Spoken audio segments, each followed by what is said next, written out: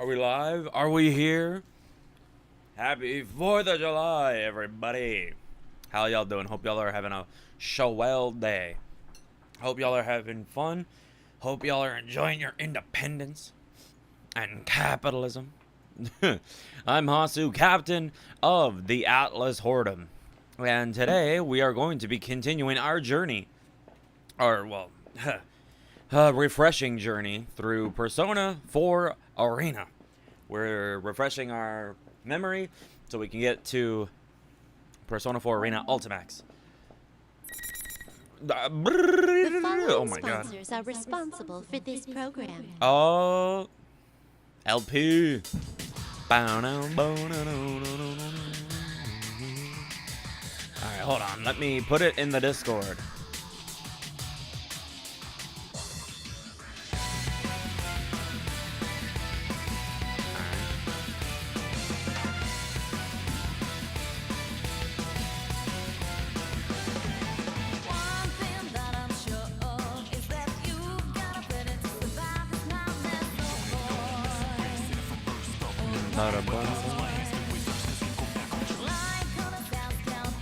Alright. Damn, that's still fucking loud. Oh, I had it at 80. However, I'm Hasu, captain of the Atlas Whoredom. If you would like to join the chateau, link is in the description down below. Our Discord is over there. Go hang out with us. Have a good time. Why not? Join the team. Let the dead leaves fall down. But obviously, you can subscribe, hit the notification bell, hit the like button on the stream and or the VOD, whatever you're watching. And hope to see you guys in future streams and or videos that I upload. Who the hell are you, show? I know who he is. I know his name, but that's about it. I believe he's hinted at in the beginning. Cool game. Thanks for showing me who the cast members are for the next game. And P1 Climax. Persona 4 Arena Ultimax. Bam. I keep getting Marie. Hey, there's Naoto. Oh my god. Let's go.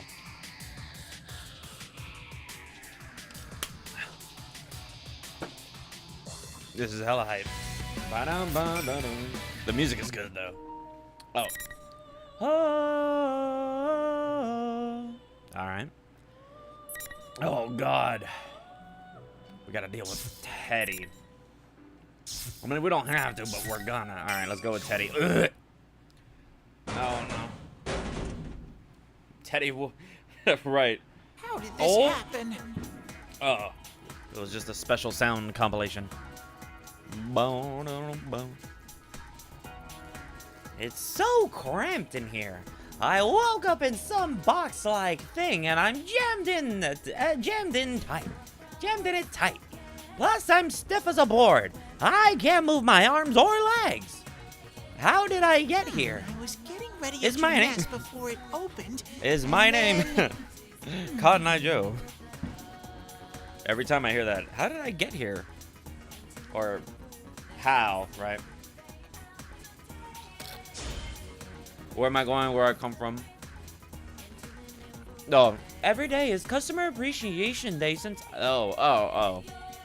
I thought this was the PA system. Well then.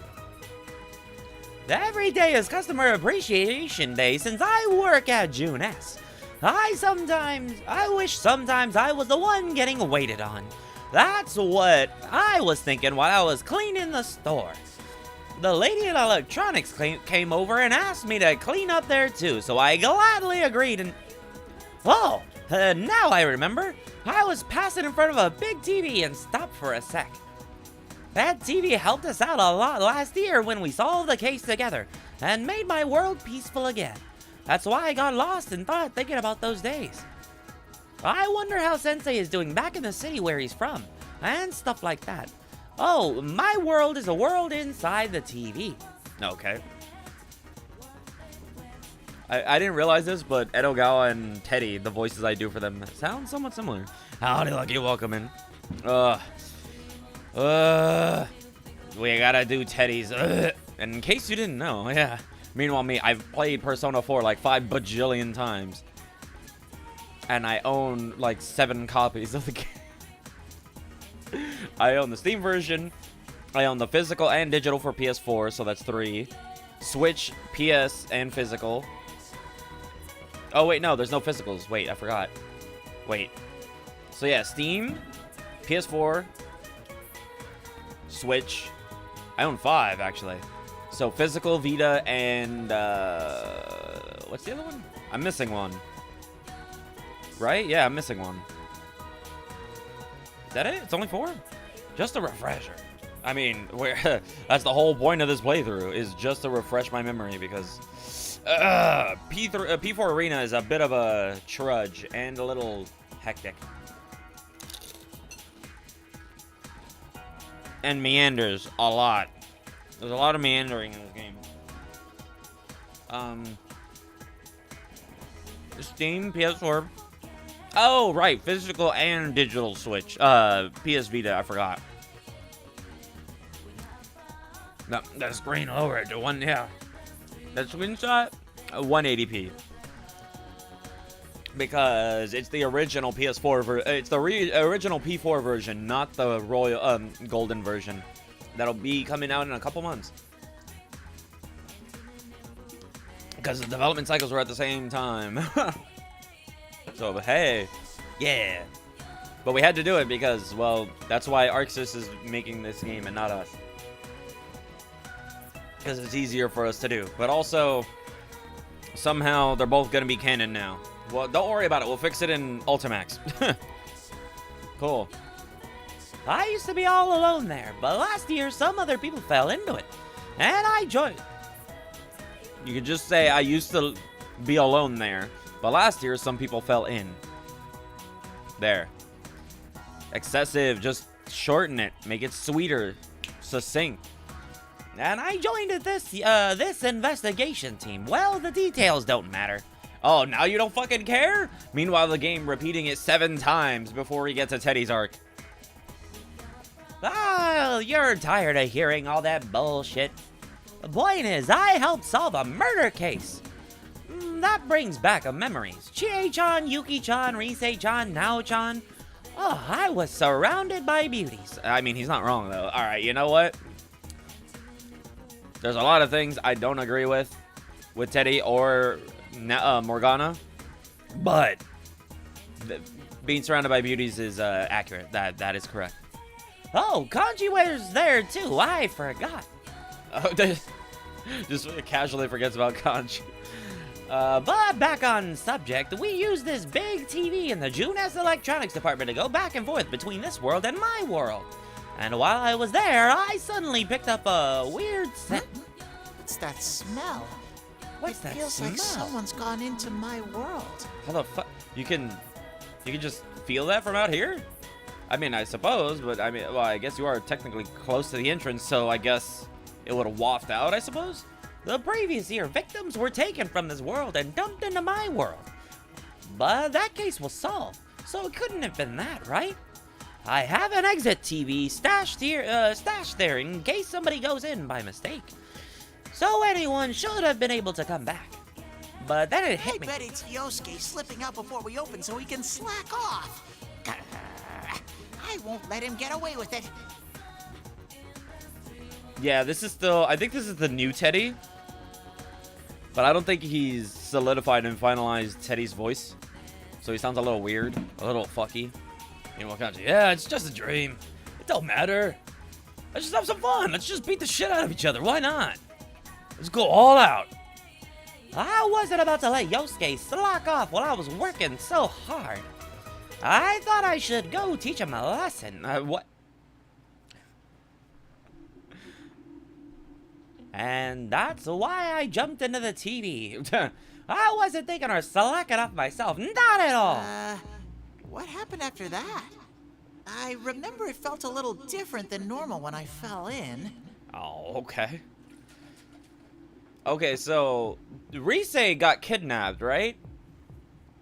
Because they're like, oh yeah, she accidentally got like shoved in or something. Or somebody said that. Well, I don't remember anything after that. Where on earth am I? Actually, what time is it? It's not past snack time yet, is it? Oh my god. Teddy! Oh no. Oh, thinking about snacks is making me hungry. Sensei! Yosuke! I won't slack off anymore. Please help me. I'm so hungry that everything's spinning. This must be what it's like to see your life flash before you at the end. This sounds... I think this is the original. Maybe? I don't know. It sounds like the new one trying to do the original. But he's coming off a little too... Oh, this scene. This is the Junes rooftop from a few days ago. If I remember right, we all got together after Yosuke and I were off work. Bruh. Bushka-doo, we Chie-chan! can do... Yuki-chan! There he is. You look like you were working hard. Post-processing spin. Here, Teddy, you can sit with me. Oh my god. Yukiko. Don't mind if I do. I'm so tired. They're working me like a slave. Pet me, Yuki-chan and Chie-chan. What are you blabbering about? That was totally in your job description. Here. Meanwhile, also, you're living with me. Oh my god, it's so hot. Oh my god. I needed this to relax. Holy shit. It was so hot. My god. I went to the market, grabbed some food. And the walk back home was... Ugh. Somehow it got hotter at 5 p.m. I came back. I was like, I don't know if I'm going to stream. I'm tired. I was sweating up a fucking storm. Could have mistook me for a fucking hurricane. My god. It's almost unbearable. Ugh. Still frames spin the screen. Oh my god. Or even better, do the old-fashioned was it Twilight Zone? Where the character's in the middle and then the black and white. Oh my god. There's a Halloween episode of fucking That 70s Show. That's where I remember from. I think that's from Rocky Horror Picture Show, if I remember correctly. Because I remember they made that 70s Show made a reference to it, I think. Oh my god. I squeeze between the two ladies and Yosuke sets one of the cups he's holding in front of me. Oh, I smell melon soda. Alright, Rai-chan, don't fucking go to sleep and pee the fucking futon. Is a Yosuke buying? He must be feeling generous today. Hey, look at that. They kept up the... Oh, I love that aspect of Yosuke. He's like, yeah, fuck it. There you go. I got it for you. Well, or the other, it's like, it's coming out of your paycheck. Thank you very much, Yosuke. I am gonna beat the shit out of you. But I gotta be careful not to hit him too hard, because he'll just rubber band back. Like one of those fucking weighted balloons thingies. One of the weighted, like, punching bags or whatever they're called. The sweet scent that fills my nostrils. The torrent of refreshing soda. The sweet taste against my tongue. Ah, a bear could live for this. How'd you chug that? Wasn't it carbonated? I'm surprised you could drink it so fast. When you drink alcohol, carbonation is fucking nothing. You must have been so thirsty. There. Honestly, yeah. The carbonation is nothing once you've had alcohol. The fermentation is... Ooh, man, that is way stronger than any carbonation. Yuki-chan pats my proud bear fur. I'm in heaven. I guess it was a bit busier than usual.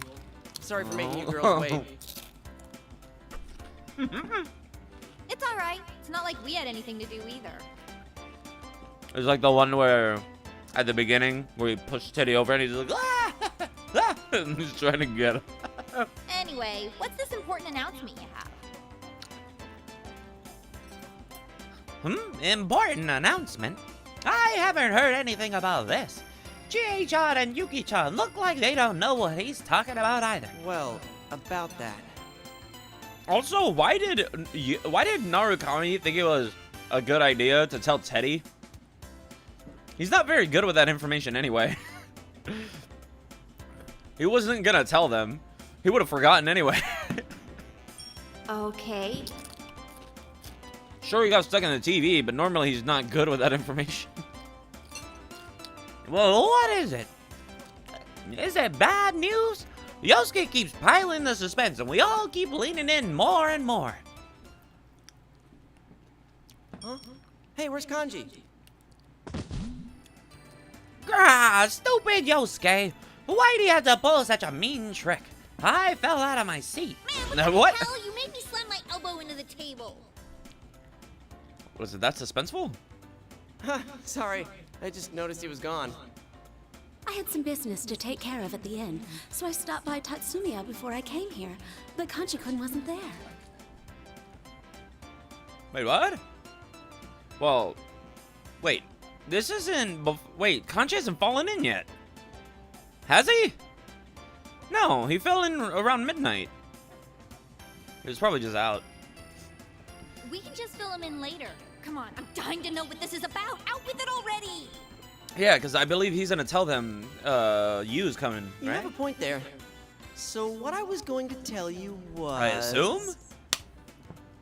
Finally, Yosuke is getting to the point. What? Everyone is so surprised we nearly rocket out of our seats. Of course, those senseis... Are you for real? For real? Senseis? For real? Coming back? Yeah. That's a big deal. This is serious. Our fearless leader of the investigation team went back to the city after closing the case. The #1 bad boy of Inaba. He's coming back to our little country town. Ha! You should see the looks on your faces. I kept it a secret all this time just to surprise you guys. How long have you kept that a secret? Golden Week is coming up, so he's planning on spending the second half of break over here. Maybe you should have started off with Teddy? Well, wait, right, I forgot. He has like some lore. He has some lore that's actually prominent. Not used to spicy food, it's been a little while. Oh, I'm so happy. Oh man, I can't just sit around like this. I'm like Teddy when he, after he sniffs apparently. Thank you, Golden, for adding that information that I didn't fucking eat. So after Teddy sniffs around, apparently he gets mucus, like, up the wazoo. Like a fucking fountain for, like, the what, 5-10 minutes or something? Ugh. Ugh. If Sensei's coming back, we gotta be ready with snacks, and more snacks. Wow! That is true. Cool. You were so serious that I the was game, getting yep. worried it would be something bad. Actually, why'd you keep it a secret up to the last minute? Yeah, that's a fact.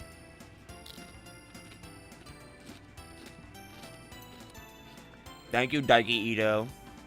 As if I needed to know that. Or even wish for that information. Chie-chan slaps Yosuke's back with a thunderous noise, and Yosuke spews out his drink. She's right. It's not fair that Yosuke knew and kept it a secret from us. You don't have to hit me so hard. Isn't it more exciting to play up the suspense a little?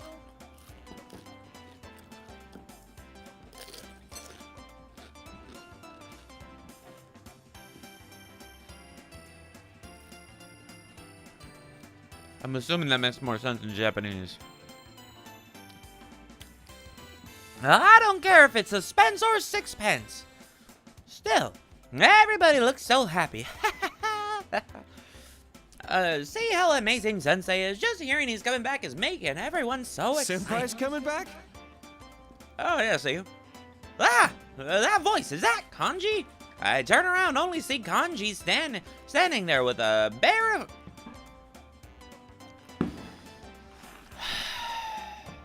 verifying look on his face. Yeah! When did you get here? Tell me sooner. Damn it, I gotta get to work.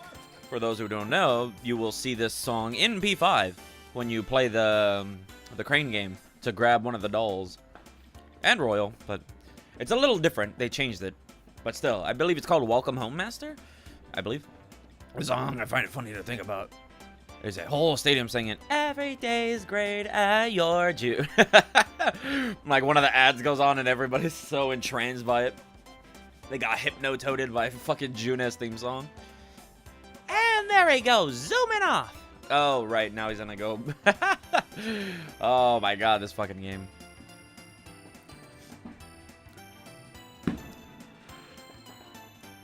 Damn, already just is there for literally 2 seconds.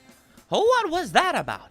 Could he also be off to buy snacks for Sensei? I can't let him beat me Got to into it. him. Bruh.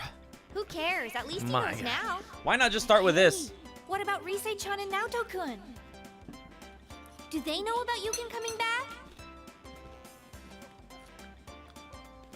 Why do you have to cold open and then shoot us back to a flashback? Technically, not really. Because it's not black and white. Or the antique filter on it. The papyrus looking shit. That's right. Never mind, Kanji. Do Rise-chan and Nao-chan know Sensei's coming? We can't keep something this big a secret from Yeah, I already them. called up Rise. I thought she'd have a hard time adjusting her work schedule. Rise would literally drop everything and come butt naked to see me. Sounded like she's busy preparing for her comeback, but she said she'll definitely make it. Yep. Oh, she is a lot busier now compared She to would when was literally taking take off all her hiatus. clothes to save a couple seconds I can't wait for her to make a complete comeback. I'm gonna watch every From all the program drag. she's in. of her clothing. And then put on a fucking swim cap I just to hereby make herself claim more control over aerodynamic the while remotes running. To all the TVs in Juness. To Yosuke's jump room on too. Protag's cock. We all know it. Maybe you should wait to do that until you've actually learned the channel names. So what about Naoto-kun? I don't know. I couldn't reach her on her cell. I wonder Though why. She did say that she was handling more cases ever since spring, so I bet she's busy. Yeah, I mean, solving last year's murder mystery. God damn. God, I love P4 so much. Chie-chan says that, then she'll try, then that, what?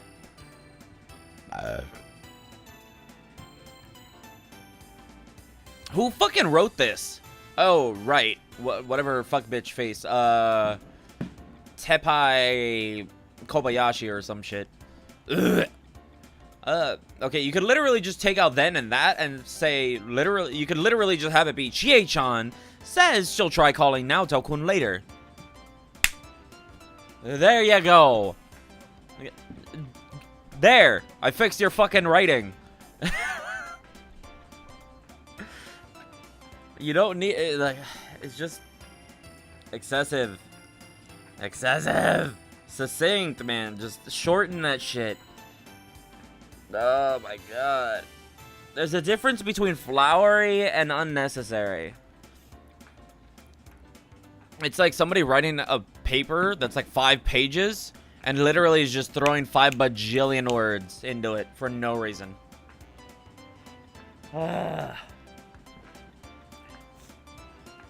My god, these fucking people, I swear to god. Way to go, Chie-chan. If Sensei's coming, we should all be here for him. I'll follow Chie-chan's example and try calling up Sensei too. What should I talk to him about? No. This brings back memories of the We know. investigation Don't worry team. about it. We already know. Well, the concert happened. The band was like, every day's great at your Juness. Sounded like, you know, a Japanese kids concert. Makes sense. I mean, it's supposed to be, right? Yeah. It's kind of strange to feel nostalgic about that. We were pretty desperate while the case was going on. Was that for the 20th? Only now that I'm finally feeling like it's all over. Was that it? Or was it something else? Was it a different one? I know it was one of them. I don't remember where, though. Still, it's just We been talked 2 about them months, before, and yeah. it already feels like it was a long time It was ago. very... It was a little weird. Like, it's for a video game, but you're like, oh my god, I can feel the capitalism. Everyone quiets down a little. Yosuke's right. Meeting everyone fighting alongside them, getting accepted as a real friend. It all feels like it happened a long time ago. I don't know, maybe like 4 years ago? Oh, sorry, 3 years ago. Yeah, 2008, 2011, yep. 3 years ago. Then again, it was normal for me to be alone. But now it's more normal to be with all my friends. Really, I can't imagine living without Yosuke and everyone anymore. It's even harder to imagine that a life without TV and snacks. So, Hell yeah, I don't know. Everyone there is singing along, basically a kid's song. Yeah. Since our bro is coming back, let's put together a plan for It's all Golden marketing and propaganda. Week. I want to do it right, you know? Give him a great welcome and stuff. Still funny. Ooh, great idea! I agree. I can't wait to hang out with Sensei again! And Sensei, I Oh, wanted okay. to see you one last time. my God, that was a okay. It wasn't supposed to be like this. Golden Week with Sensei. I had all kinds of plans, like running through fields of flowers, catching salmon together, and lots of other surprises, too. What a shame. I'm done for. Wow. My stomach and That's back actually are funny gonna because stick you actually together. wanted to do a bunch of that. Actually, I think they already Snap are. back to reality. Oh, there goes gravity. I'm paper thin. Oh, there's no malady. Oh, lucky me. With my body so thin from starvation, I might be able to slip through the cracks of this cramped box. Whoa! Huh? Wait for Teddy Power! Yeah. I knew it. I forgot about this. Oh my God. Are we sure we've snapped back to reality? Well, it's the Atlas universe, so as I have coined it, the Atlas verse. I knew it. Thanks to my slim figure, I made a graceful escape from my Lady prison. Luck loves me! That's not the first time we've heard that. I don't think that's the first time we've heard him say that. But if she loves me, I wish she hadn't stuck me in a cleaning supply closet. That's right. I found out as soon as I escaped. Turns out that the box I was in was the cleaning supply closet I've been seen at school. It's not a closet, it's more of a locker. A closet would, like, be a small room. This is not a closet. Well, anyway, I'm happy to be out safe. Yup. When I breathe in deep and flex my muscles, my body poofs out to its original round shape. And then did it have anything to do with your actual starvation? If you could just do that willingly, then why make it seem like you were paper thin because you were starving? Hello? Game? There's no way anyone could do that. Don't think I'm just an ordinary boy like any other. Well, we know you're not... Okay, first of all, Teddy, we haven't even seen your human form, or assuming people did not originally play the first one, they wouldn't know that. So, they would assume you're mystical or magical in some sense already. Because at no point during this game, for the most part, I think there's like a couple scenes where we get his actual physical boy form. Actually, don't worry about any details like that at all. Oh, cool, thanks. What's important is that I'm free now. Yeah! Oh, God. Oh, my God. So, where am I? Uh, Her? yes. Yeah.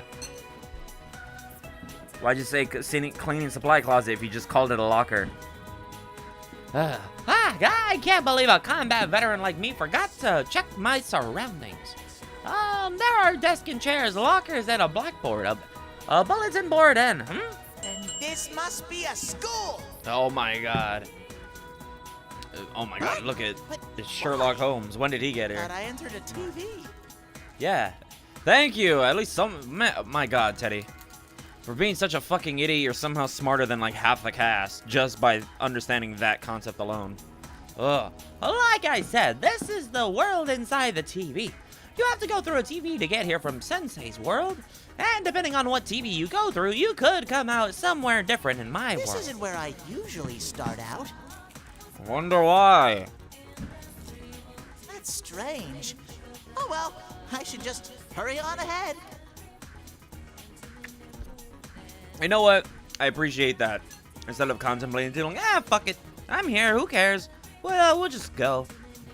I appreciate that.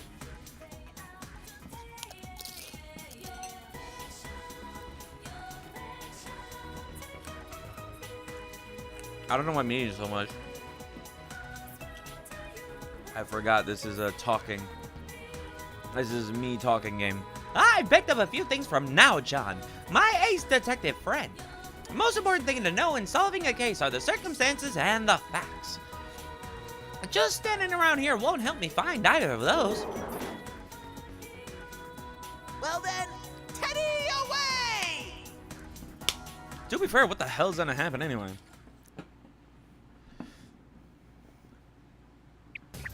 Fade into the same. Okay, this cool. makes no Thanks. sense. There ought to be someone else here. What's going on? Fade back in, fade out, and then fade back into the same background. Thanks, game. I wander through the weird building in search of a clue, but I'm not finding anything. This building really is bizarre. I don't know how much about it, but this place looks just like what I remember of Yosuke's school. The thing is, my world changes whenever somebody enters it. I know that all too well from the case last year. When someone gets dumped in here, that person's hidden feelings affect the world around them. Does that mean whoever it was goes to the same school as Sensei and Yosuke? Then again, I still don't know if anybody really did get dumped in here or not. I see a little light through a crack in the door of a classroom at the end of the hallway. Reminds me of that naughty nurse show Yosuke watches late at night. Time to sneak a peek. Oh, I forgot they share a room. I'm coming in! Huh? Oh my god. So we faded out. So the previous scene was in this very same classroom with the same background. Fade out, transition to the hallway. Fade out to the hallway that we were already in, or just, I guess, another hallway to illustrate the passage of time and movement and progress, I suppose. And then transition back to the class we were just in. Wait, is that a TV? Why is it here? Oy vey.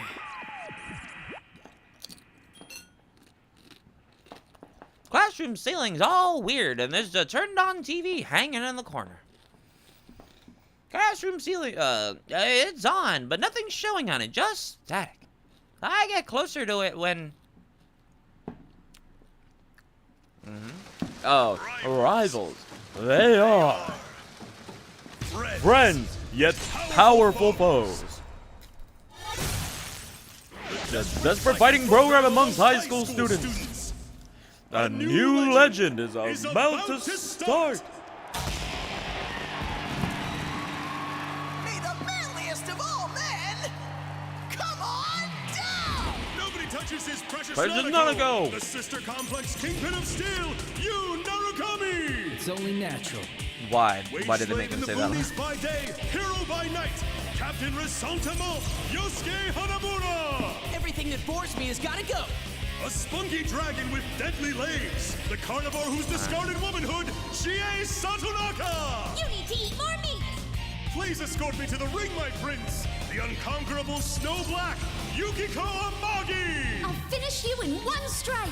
Blooming roses and bulging muzzles, the blood-curdling beefcake emperor, Kanji Tatsumi! Deep into realms of romance, the body of a child, the brain of a genius, the 2000 IQ killjoy detective, Naoto Shirogane! Is this an army of idiots? Fight and survive towards the one throne waiting at Every the time I hear her end. say that, I just imagine her blank P1 face. Grand Oh, I Prix love where it. fierce It's fights too will fucking be good. fought. The battle begins tonight. Where she's just like, bruh. She's just fed up with everybody's shit. P1 Grand Prix? Yeah. What the heck? Ba-dum. Sensei! Yosuke? Chie-chan? Even Yuki-chan? And who was that bear in the funny clothes? Well, what's going on? I was looking through Twitter while we were chilling, listening to Teddy speak. Hold on. All right, cool. All right, got it. When did those guys record this cool commercial? There was somebody like me on it too, but it wasn't me. Those taglines were pretty funky, but that's not the biggest problem. Who's this General Teddy? I don't remember making this video, but it looks exactly like me. Exactly. He looked exactly like me. Be my My shadow? You know, Did it plus spill out again the just cape like and hat. last year? You know. That still doesn't make sense. I'm positive.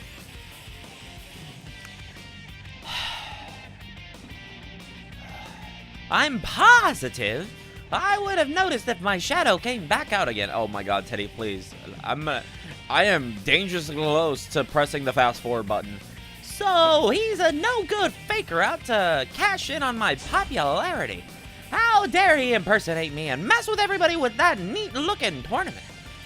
A violation.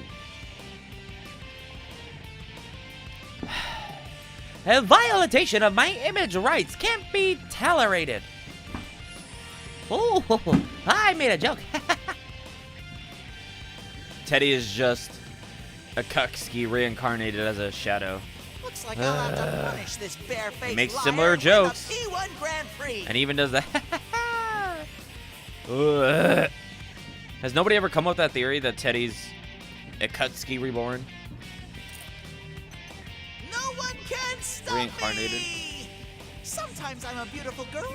At others, I'm a miraculously handsome boy. I am the alluring, fluffy Prince Teddy.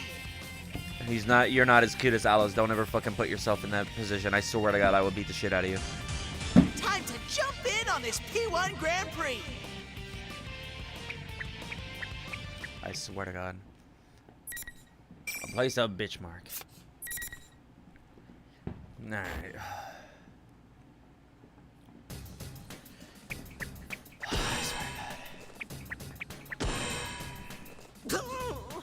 What's with these invisible walls? It's no fair that I keep squashing my nose into things I can't see. Imagine playing Arena and Strikers and apparently still thinking Strikers is the worst spin-off. Imagine. I fucking can't. My God. Don't get me wrong, Arena's not bad, but to say that somehow Strikers is still worse? Even compared to the both dancing games, 3 and 5, that people hate? Apparently. Ever since I left the classroom, I keep running into invisible walls everywhere. My head's all lumpy now. Who put these things in the middle of the hall? I'm having a hard time getting through them. I stamp my feet in frustration and then hear a strange voice calling from behind. Hey, you there. Round thing. What's all this fuss about? When I turn around, I'm greeted with the sight of a cutie pie with adorable eyes. All right. No, you don't see. You look at her and you think cute and adorable eyes. You don't think. You don't think when you look at her, you don't think, I'm banging taillights on the side of a country road. No. Her hands were resting on her thin hips. Her gaze was like an arrow into my heart. Ooh, what a pretty stranger. Do you have some business with me? Well, yeah, of course I do. Looks like you can at least talk, though. Anyway, I'm gonna need you to stop all this Apparently people horseplay are at poor, once. but not poor You're enough hosting this to buy event, right? fireworks. Sheesh, how rude. That's just a huge misunderstanding, baby. Baby? I will murder you. Teddy's pretending to be me. Can't you tell how much better my coat of fur is? You could tell that on a CRT TV? Pretending? You seriously think a lame excuse like that is gonna fly? What? What if other students got hurt in this crap? You didn't even run it by the student council. Yeah, she doesn't believe me. Can't she tell the difference between such an adorable, genuine article and a cheap fake? No. Well, how could she? My teddy fur was truly lost as my favorite. Huh? Oh, okay. My teddy fur has truly lost its sheen. Actually, who is this girl? She's got this weird way of talking, and oops, it started to brush off on me. Yeah, it's almost like you're a shadow. I mean, you're easily influenced by others around you. Like I keep saying, you've got it all wrong. Who are you anyway? Normal people shouldn't be here. Who am I? I'm this school's student council president. Why wouldn't I be here? My God. President? If my power goes out, Those are the same ones that Chie-chan and the fucking girls assholes wear. outside. So, cutie pie, are you a VIP at the school? Might have been Sensei one and of the them others head of go to? Transformer or something. Well, just being president don't make me anything special. You know, this would probably be a lot more fun if it was the middle of fucking nowhere. The students picked me, so I gotta work. But to not where repay the cars are favor, like right? going off. And stopping this craziness is part of that. Yeah. Again, not his fault, by the way. Because he could just stop it. My, how modest. A pretty girl chosen by her peers who works her fingers to the bone for the common people. Oh, God. She's a goddess. I've just met a goddess. How moving. I don't care who she is anymore. I'm gonna support whatever Miss President does all the way. If she wants to stop this mess, then I'll roll up my sleeves and get to work. Miss President, I'll follow wherever you go. Whoa, what's the deal?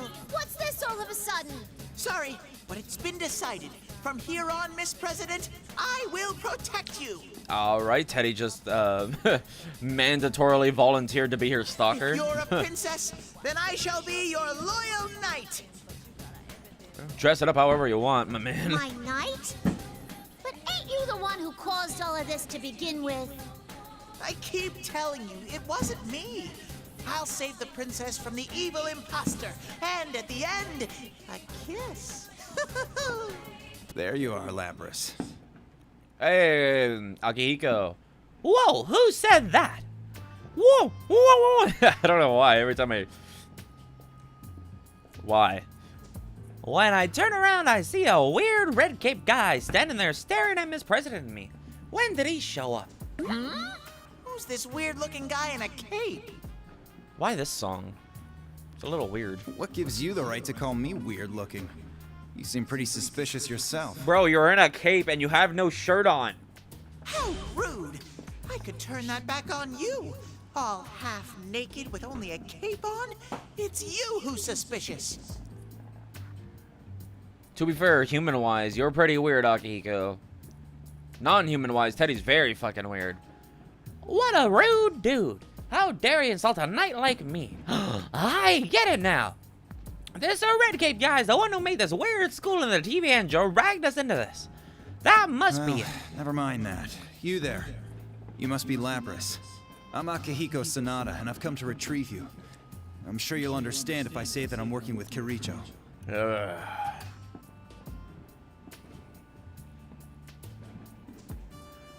Liam O'Brien, we're gonna miss you, homie. Never again will we hear. I've been waiting for this. Now we're gonna hear, I've been waiting for this. And you, in the bizarre costume, are you the one who stole her? Lapras? Kirijo. Fucking hate it here. Huh? What's he talking about? Is Lapras Miss President's name? Stole? Wait, stole? Why would I do that? Could this Aki whatever guy be the kidnapper? This is a big deal, holy moly. The red caped guy looks mean, but I'm Miss President's knight. I gotta protect her. Miss President, he looks dangerous. Stay back. So you're gonna fight back. You've got guts. I can't do it. Did you see that, Shinji? Come on, man. It's not gonna hit. It's not gonna hit. I won't let a half-naked kidnapper steal away Miss President. Kidnapper? Actually, before we go any further with this, you should take off that ridiculous costume. So you don't deny that you're half-naked? You're seriously suspicious, Buster. Plus, we've just met and you're asking me to strip? Are you in league with Kanji? Yes, that certain look you have. I definitely sense some similarities. Does Teddy not wear clothes when he's in there? What are you raving about? Look, if you're gonna get in my way, I'm not gonna show any mercy. The moment my gaze meets the Red Cape guys, my animal instinct goes wild and warns me of danger. This guy must be really strong, but still. I'm Miss President's knight now. I can't let you beat me. I admire your determination, at least. What are you, anyway? Don't ask. Me? I'm a bear. I've crossed paths with them many a time. Bears are very mysterious animals. Yeah, right, bear puncher. Just punching bears in the wilderness. Yeah. Humans weren't... At some point, humans just weren't enough. I'm gonna go punch some bears. Although none of the ones I've ever met can talk like you or have such strangely colored fur. Okay, yeah, but you've actively, definably met a female robot. And a dog who can summon a persona. Oh, God! Those And are you literally real fought bears in death. the forest. What kind of And you life fought do you the lead? appraiser, who was inside the protagonist of P3. Wait, before so, that, are you saying I'm not a real bear? and if, for those of you who are watching the VOD who haven't played P4, and that's a spoiler to you, why are you watching this? Go watch my Persona 4 Golden playthrough first. Why would you be here if you don't understand P4 or P4 Golden? I don't need a lecture on my lifestyle from a freak in a P3. costume. Enough with And all if the yes, talking. and or portable. Come at me. Oh, God. When the Red Cape guy breathes out, oh, man. That silhouette behind him. Can this guy use a persona? Now I'm really confused about who he is. What's that? He doesn't need an evoker this Never time. fear, Miss President. I'll stay true to my word and protect you. Yeah. Why? Was it because the Midnight Channel works differently? I forgot. I push the scared Miss President behind my adorable back and glare at the Red Cape guy. I don't know who he is, but it's time for me to step up to the plate and show how I can do it. Oh, and it's time to make history here. Step on up to the plate, meet your fate. Oh my God, it's I a had reference. feeling you wouldn't be phased to see a persona. Ba-da-da-da-da. All right. This is the P1 Grand Prix, right? You want to see it that bad? I'll show you what it means to be the manliest of all men. Ah! That sounds like something Kanji would say. I don't like this. Is there any way I can turn down your kind offer? Now, there's no need to be modest. If you're gonna claim to be a bear, show me your wild side. Well, I mean, Here Teddy we go. do be wild as fuck. Teddy's got wild ass gameplay mechanics. Just kind of how he works. You know what I appreciate at least is that Teddy kind of speed runs. Yeah, 9/22. Oh, September 22nd, 1991. All right. Akihiko, yeah, 3 years older than me. What the fuck? Oh, what the fuck? Yo. How the hell did I do that?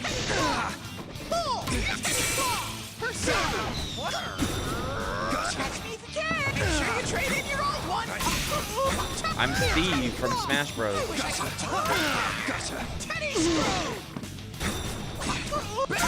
Okay, oh, hey, yo, what the fuck? Oh my God, what, huh? Wow, that's a wall bounce. Oh, well, that was lovely.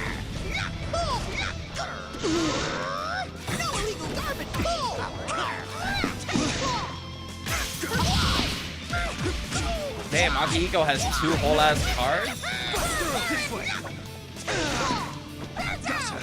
Make sure you trade in your old one. Alright. Teddy just casually informing us to... Oh my God, recycle our old electron. Alrighty then, lovely. Gotta be green, right? That was good. I like that. Holy moly, He's not wrong, I though. won. Don't I want to won. waste materials. Did you see that, Miss President? I did it. I did my best. I put up with that suspicious guy's punches and kicks and beat the stuffing out of the guy. Dude, he barely touched us. What do you mean? I never knew I could do things for myself. And now my reward. The knight gets a kiss from his princess. Huh? Miss President looks all sad for some reason. Oh, how thoughtless. Her knight's away. What's wrong, Miss President? Come on, favor your knight with a kiss. Lapras. Hmm? Oh, that's what that red-caped guy called her. Lapras, Labby, Could Miss President be a foreigner? Oh, that must make her just like me in a way. Well, kind of. She's just like me, for real.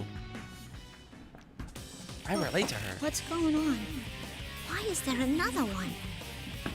The TV attached to the ceiling turns on and what the? It's that fake Teddy again. What's going on here? I thought I disposed of that filthy bear costume. Yeah, Hey! How dare you call the adorable real Teddy filthy, you faker! Very sneaky, trying to capitalize on my popularity. I'll rip off that bear hide in no time. So it's somehow Teddy doesn't know. It's too troublesome to have you running around. I need to figure out how to deal with you. Okay, good. I do follow them. Oh, that was it? Alright. Boom, dim, boom, bubba, dim, boom. God, who could she be? Who in the world is he? I'm a really mad. Oh, hold on. I'm a really mad. How can he treat me like that? I'm a mighty angry bear right now. So, that general very really angry. ain't you, huh?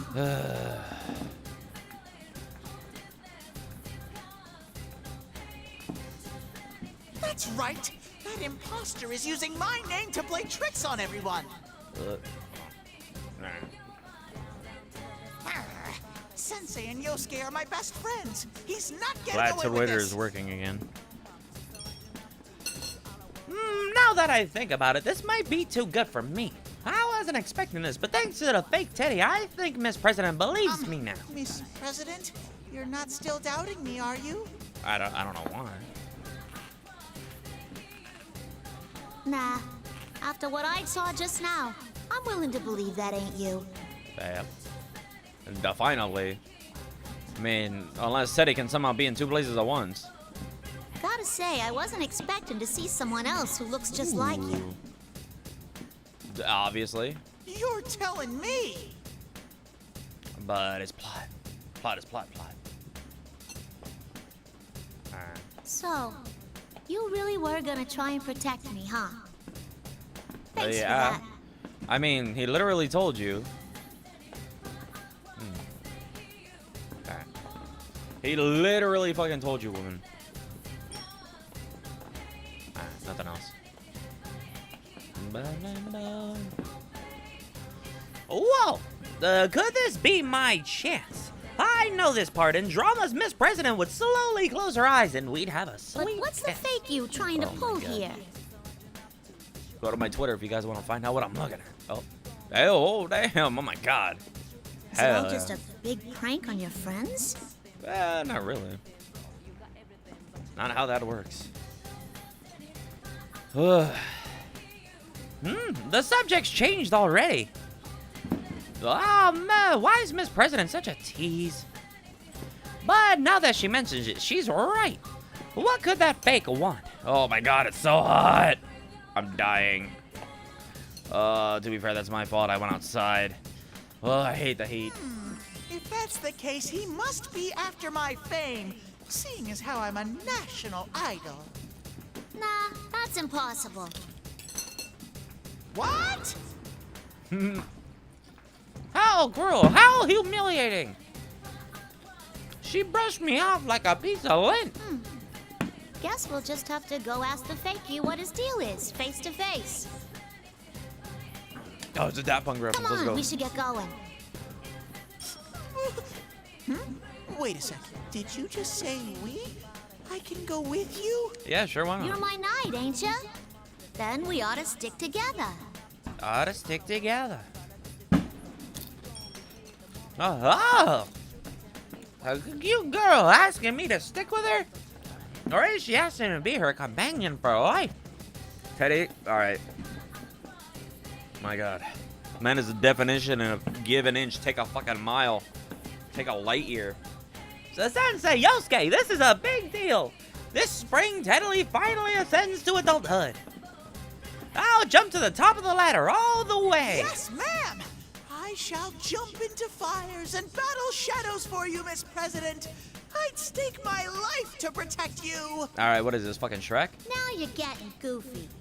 We're just Yeah. gonna go warn that fake Teddy is all. Warren. That's fine. I'm still your knight, for a knight must protect his princess. Can we get to the good shit, please? We're still not even there. But there was something I didn't know as I took off after Miss President. I didn't think I could have this, didn't think I would have to sacrifice myself for real to protect her. For real? For real?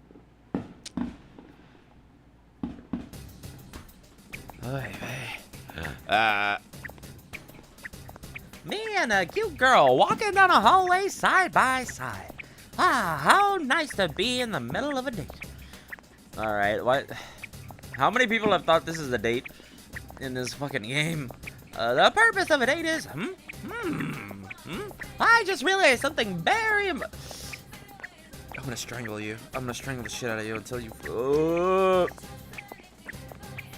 By the way, Miss President, where are we headed? Well, I'm thinking of trying the announcement room first. If a woman was making puns, I would still choke her, but in a very different way. What's an announcement room? And how do you know that darn imposter will be there? There are a multitude of ways to shut a woman up. I'm kidding. I'm just saying. Oh my God. To be fair, if you got a girl who's making puns, I do dare say you probably found a good one. Remember how that general guy showed up on TV? The only place Oh, in with the Teddy, school it's a different you could kind of choking. broadcast from like that is the announcement room. The, I'm gonna murder you kind. Oh. Miss President really is amazing. She's so smart. I wonder who's smarter, Sensei or her? Probably, I don't know. I'm not gonna lie. Protag be kind of dumb in this game. By the way, I wanted to ask you something. No fooling. Not a dream, not a hoax. What was that thing you let out during the fight? I let something out? Was it my potent pheromones? Daddy, shut the fuck up. No. It was like this weird thing I saw behind you. Oh, are you talking about my persona? Persona? Huh? You can't use a persona, Miss President? Then how did you get inside the TV? TV? I don't know what you're talking about, but normal people don't have crazy powers like that. Nope. Don't tell me, did someone drop you in here? Are you a victim? My God, Teddy, one of the actual Drop? Victim? intellectuals in this fucking game. To be fair, he lives in this world, so it's pretty easy. Oh my. So that's what happened. Miss President is another victim.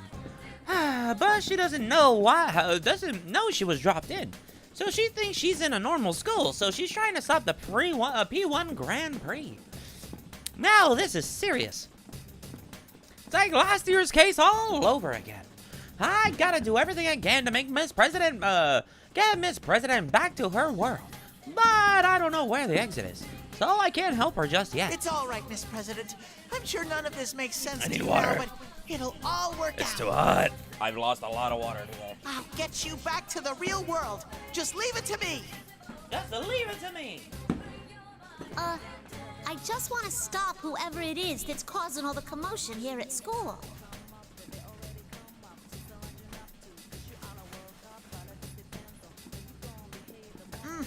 That'll be no problem either. You're just confused right now. Damn, gaslighting her, Teddy?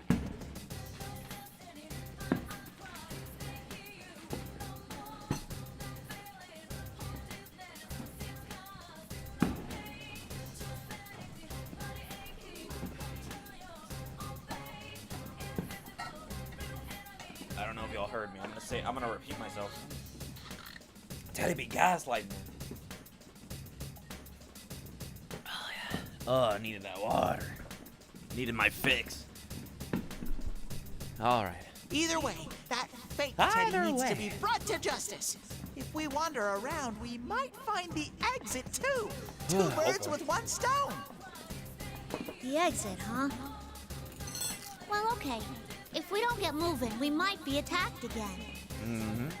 Like that half-naked Mr. Red Cape? He was obviously some kind of pervert. He was calling you lovely or something. Is that your real name? Oh no, what's wrong? Ms. President suddenly crouched down. Is something wrong? Does she not feel well, okay? Oh, no! Are you all right, Miss President? Yeah, I'm okay. I just felt a little dizzy. Ms. President gets back up and starts a walking, but she's still staggering a little. What could that be about? I just said that name, that Red Cape guy mentioned. In any case, we gotta hurry and get to the announcement room. If that fake Teddy is behind this P1 Grand Prix thing, he must have dropped Miss President in here. To get Miss President back out, I've gotta go face to face with the faker and give him a piece of my mind. Whoa! That hurt. Ow! My unstoppable nose met an immovable object. Sheesh! Another invisible wall? What's up with these things? I couldn't help but fall on my behind. Is there another one of the Is this another one of the faker's tricks? Seriously, what a mean thing to do. Don't worry about it, Teddy. It's just glass. The guy that comes. It's a reference to Lupin. What are you doing, the Third. falling over like that? Huh? Don't worry about it. Miss President walks right by me on the ground and looks back at me. Huh? There should be an invisible wall here. What's going Miss on? President, didn't you feel anything? There was an invisible wall. Smells like the fumes from the fireworks. Invisible wall? Now. There's nothing here. What in the world? I wonder why she's exempt. I tried going through one more time, but it's no use.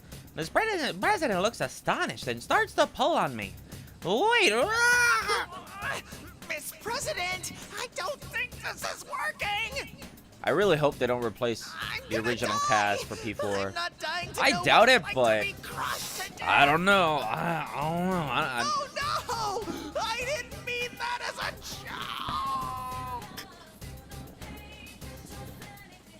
joke.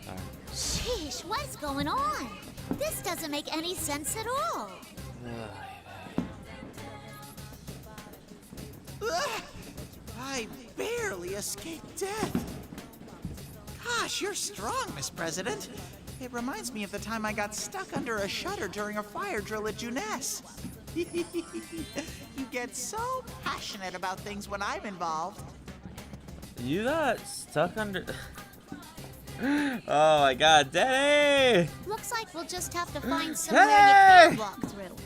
No use You got complaining about stuck what we under can't a fix. shutter? You got stuck under a shutter during a fire drill? Oh my God! Such dedicated ignoring skills. Oh, Just like Daddy. Yuki-chan. Awkward. Miss President is a rare beauty, sure, but when I'm with the investigation team, somebody always pipes up no matter how good my jokes are. That's how I hone my skills as a comedian, you know? Though it ain't like I'm a pro comedian or nothing. Her accent's rubbing off again! Anyway, I'm just trying to say that I'm lonely without everyone here. If I keep thinking about it, I'll make myself sad. I'll put myself together and look for somewhere else I can go through, but... Oh, God. Warning. Oh, nope. Huh? That's So was that odd. 4 and There are 5? invisible walls everywhere, and I can't find a way out. Is this one giant-ass scene? Did you hit a dead end? Try looking around some more.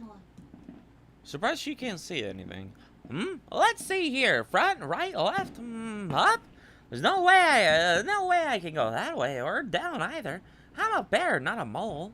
On top of that, there's an invisible wall right behind me on the path I just took. Am I trapped? Huh? Is someone coming?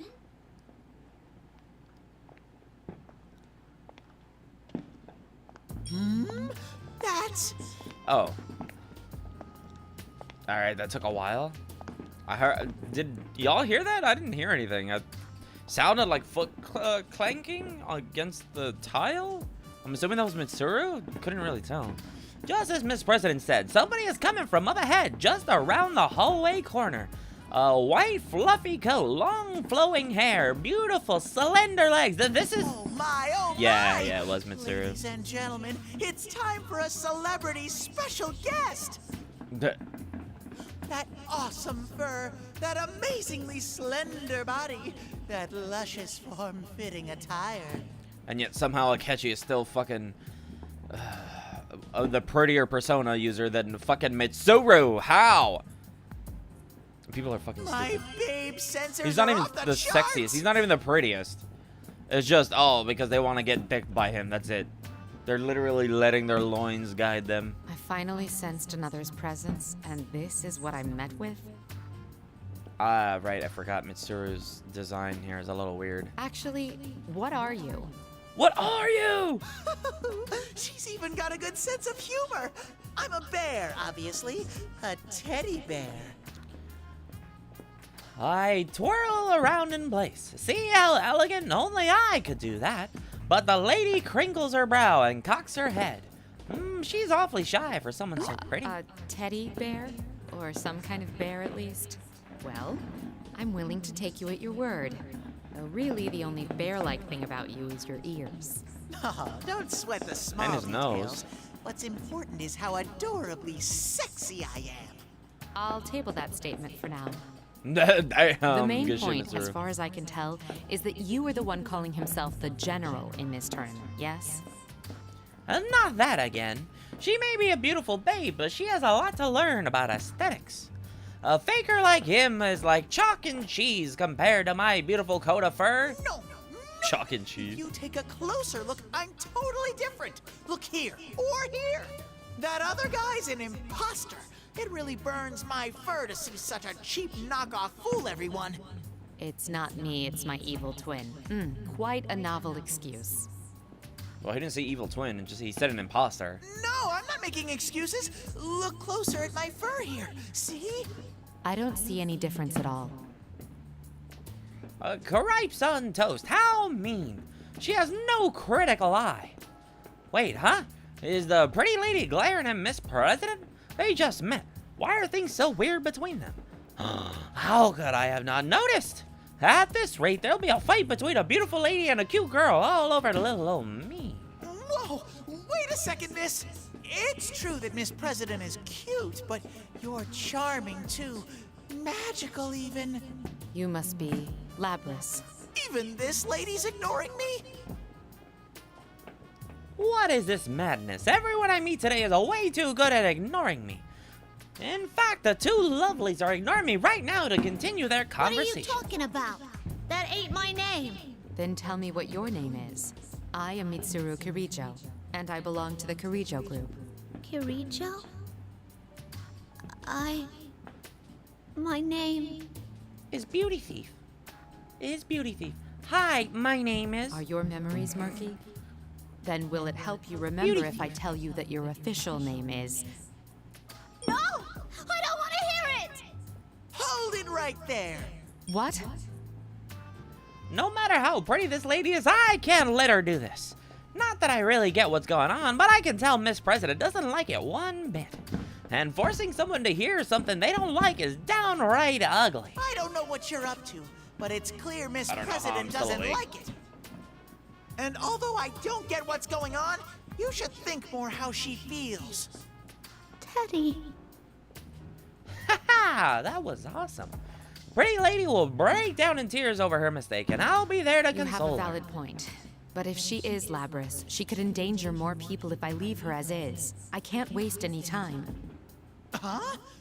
I wasn't expecting that. Huh? The monitor's suddenly on. Huh? I was trying to decide how to deal with you, but it looks like the troublemakers are bickering amongst themselves, which is perfect timing to add a little intermission bout to the Grand Prix, where you kill each other. There you are, fake Teddy! There now. You wanted to have fun, right? Then, beat up that lady there, just like you did with the guy in the red cape! Oh, no. Grr, how dare he shoot his mouth off like that? I was about to get angry again, but as soon as the fake Teddy mentioned the guy in the red cape, Pretty Lady's eyebrow twitched. I definitely didn't miss that. Could it be? Miss, don't tell me that red-caped pervert is a friend of yours. Are you a kidnapper too? Do you mean Akihiko? It's a rather harsh way to describe him. Woman, he's half naked. But are He's you not wearing a saying shirt you and he's wearing a defeated cape. him? You Not must a be pervert, more but still skilled than your on. ludicrous appearance lets on. Miss, I'm starting to get the feeling that you're a bad guy. How cruel! You toyed with my innocence. I have no idea what you're talking about. Hopefully but you guys I cannot can't hear remain that. confined like this. If you do, well, intend to resist, I will sorry, show shut no up. mercy.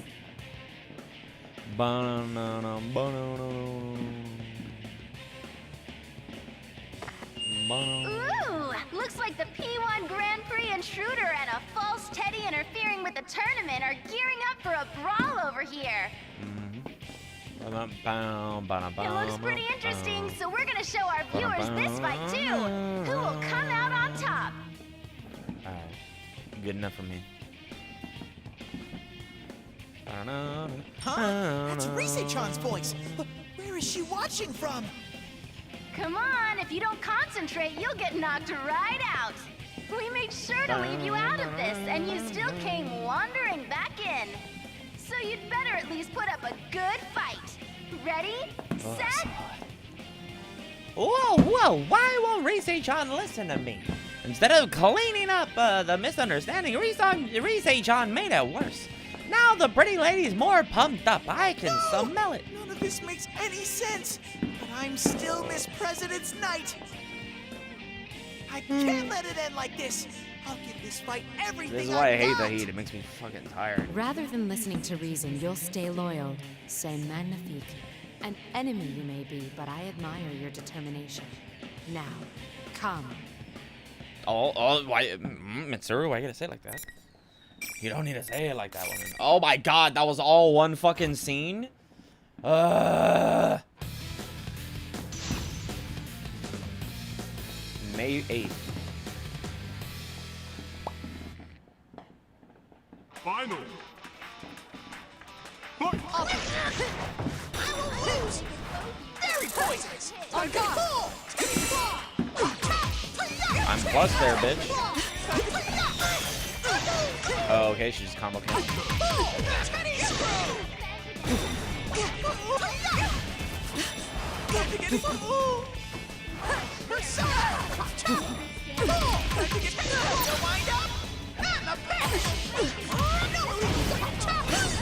Archery shield.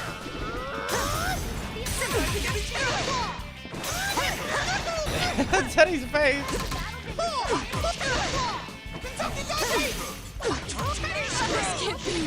There we go. Gotcha, bitch. How unfortunate. Better luck next time. Place a bookmark, please. Oh my god, Teddy. Alright, lovely. He clearly erred in my estimation of his strength. He was just as powerful as a real bear. Mitsuru too? Everybody fucking bear punching over That here. was so Bear fighting, I freaking guess. scary. I'm assuming she I fought a never bear wanna with a fight this sword, I lady suppose. again. I knew that every rose has its thorns, but she was covered in them. Oh, that's foreshadowing for On. Oh, whoa, what a crazy lady. She's out cold on the floor, and I'm still freaking out. Wait, what? No, she's not. Did she? What? The intruder lost? I guess that means the general's still strong, even if he's an imposter. My, you did well for yourself. I guess even a fake general is pretty strong. Just kidding. Oh man, even your jokes are funny, General. Alrighty then, everyone. Keep your eyes peeled Not for really the much of next a joke. match. I don't know what joke that was, but wouldn't consider that one a joke. That's it. I've had enough with that faker. I've had it with that faker. I'm so jealous that he gets to have Rise-chan joke around with him. Usually Yosuke no-sells my jokes, and Rise-chan hardly ever responds to them. That's not the only thing about Rise-chan. If she just used her persona to look around, she could easily be able to tell that the teddy next to her isn't the adorably genuine article. So why are they so friendly and... Why is Rise talking to us over that PA system thingy? Usually Rise-chan just sends her voice directly into our heads. Something seems strange. Man, Teddy deducing. Out of the corner of my eye, I see Miss President come out from behind the invisible wall where she had taken cover during the Is battle. it okay to come out now? That looked like one hell of a fight. Yeah. My lovely Miss President. All It's right. all right now. I totally Pretty much beat the won shit out of battle. him. Even an unsurpassed beauty like her is no match for Teddy. Ah! This isn't good. The pretty lady looks like she's already about to wake up. I beat her a second ago, but I get the feeling that I'd get creamed in a rematch. In which Miss case... President, I say we ditch this joint. Huh? What? We're just gonna run from...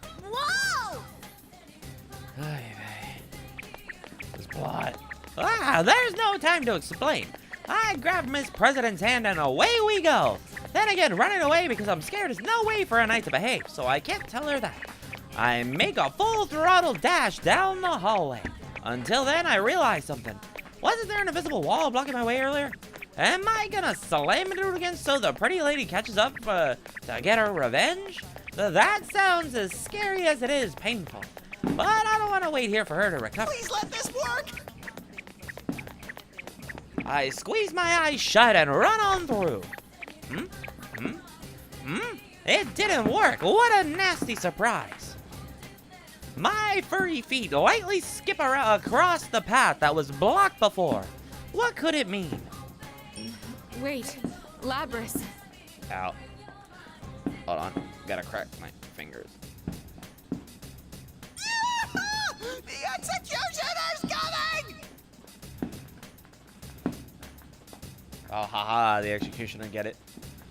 Even though he doesn't know that joke. It's good that I can pass through, but on the other hand, that means she can too. Feet don't fail me now. Wait a second. Halfway down the hall, around where I got stuck, the executioner lady hits something in midair, just like I did. She doesn't come any closer to us than that. Did she get stuck on an invisible wall? But why? I didn't get stuck this time, right? Well, fine with me. What's important is that we got away from the scary lady. Gotta keep going. Oh my god. I'm not gonna lie. Ugh. What a disaster! Now there are adults here who don't even go to this school. I don't need this headache. Not only can't I stop this madness, all this stuff about personas is making an even bigger mess. What am I supposed to do?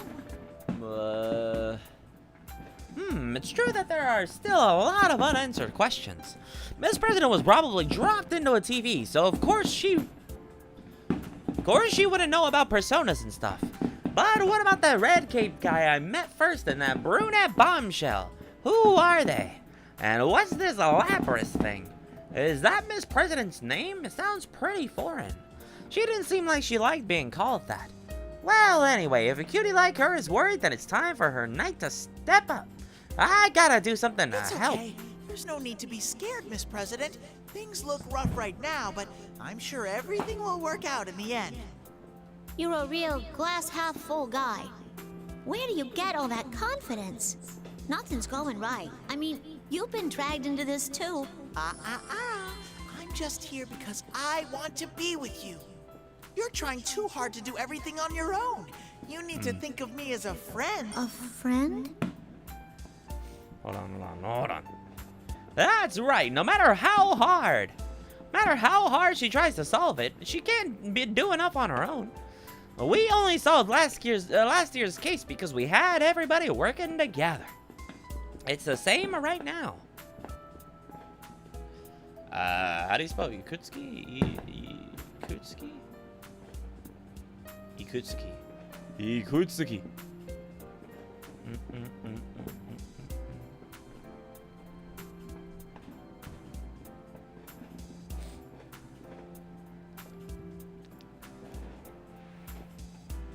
Dan Warren, P3.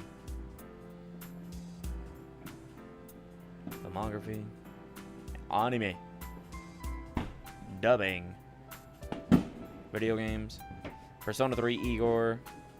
Also FES. Persona 3 4 Igor. Also Golden and Arena. Okay.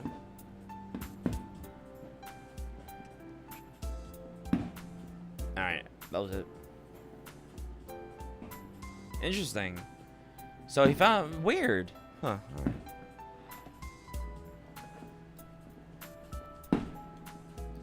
Race-Chan is acting weird and everybody else is fooled by that fake Teddy. But if I get to explain things in person, I'm sure they'll believe me. Miss President worries will melt away too once she meets the gang. At least I think so, but We haven't met any of my friends so far. my have we? brain was Sensei, wondering if it's Yosuke. Teddy, if Teddy was also Ikutsuki's Whoa. voice actor, but no, just sounds similar. But my brain was also hearing the Teddy's speech pattern. I was like, it's somewhat similar to Ikutsuki, even though it's a different voice actor. So I was wondering if they might have had him do a really different accent. Which would keep the reference going. What's up? Me off work. Howdy, already. Welcome in. I'm tired and it's hot and my brain is dying and this isn't helping. This is making me want to go to sleep even faster. As I call out to them, hoping somebody will hear me, I hear a cute laugh from behind me. Oh, did that tickle Miss President's fancy? Oh, damn, I got a fact. Glad you're with Yeah. me. But hope work was well. Hope What did you had a good say? time. That Damn. I'm super reliable and amazing in a pinch? We're doing I some. didn't say Ugh. that at all. Indeed, yeah, it was. We just saw Akihiko and Mitsuru. I'm like, And oh, I'm such a hurts. handsome boy, you get flustered just It by hurts. looking at me? That ain't what I said either. but indeed. I went to the market. Oh, and when I was coming back, it was hot as fuck. So I was carrying all that food, so I was sweating, and my body's like, bro, go to bed. It's too hot for this shit. I'm like, you know what? You kind of right. Ah, this was what I was hoping for. The bliss of someone taking digs at my jokes. Ah, things are looking up for me. I feel like my sweet life as newlyweds with Miss President will be a smashing Miss success. President! I swear to God, Teddy, I'm going to strangle you into oblivion. Just as I was about to coax a kiss out of Miss President to seal the deal, I see a crowd outside the window. Could somebody besides me be fighting it out too? Oh yeah, that P1 Grand Prix thing is still going on. That means... Whoa! That's Chie-chan and Yuki-chan! This plot. Long and forever fucking taking. Dying when I went outside at work. Yeah, bruh, it's so hot. I rush over to the window to see for myself with my great big teddy bear eyes. Yep, that's Chie-chan and Yuki-chan, all right, huh? If they're in the Grand Prix, were they going all along with the fake Teddy's plan from the beginning? Was I the only one left out of the loop? That can't be. Hey, Isn't there something weird here? Yeah, You were all I was signed saying up for earlier this you can mistake tournament, me for a right? fucking hurricane. My God. Well, I was left out of Tsunami. the loop, but I think they're I having feel fun. like hurricane's more accurate. I don't know. Those two look so sad to me.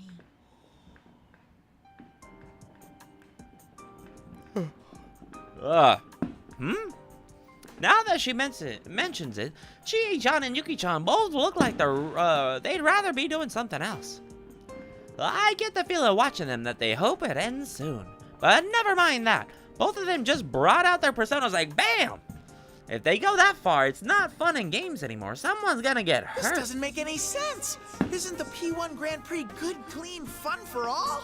No. The Culture Festival and the booths at the shrine were more fun than this. Yeah. And I appreciate. Oh my God, dude! And the fireworks are soothing. This is wrong. Why is it like this? Ugh. First, I get beat up by that red cape guy, then also almost executed by that lady. It's all so scary. How does he know that executed is a meme? I don't think Mitsuru said. No. Hey, that guitar riff, we'll see that in the days when Mother was gone. Then almost executed by that lady. It's all so scary. But everyone's going up against friends. Looking at Chie-chan and Yuki-chan's faces, they seem like they're being forced to do this. They're not happy about it at all. If I had to do something like that, oof. Just thinking about it makes me hurt inside. It makes me want to cry. Festivals of fun, huh? That's right. Didn't you take part in the culture festival? Surprisingly, Teddy is still smarter than the rest of them. Cross-dressing pageant and totally won the whole thing. Yeah, well, Really? more by default That than anything. happened? Yeah. Why did Miss President look away? Did she not have fun at the culture festival? Maybe she didn't go to the festival at the shrine. Why does she look so sad? It must be because of that miserable event. And that gives me an idea. Enough's enough. This is one sorry excuse for a festival. We must hurry to the announcement room, defeat the Still Big better Teddy, than- and put an end to this tournament. Kaji thinking it was a fucking dream. Come on, Miss President, cheer up. Left, right, left, and trot. What's that supposed to mean? My God. You're right, though. I'm the student council president of this school. This ain't no time for me to mope. I'm getting lulled to sleep by this All right, game. then? Let's get moving. Yeah! We might actually not go very far. We're gonna go pretty far. We're gonna do a couple. We'll do like 3. I pump my paw energetically in response. We're going to put an end to this Grand Prix right now. I was thinking maybe I should have just taken the day and got some rest because, oh shit. I finally decided to go to the announcement room. But everywhere I go, the invisible walls keep getting in my way. And on top of that, I'm trapped again. I don't know what to do. What am I supposed to do? But I think I've kind of figured something out. Maybe these invisible walls are leading us somewhere. You need some shaleeb, I do. Oh, hey, subscribe, everybody. I'm gonna eat spicy food. Yeah, spicy food. That would get the adrenaline going, wouldn't it? We're gonna eat some, what was it? The One Chip Challenge, the Gummy Bear, the Carolina Reaper, Pepper X. We're gonna have all that fun. I know I'm, pretty lethargic right now, but that's because it was fucking hot. And going outside and me in the heat do not blend well together. My body hates the heat. Like, on a hot day with my AC, I fucking breathe and I start sweating. It doesn't matter. My brain doesn't care. It's like, nah, bro, it's still too hot. Even with all this AC at 64 degrees. You're still gonna sweat just from breathing alone. I'm a bit tired myself, yeah. But less than 1 hour, 2 hours? No. We gotta get a good, healthy chunk of this game out of the way. We'll do 3. We'll do Teddy, Naoto, and whoever the fuck. I think it's Mitsuru. Yeah, we'll do that. 64. You lucky. My house is always close to 80, like 87. No, my AC. I set it to 64 degrees. So it's trying to make it as cold as 64 degrees. Right? But yeah. I think overall 18 degrees Celsius. So yeah, roughly 80, 90. Yeah, something like that. Say because it's like 3.24 or something. I use metric. But yeah. Oh my god. But you know what? That's still better than me. 18 degrees. Hold on. Let's see what that is. Oh, it's 64 degrees? Oh. Yeah, because my room. Duh.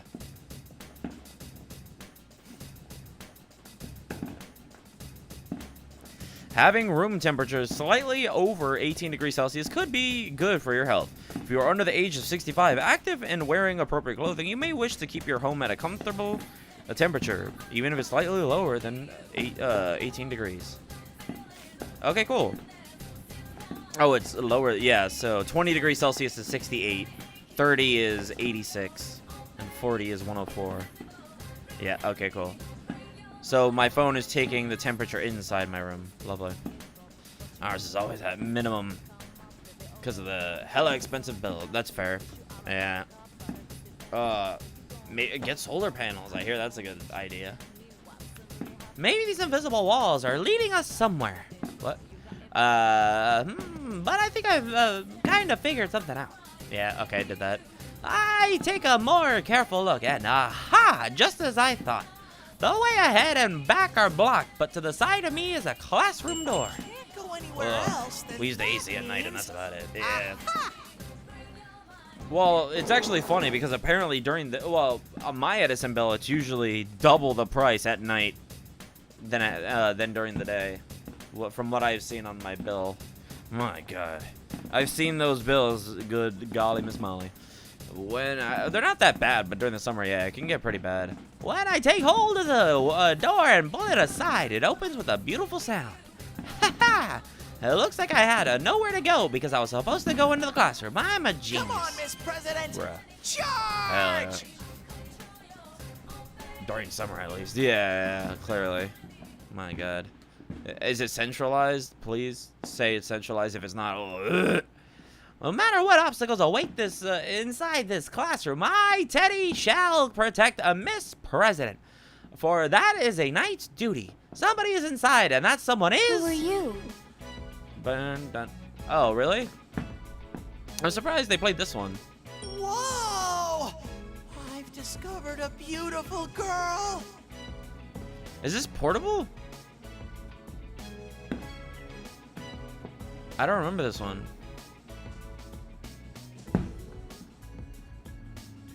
What song is this?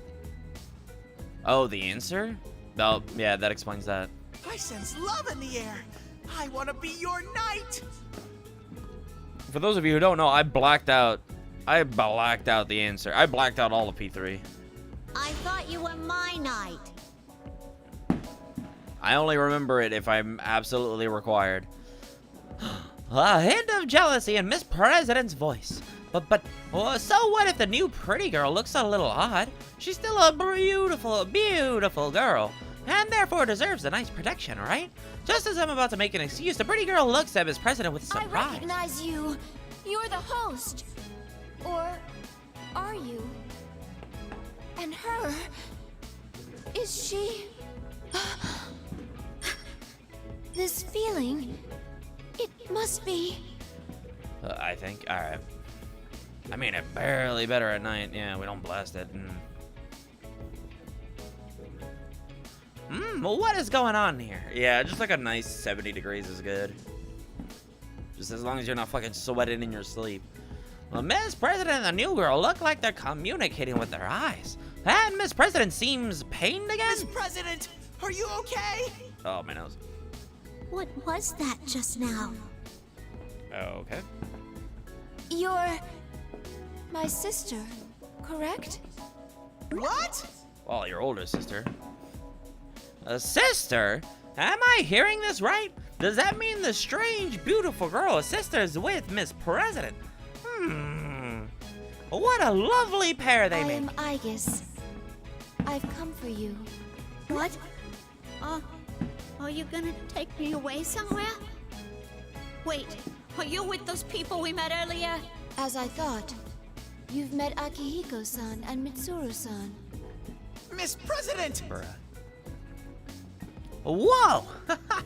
Miss President hides behind me. She's depending on me. Now I feel like a knight. And what's the problem with a girl coming to get her sister? And why is she so scared? Is her sister someone bad? She does look strange. What should I do? Okay, I'm a knight, so I need to be direct and, well, I'm kind of scared, so I'll be polite about it. I think you should stop what you're doing. You're scaring Miss President. Indeed. You... Ah! She really is totally freaky. What's with that gigantic gun? Man, is that what they call a battling gun? What the fuck? Huh? I've only seen it attached to this helicopter thing in a movie I watched with Yosuke's dad at their place. Holy! Now wait a second here. It's dangerous pointing that stuff at people. Well, actually mentioning Yosuke's It family. seems we can understand each other. Release my sister at once. I'm trying to remember where this is in P3. Maybe it is Arena. Maybe it is the answer. Is it? Where would it be? Oh, wait, is it Polonia Mall? Polonia Mall? Or is it the entrance to the whatever? I don't think, is it the Abyss or whatever? The I am Time told Abyss that you or are not Abyss the of host, Time? but your Whatever it's readings called? are extremely close to a Shadows. What do you intend to I think do it's at with the my beginning. sister? Oh, when they're all hanging out. Before, Shadow? right. When they're all like, hey, What's that? we're all leaving the dorm. Right. Oh, God. A sister's words and Miss President's shocked voice get me right in the heart. It's true. My brain assumed it because they sound similar, but it seems like this one is the faster version and the other one is the slowed one for the Abyss of Time. I'm different from Sensei and the others, and even Miss President. I didn't mention that to her yet. Miss President, shadows are the dark parts of people Yeah, that they okay. don't want I to can see it. admit. I can see that. They're the selfish parts of a Pretty sure person it's that they called don't want blind alley. anyone Oh, to okay. see, or pretended not to notice because they were so nasty. Pretending not to notice. I turn towards the beautiful new girl called Aigis-chan, or Ai-chan as I'll call her. I have to at least tell her this. I've never been human, I never will be.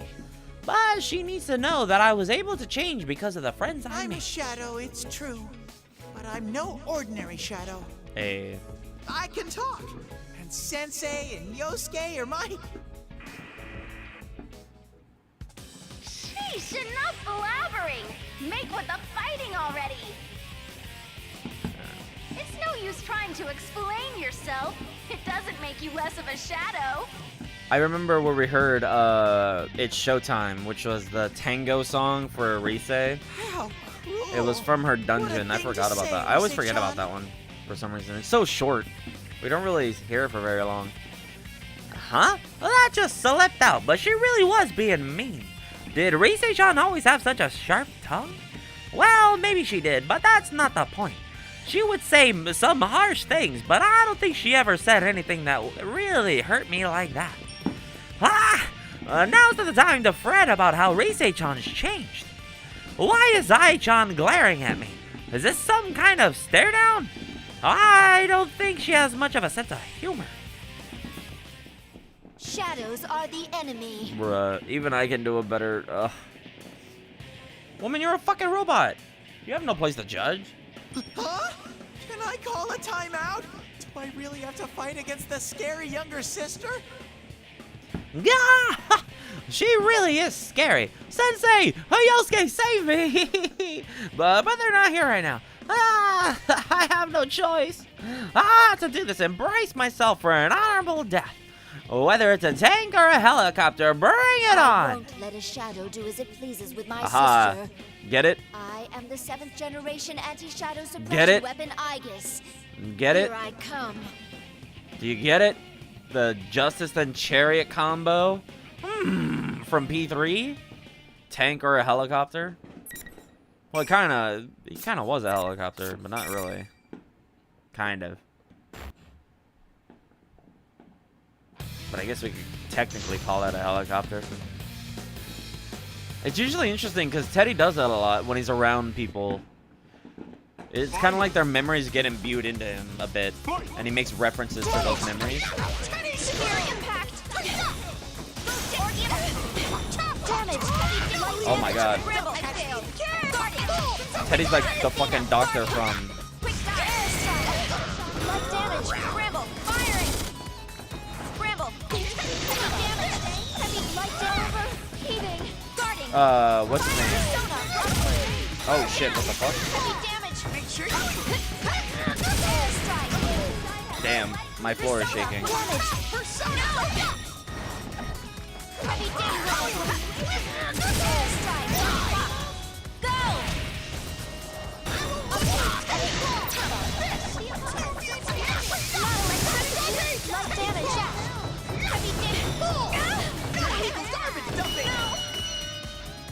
Teddy's like the doctor from Strive, or from Guilty Gear. I forget his name. Fucking wild. He's really good at Strive, though. My God. It's strong. Ai-chan falls to her knees as Rise-chan squeals in delight. Good job, Teddy. Well done. I swear to God, if they replace Teddy, I swear to God, I will. He's got a point there. I think I need to become a He voice really is actor. I'm just no ordinary dissatisfied shadow. with people Why, now. He's almost as handsome as I am. I'm not even doing much effort. We're looking forward to seeing you play I'm not even an straining active myself to role try from and get a here on voice. out. I've been waiting for this. Ugh. Ugh. Ugh. Fucking gross. Oh, this isn't right. This is definitely not a festival. It's not fun at all, and it doesn't have that feeling of hanging out with everyone. I want to complain, but the monitor's already off. I don't know what to say anyway. I may have hurt Ai-chan too. I'm going in circles in my head. What Ai-chan said, what Rise-chan said, is it unnatural for a shadow like me to be with Mr. everyone? President, it's okay now. I won. Bruh, yeah. I've been waiting for this. Come on. I've been waiting for this. Ugh.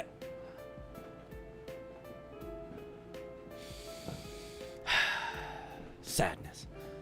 Ever since Miss President met Ai-chan, she's been acting weird. But telling her it's okay seems weird too. It's like I'm reassuring myself and not Miss I President. won't let you go. I won't let a shadow take my sister. Ai-chan must really like Miss President. I don't know anything about Ai-chan, and she doesn't know anything about me. So to her, I'm just an ordinary shadow. I'm Miss President's knight, but she doesn't know about that. To be fair, Teddy, she's never fought a shadow that looked like you. All of them have been the same, but with a different coat of paint. A different chassis, basically. I can't blame Ai-chan for thinking that about me. But I still want to protect Miss President. Sure, I'm a shadow, but I'll try my best to help you understand one day too. One day too. Protect? Ai-chan's harsh expression lightens with surprise. Seems like she understands a little better now. Did I get through to her at least a little? Then it's time to tell her more. The truth, I didn't want to fight you, Ai-chan. Ai-chan? Your name is Aigis-chan, right? If I shorten it, it'll be Ai-chan. It's been a while since I've been called by that nickname. How strange. You are a shadow, but I can sense kindness in your words. Who calls her Ai-chan? Oh, Fuka? Junpei? Yeah, Fuka and Junpei, yeah. I believe. No, I believe Fuka said Aigis-san. I think it was Junpei who calls her Ai-chan, right? Can I trust you when you say you do not intend to hurt my sister? I wonder if he's consuming, well, you know, being affected by their emotions to a certain degree. Which is why he called her Ai-chan, because she wanted to be called Ai-chan, and she hasn't been called that in a while. So instinctively, he took that on, emotionally speaking. Because every time, even with Labris, right, he was taking on her dialect as well. Of course! And again, very similar to Akutsuki as well, with his jokes and his laugh. Even though I'm a shadow, I never hurt anyone. I'll put a stop to this Grand Prix just to watch me. Let's move on, Miss President!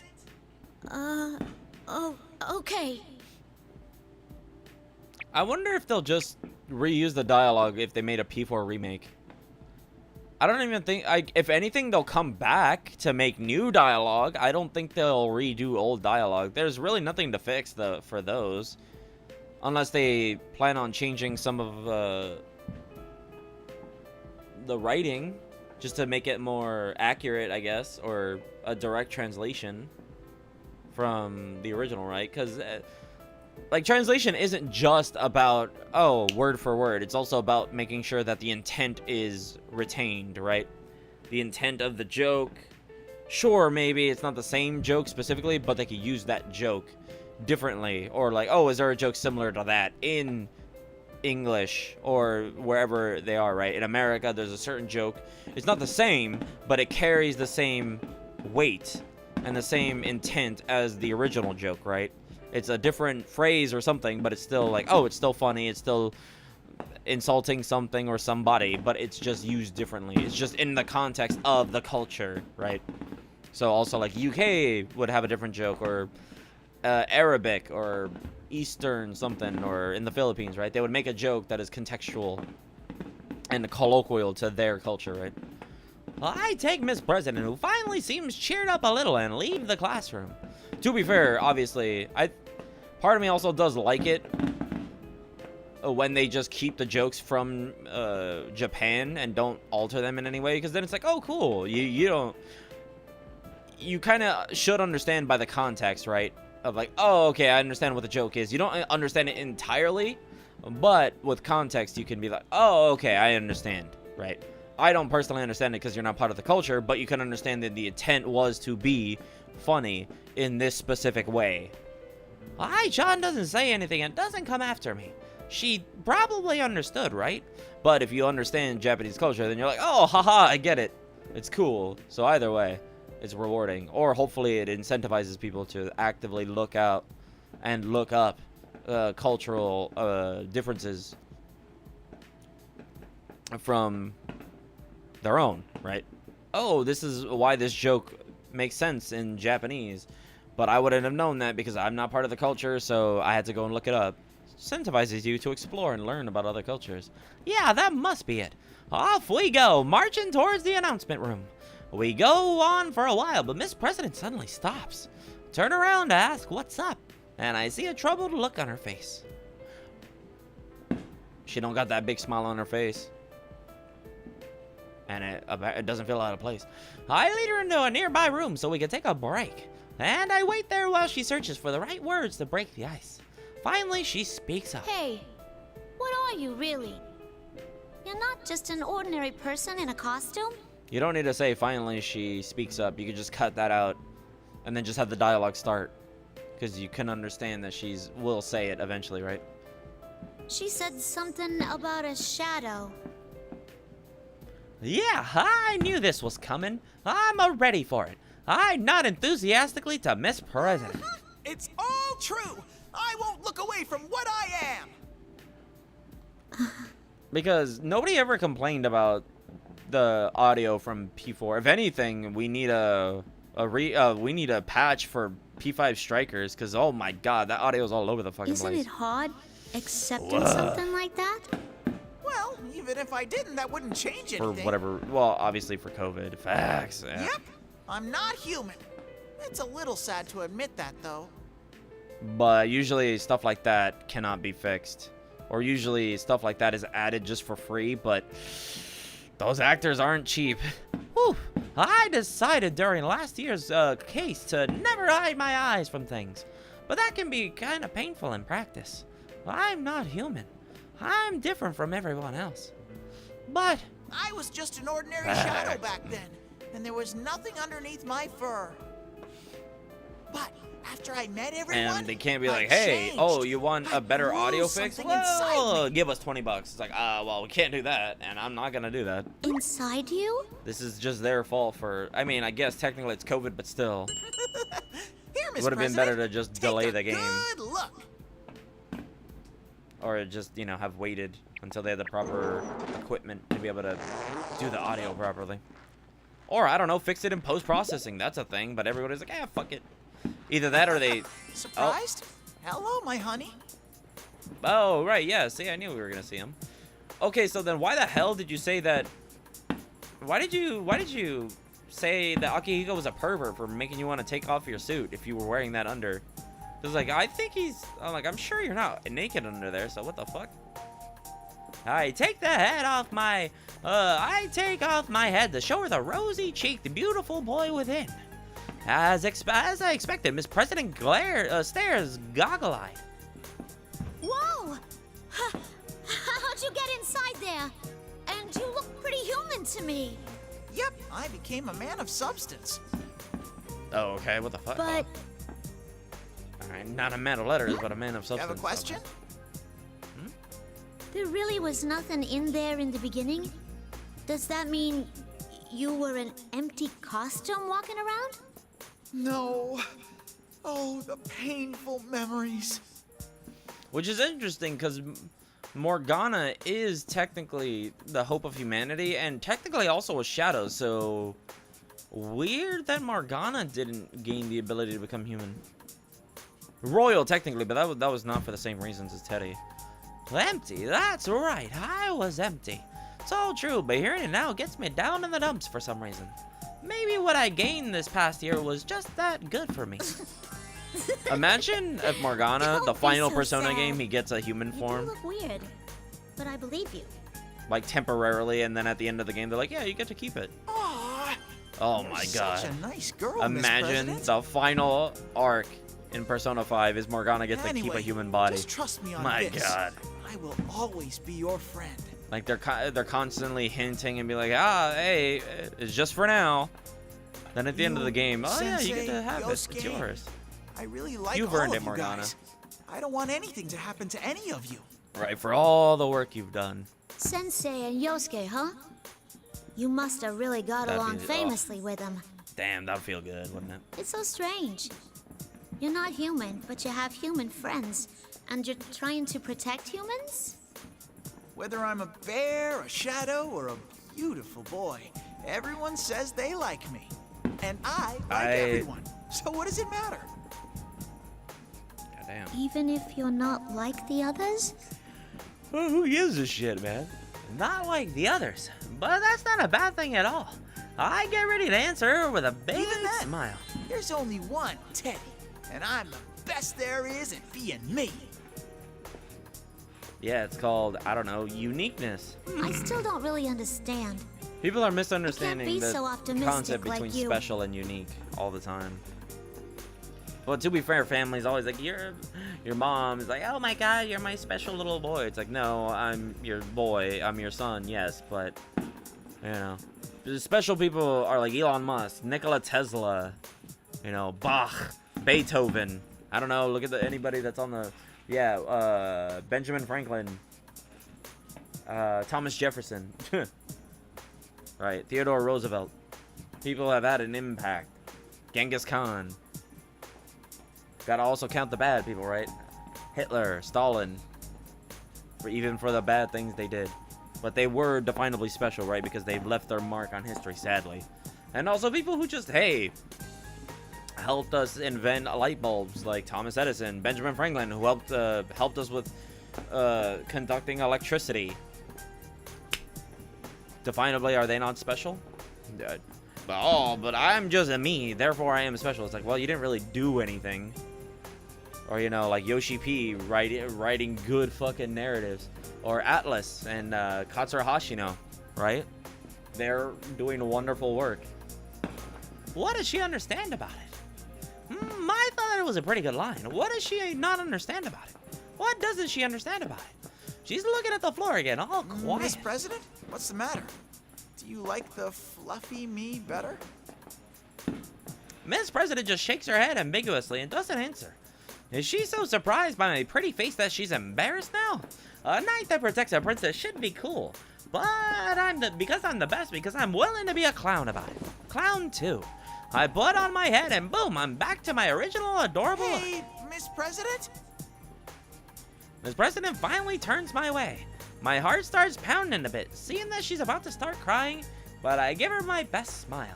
Miss President giggles a little at that. Cute girls like her look best when they're Let's smiling. hurry and put an end to this so we can go have fun together. Fun? Sure. I'll introduce you to my friends, too. There's a guy who's a total disappointment when he opens his mouth, and a meat-loving lady. It's also interesting when women hate on that concept. Oh, you look better when you smile. It's like, it's not that we're like, oh my god, don't ever be sad or anything. It's like, no, it's just, you know, it sucks to see that smile fade There's from even this a woman's total face, right? knockout who was away in the city coming back to visit. Lucky you! Ooh, I'm getting all excited now. If we solve this fast, it'll still be Golden Week, so we'll have a ton of time left for fun. Working shift hours? What are those? Are they tasty? Roar! I'm starting to get fired up. Okay. Just when I was ready and a red baron. Oh god, Teddy, I'm gonna fucking strangle the fuck. I'm gonna rip off your head and then fucking shit down your neck. Here I go. I hear something. Oh. Why do we need a fade out for that? Grr. I knew it would be that fake Teddy again. Why was there a fade? What? Why was that necessary? We were right there. You could have just moved Labyrinth out of the way and brought the television, and you didn't need to reset that. How dare he clap like it's no big deal? That awful smirk on my adorable mouth just makes me mad. You were a great help in getting rid of those troublemakers. Looks like even a bear can be useful in the hands of a clever man. Troublemakers? Who's he talking about? There were 3 people here that we weren't expecting. You don't need to know the details. Well, there's more than 3. They had no Oh, place well, here right. at They school expected anyway. Naoto. Everything's so much better now that they're gone. How did they not expect the others? Honestly, forgot. What a mean thing to say. His shallow, fake cuteness can't cover up how terrible that was. I accept you as an official challenger in the P1 Grand It's actually interesting because Teddy's is more of a prelude for Labrys, right? I don't need no acceptance. Kind of seeing her struggle, but we're not actually seeing her overarching plot yet. The Grand Prix thing isn't fun at all. You obviously don't understand what a festival is supposed We've been getting a lot of to build be up through like. everybody else's arc, but I think Teddy's is the most prominent and the most effective. People are supposed to have fun at festivals. All this time about them not having no place here at the school? Who does he think he is? What's even more annoying is that the fake Teddy doesn't even care how mad I am. He just keeps talking. Jumping to conclusions, though. Whoever said the Grand Prix was supposed to be fun? Also, I bought some bread and some pepperoni and some pasta. Pasta sauce. I need to see. I'm gonna make some pizza bagels. I'm excited. Bring No out the cheese next though. opponent. Don't like cheese. Suddenly a big cloud of smoke comes up. I can't see anything, not even the nose in front of my face. When it clears up a little, what I can see is a thin, young person in uniform. Oh, I know who that is. Is it Yosuke? Oh, it's Naoto. John. Oh, it's Naoto. Hooey! The ace detective. It's all right, Miss President. Now Chan is a friend of mine. Miss President must be nervous, getting chased by a bunch of strangers. To let her know Naochan is a great guy who's on her side. Wait, what? Hello? Teddy. What? Huh? You know Naoto's a female. Are they hiding this? Why? What? Oh, except Naoto-chan's not a guy. Yeah, exactly. She's a pretty girl. How could I make a mix-up like that? Yoo-hoo, Now-chan! Did you finish up your work and make it But back again, in right, time? Teddy is being influenced by the people surrounding him, and Naoto still somewhat sees herself as a man, I guess, to a certain degree. Jeez, in that case, you should have told... Oh, why did Naoto take a step back? Normally, she'd open her arms and say, come get me, big boy. Well, maybe not, but she'd be happier to see me than this. That's quite an amazing shift in appearance. So much so that I'm disappointed in you. Now-chan? It's me, Teddy. Something seems scary about her. Is she exhausted from work? So I say hi to her like normal, but that seems like it just puts her in a worse mood. Never seen her look so I had grim. thought that your prank was harmless fun, but you were a shadow through and through.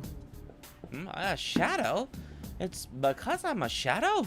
That's why she's looking at me You like took that? advantage of people's innocent desires to better themselves and dragged them into this tawdry tournament. It's almost impressive in its way that you could stoop so low as to make friends fight one another with that silly grin on your face. Well, he's not grinning, Did you by the think way. you could become a different person just by putting on a hat and a cape? Ah! You didn't even attempt to disguise your voice or mannerisms. You betrayed us. Why are you saying all this? I would never do those things. People have been known to change when you haven't Yeah. seen them for a while. Am I gonna, honestly, I don't know if I'm gonna But eat I or if I'm gonna forgot. straight up just go to You're not bed. a person at all.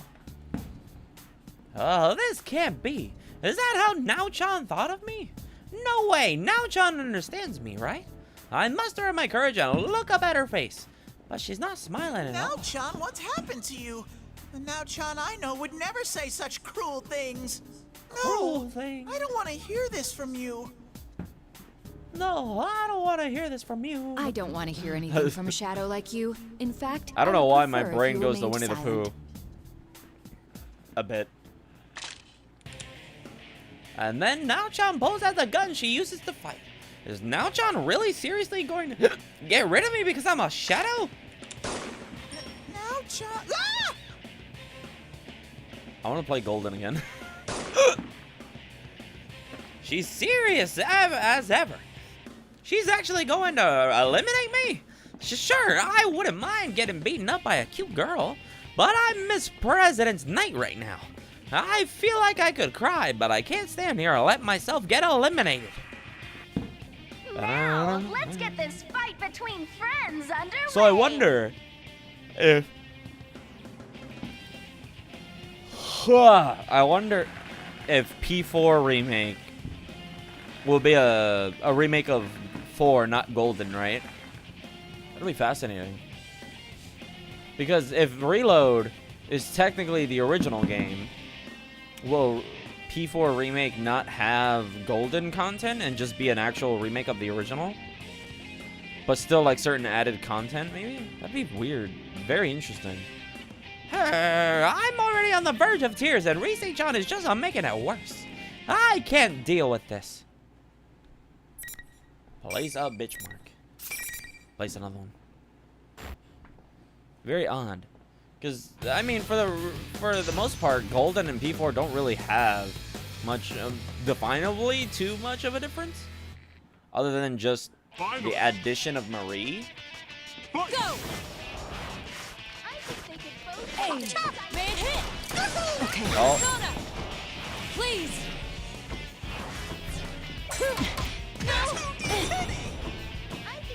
Oh, did we trade? Go down! There. Oh, damn.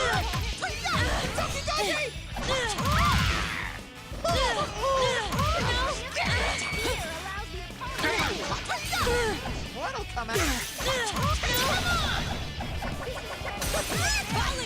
Oh, shit. Oh, damn. She hit me with the low. I didn't even notice her Here I foot. go. Okay. What? It's gonna be awesome! Sorry. Huh? How did that not even hit her? Did you see that shit?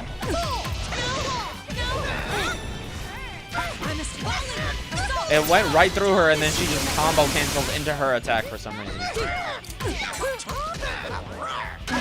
Hey, damn! Oh my god! Launched her fucking full screen. Let's go. Almost got the shit beat out of me for that one. Oh my god. Woo! Good shit, me. Thanking me. Awesome! Thrilling! Surprise, we're still not going hard as Great hell. match. Oh, I still have a whole ass month of this still. Okay, you've got a short break until your next match. Rest up so you can wow the crowd with your skills later. People just do fireworks. At least it's not as long. At least it's not as...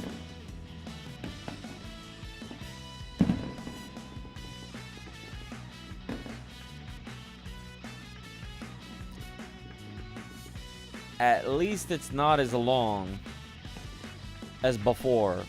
Where before 4th of July, it's like the first 2 months, right? So April, May, and then June. Well, 2 to 3 months. And then July. And then by the end of July, people are like kind of done with it. Oh my god. Pretty dead already, thank god. Nice, good for you. Well, oh yeah, it's already midnight for you. Yeah, people have already had their fun. But yeah, for us, it's gonna be a couple hours. The general can say whatever he wants, but none of it reaches my furry ears. My heart's at the bottom of a deep, dark well. I won, but it feels so hollow. Why? Why won't anyone believe good old, trusty, adorable Teddy?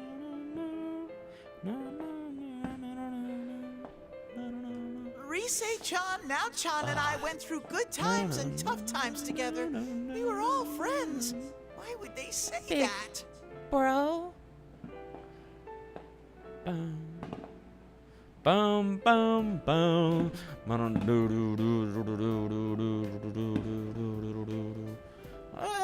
Thinking about that makes me feel even emptier.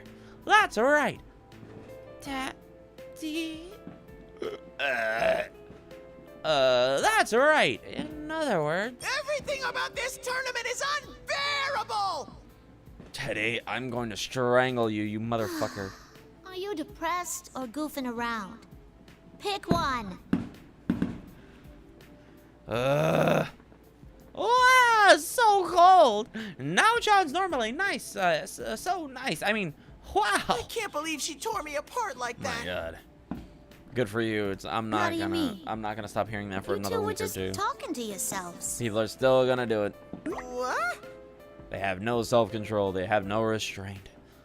Talking to ourselves, huh? Oh, what is Miss President saying? Now-chan took me apart with her usual logic every time I said anything. Ah, crude. Oh, crud. Ah, crud. If I keep thinking about it, these big teddy bear eyes of mine are going to be like a leaky faucet. That's the enemy's special power. Yeah. Now oh my god. I rub my eyes to make it look less like I'm crying as Now-chan gets back to her feet. I want to rush over and make sure she's not hurt, but I'm a shadow, so seeing me stop myself, Now-chan speaks up uneasily. It seems to be capable of interfering with our cognition. What we're saying becomes warped in the listener's ears. Somehow. Though we bear each other no ill will, Jesus, our speech yeah. sounds abusive. Our cognition? Abusive? I don't think I know what she means, but there is something I pieced together. If I'm right. You don't hate me? Damn it! Why did it have to be her? Why did it have to be Now-chan? Perish the thought. You're a Nanako-chan. precious friend of mine. I'll always like you. Oh, that gentle Now-chan smile. There we go. That's the Now-chan I know so well. Now-chan! Whoa! I can't hold my overflowing passion anymore and dive right into Now-chan's bosom. To my surprise, her arms wrap around me. I might get away with this. Teddy, that tickles. Hey! Stop nuzzling your head against me. Now-chan, I'm against girls binding their breasts like this. Fuck you. It's none of your concern. Ugh. Sheesh. Aw, don't be that way. Just let me nuzzle a little more. Wait, now it's... Oh, well, this isn't royal. Yeah, this isn't golden. Weren't. Maybe I got a little carried away, and I was so close. As Now-chan fixes her clothing, she turns toward... well, to be fair, royal didn't happen yet, so she didn't change to her more feminine outfit. Turns towards Miss President, who was all watching us get all lovey-dovey. Excuse me for not introducing myself. It's nice Meanwhile- to meet you. I'm Naoto Shirogane, a private detective. Meanwhile, her thinking, you know what? I need to go see Senpai. Hi. Isn't she elegant? Now-chan may not look it, but she's a girl. Huh? Hey, Hey, you're right. And I'll even You're take off one my shirt for classy him. gal. Ha! It's hard to notice, huh? But if we looked close, anybody could tell how cute Naochan is. I saw how cute Naochan is, and I'm surprised Miss President too. I surprised Miss President too, so that's good enough for me. Well, enough about me. Oh, look now, at her. you are? These weird people were chasing her, so I was acting as her knight. Yeah, Naoton. Naoto. Literally, it's either her or Chie. Instead of fighting for, oh my god, adorbs, adorbs. It's so hard. Not my. I mean, it's so hard to pick between her or Chie. It's the two of them that fight. Didn't we pick Naoto in the? We did, right? I honestly thought it was going to be Rise. I'm still surprised it was Naoto. To no one's surprise, but I honestly thought Rise was going to win that definably. Because most people are Rise waifus, have Rise as their waifu. Well, yeah. Either way, Rise waifu, right? I'm tired. Naruto is usually top 3, though. That is fair. But still, for Naruto to win like that, a landslide victory against Rise? Damn. I can tell, yeah. I mean, I don't really hide when I'm tired. Usually I'm like, yeah, alright, cool. Or I'm very invested. Here I'm just like, okay, alright. I'm swinging, I'm swaying, I'm staggering. Well, I'm not standing up, so I can't really stagger, but you get the point. My speech is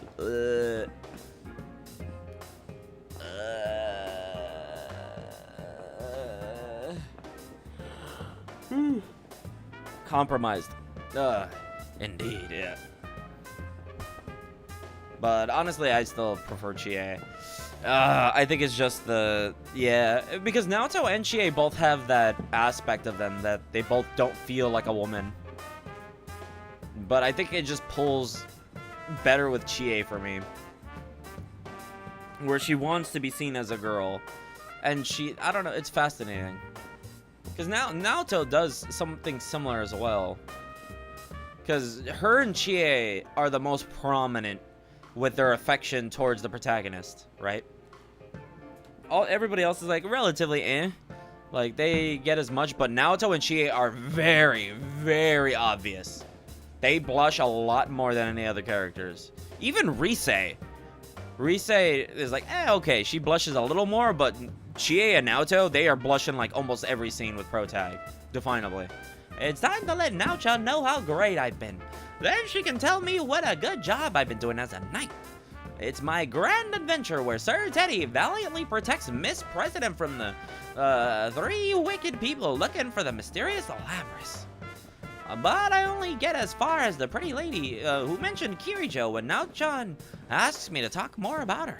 Oh, is Naochan interested in my story? The fake Teddy was really worked up about those 3 for some reason. And they kept calling Miss President Labrys. It didn't make any sense to me. A major figure within the world-renowned Kirijo group was personally undertaking a search for something in this world. A world-renowned major figure. She seems surprised for some reason. Between Junes and that, I wonder which group is higher up. I didn't even have to think about that one. I'm pretty sensitive stuff like that after all. I mean, between a complete disappointment and a beautiful lady. If I line the two of them up, it's obviously which Don is higher ranking. I'm finished telling my side of the story, so now it's Naochan's turn. Why is she here in this world? She said she was too busy with work. My Teddy senses tell me it has to do with those 3 strangers. So I guess you're looking for this Labrys too? Not really. A reasonable guess, but incorrect. I was investigating Kirijo-san for other reasons. Again, somehow Teddy is one of the better characters in this game with deduction skills. Whoa, it's rare for her to tell us about her work right out like that. I mean, we're involved at this point, so... Is Naochan being so open because I was all mopey just now? No, it's literally because we're involved. If we weren't involved with the case, usually, you know, it's confidential. It's classified information. Ah, Now-chan, I love how you look, but have such a big heart. I mean, damn. Do you wonder why her chest is so big? Gotta fit that big-ass heart in there, right? I'm falling for you even more. Lapras, huh? Is there anything else you can relate, Teddy and... Now-chan trails off there. It's even rare for Now-chan with her keen mind and insight to stop in the middle of a conversation. What does this mean? She was looking right at me when she stopped talking. Oh, Now-chan, you saw-eye, devil. Oh, my. What's that look about? No. You can't make that face at me, woman. You can't make that face at me. You can't make that face. Amen, her heart. Yep, her heart. Her heart. You can't, Naoto, I swear to God, you cannot make that face at me. Fucking stop. Okay, I gotta hurry. Your Stop it. smoldering gaze was so intense. Woman. Ah, the Okay, usual there we go. misunderstanding then. So, what's her name? Name? Miss President's name? Teddy, you've been with her all this time and That's never why she asked stopped her name? mid-sentence. Because she was trying to say her name, but she didn't know Even it. if I don't That's why know she her paused. name, Miss President is Miss President. That's... But it would make me happier to know your That's a name. noun, not a Let's hear it, pronoun, Miss my President. Miss President looks away awkwardly for some reason. Oh, I get it. It must be because I'm so smoking hot. But we've been together for such a long time. There's no need for her to be embarrassed now. I step even closer and look in her face again. I can see a slight blush on her cheeks and... Oh, wait, she's grimacing and about to speak. I don't remember. You could... Okay, alright. To make this a better line, you could say, oh, wait, she's grimacing and mouth agape. Or mouth open, right? And then leads into the dialogue. You don't need to say about to speak. You don't know that she's going to speak. Her mouth could just be open. Right?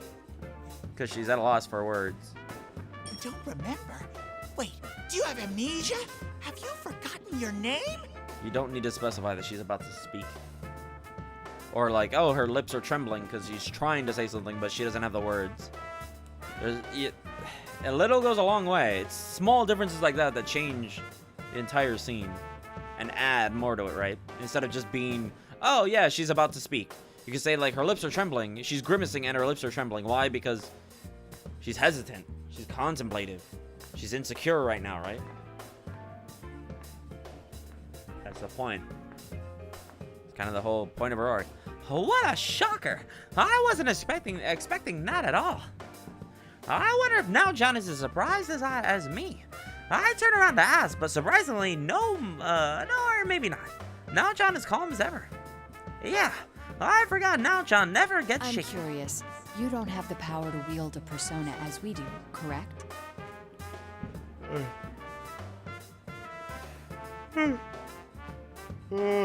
Miss President nods. I nod too in case the first one wasn't enough. Seeing that, Now-chan starts to explain. She gets so excited when she lectures. It's possible that General Teddy is a shadow born from you. Thank you. That fake Teddy is her shadow? But shadows usually look like the real person. Yeah, it's like Kingdom Hearts with no bodies, but better. When I think back to everyone's shadow last year, they all look like the original person before they went berserk. That's true. But though it may resemble you, it can't possibly be your shadow, Teddy. You were able to use your persona, and so could the others I've seen. That's why I think it's highly likely that this is her shadow, since she has no persona. Oh, yeah. Oh, finally, some fucking logic. Oh, my God.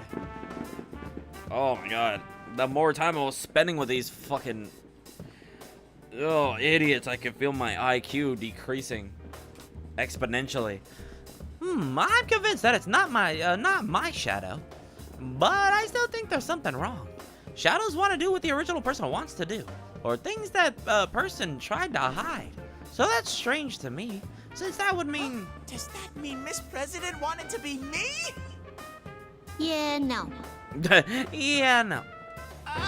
you would say that, but it still cuts like a knife. No, that's not what I meant. The General looked like that even before I met you. Though it's still not like I want to be you. What an honest answer, Miss President. That's fine. I'm the best there is to be of me, after all. What if we ignore its appearance and think more about its role? You could ever defeat me. I don't know why I said that and just my brain went there. Instead of wanting to look like me, Miss President wanted to hold this P1 Grand Prix? Like the General? That can't be. I want to stop this tournament.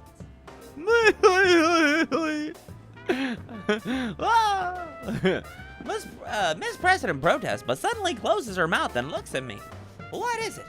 Is there something she wants to say to me? She looks so sad, though. You're right, though.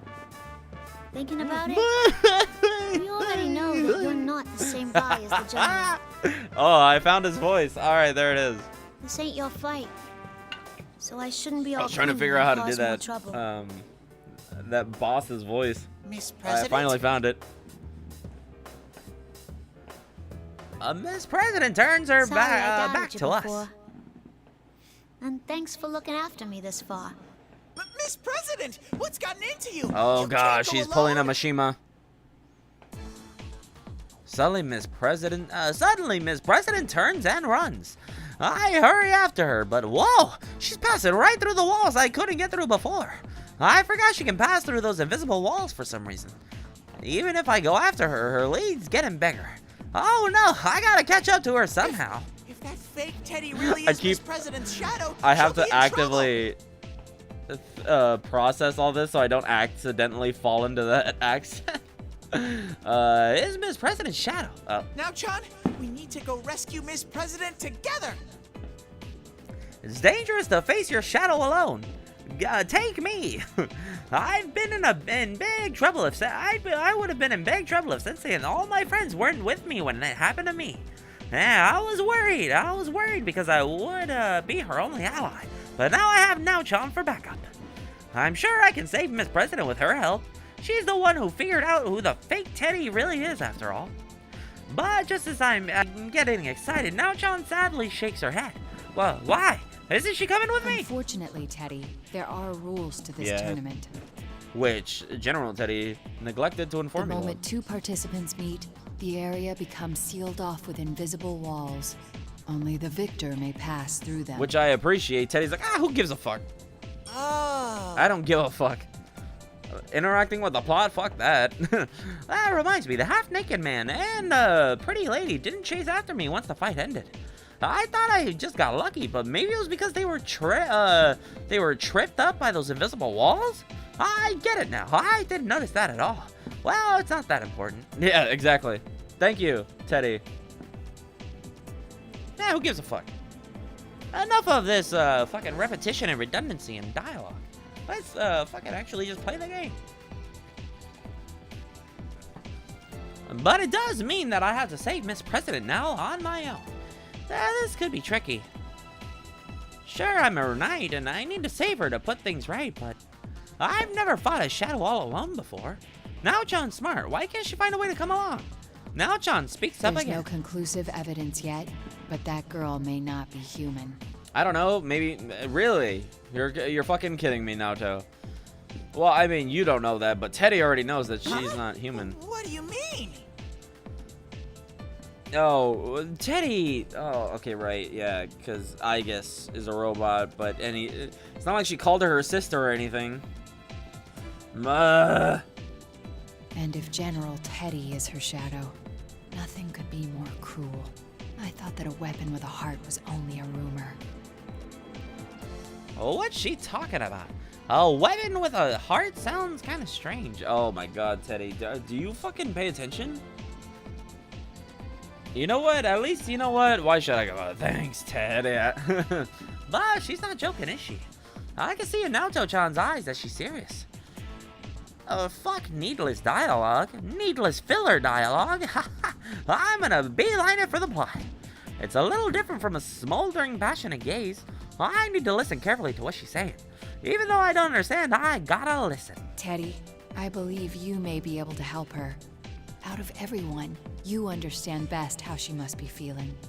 I wonder if weapon and webbing are similar in Japanese, so It's maybe he dangerous for misheard her. her. To be alone. Please go and find her. I still don't get it, but I think I know what she means anyway. I tighten my adorable paws into fists and make a vow. Okay, I'm Miss President. Hands are more mittens than paws, I'll though. protect her come what may. Come what may, I'll keep the faith until that day. Alright, I'm gonna do this, even though I am worried and kind of scared. But if only I can save her, I'd be no true man if I didn't make up my mind to do it. I wave to Naochan and get ready to go. Oh, well, I got so fired up that I almost forgot. You be careful too, okay, Naochan? Even though I can't stay here with you, I worry about you. The good thing about caring for people is you're not limited to just one, so I can help Miss President and still always be with you. Thank you. But don't worry. I'm not alone. You either, Teddy, and neither is she. Oh my god, it's almost like that's the core theme of Persona 4 Arena. Bonds, friendship. I'm not alone. Naochan's words lit a tiny flame inside me into a huge bonfire. Naochan and I aren't alone, and Miss President isn't either. So I don't need to feel lonely, even if I run away even if I run after her all on my own. Wait. Power of friendship. You are stronger than all things that made you weak, so wake up. Hard to starboard, huh? I keep running, but I still can't find Miss President. I just keep running into those invisible walls. I've run into so many of them now that I feel they're my real enemy. Going face first into one really hurts. But even if I go slow with my hands in front of me, my face hits it first. It's just how I am. Oh, yeah, right. Yeah, your hands are too small. I think I'm gonna cry if I run into one more. But then... Ted, here. Oh, my God. Oh, they really went hard in the paint on the CRT. Fucking... Oh, audio, didn't they? Oh, God. Oh, my God. What's worse, analog or fucking digital? Oh, feedback like that. Honestly, I can't tell. Ugh. This feels familiar. My Teddy senses some melon something. Please, Teddy. That's Rise-chan! Honestly, I think analog hurts a lot more. I'm so glad I made Digital contact with feedback you. is like But you better one quiet thing, down. but it doesn't... It usually tends to fix itself, whereas analog, it'll keep doing it. And it's at that frequency that really hurts. Personally speaking, it's akin to like scratching a chalkboard with your nails, right? Ugh. But just with audio instead of, well, I mean, it's still the same. It's still audio, but you get the point. It's artificial sound instead of literal sounds of nails on a chalkboard. Ugh. God.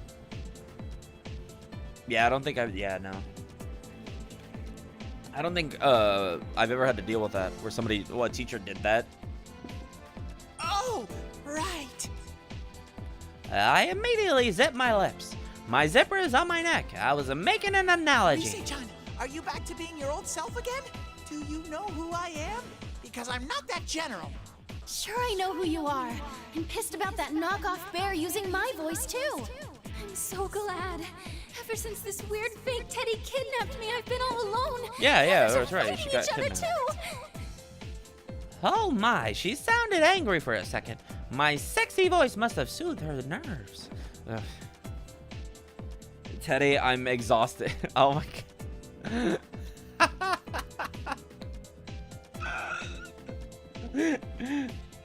Oh, well, Teddy, shut up. I'm really on edge right now.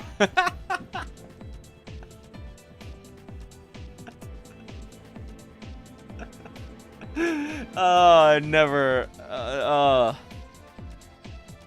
understood what Chie. I understood Chie, but I was never in that exact moment. She was exhausted, but well, I guess I'm still tired too, but it's very different. Oh my god, she was on edge, whereas I'm just fucking tired. I'm like, bro, I don't have the patience to deal with you. She sounds so teary-eyed that she must have been pretty nervous. Looks like I've got to save her. I'm sorry, And Teddy. usually I can tolerate You must Teddy. have I'm heard just too some tired. horrible things I'm in too my tired. voice. I'm too tired. Huh? Even though it wasn't Rise-chan's fault, I guess she still feels bad about it. She snaps at me sometimes, but she's nice deep down. A true man would feign ignorance at times like these. Not me, nope. Actually, it wasn't that different than usual. What kind of person do you think I am? Is she mad? Did I steer the conversation wrong? They do say a girl's heart is as fickle as a summer breeze. Fickle, Teddy. Oh my god. You and Elizabeth, I swear to God. By the way, Oh, Rise-chan, I'd better change the subject. In the announcement room. You haven't I even got met kidnapped Elizabeth, by by that the way. general guy. He was watching me too Is closely she to near? use my persona. Is that why you're being influenced? Goodness gracious! He kidnapped Rosette and locked her up to further his evil schemes! Yeah, if you notice, Teddy's speech changes very drastically depending on who he's with. That pervert! He's an even worse guy than I thought! I wish I was in his shoes. He does have some semblance of his own personality, but he does get influenced by those around him. Hey, moron, what are you fantasizing about? I can't help myself.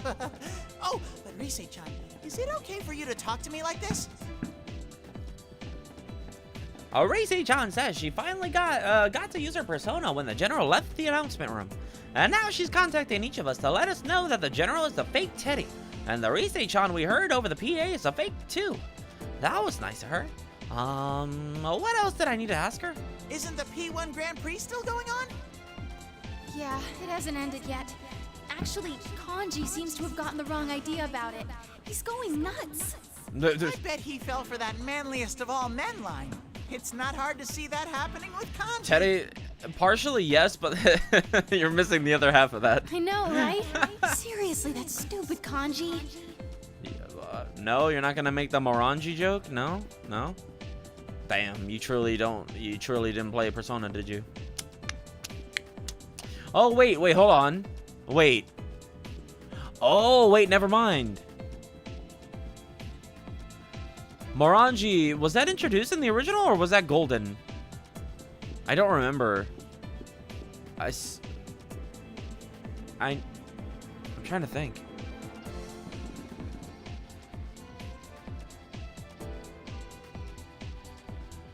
I remember the New Year's one, right?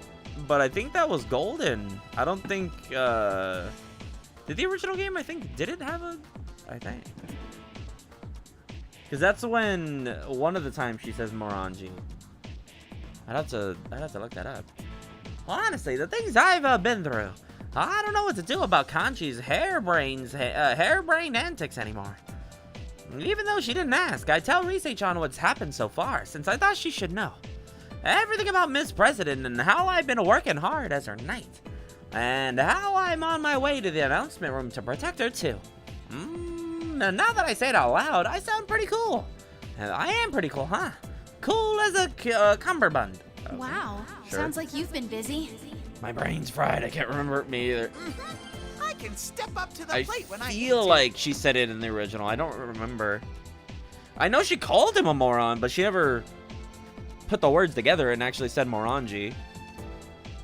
Yeah, it's because that girl is cute, isn't it? Anyway. Rise-chan? Are you alright? Rise-chan! Oh, my God. The communication suddenly cuts out with a scream. Did the general come back?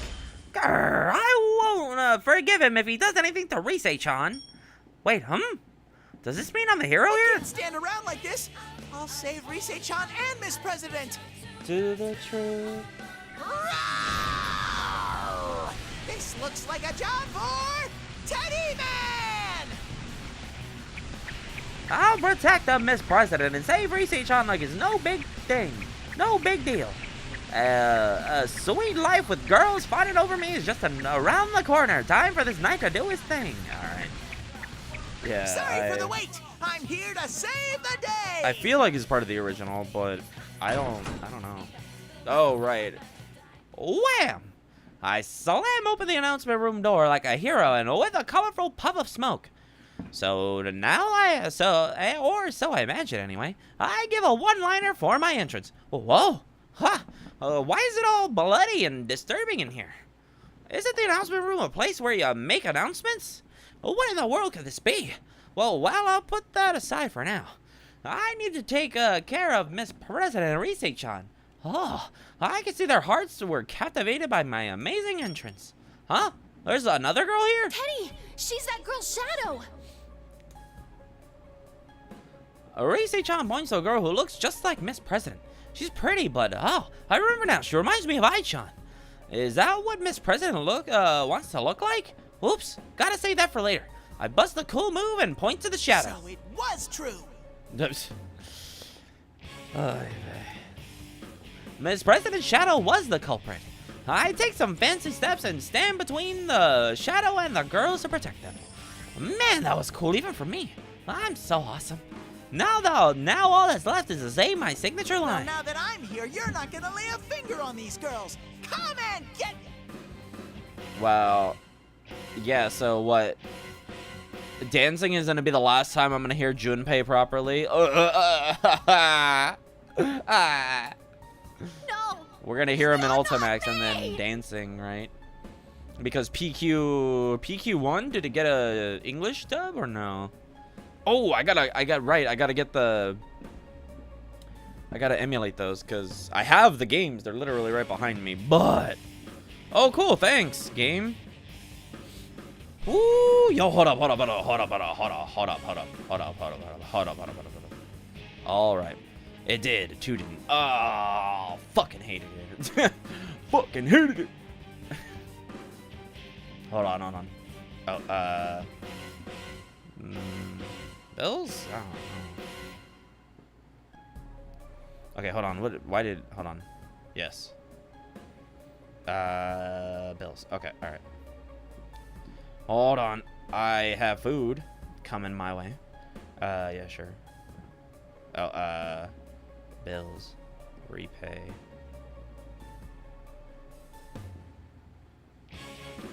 Bono. Hold on. What date was it? Okay.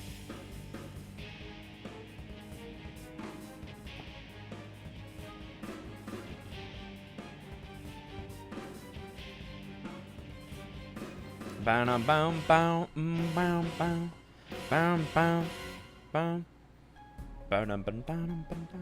I had to do something. Oh, that's what? That's weird.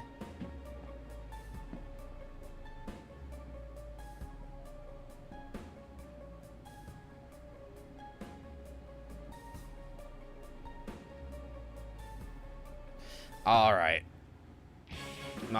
Okay, hold on. Oh, what? Hold on. I'm hungry. I'm hungry. I'm dying to eat right now. All right. I hope that chicken place I like is open. Oh, Artie, did you try it out, or were you able to, or not? Because damn, is it good. It's fucking good. Bam. That's weird. Huh? What? Very odd. Things are that far gone already? I haven't yet. Oh, it's so good. I was literally thinking about it. I'm like, oh, I'm gonna get paid from work, and then I am going to get some chicken. Hey, yo. Hey, oh my God, it's Asterius? If I remember correctly, it's Asterius, right?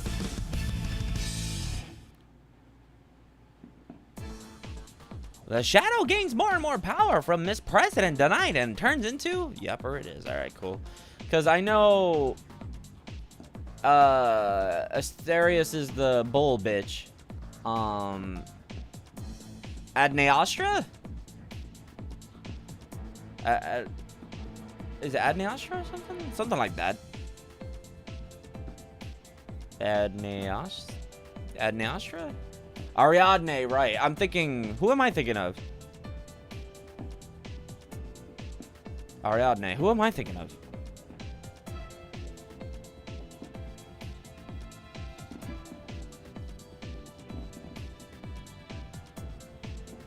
Who am I thinking of? Oh, is Adne Astra, Who's Adne Astra?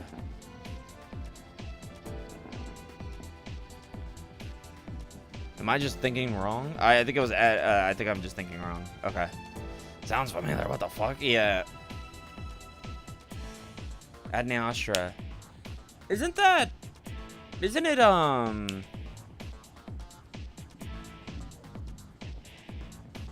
Isn't that, Aegis? Am I wrong?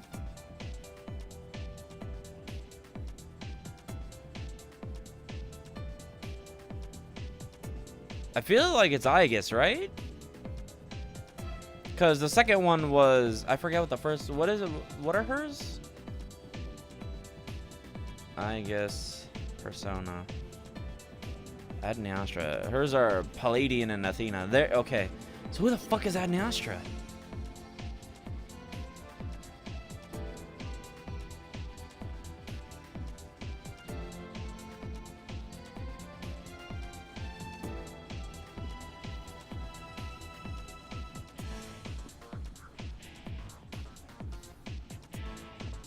Is that just a random persona?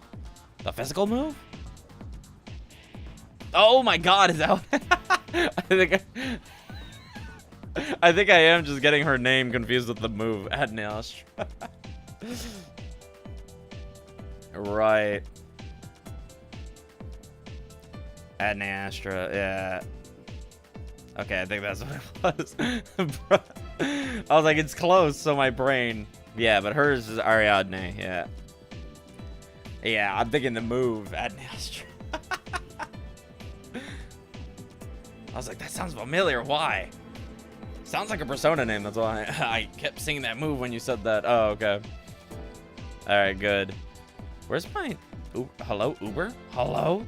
I'm trying to eat here, you asshole. Boom, bum, bum. Boom, bum, bum. I don't know why it's taking so long to download. You cook? Hello? Yeah. It was just like, I'm gonna sit at 98% for 5 bajillion years. I'm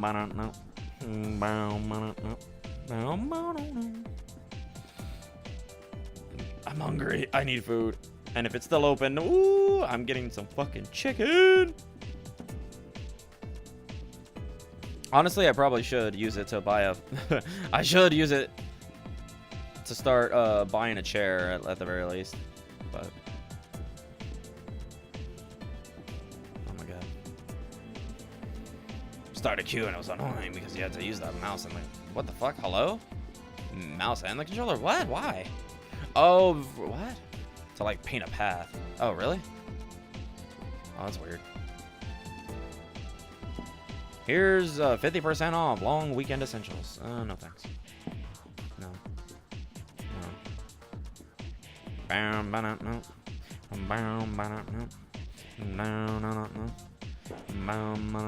Alright, hold on. Let me see if my wing place is open.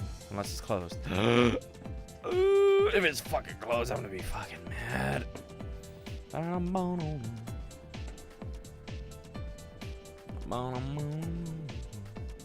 Pizza Roma. Wendy's, I don't give a fuck.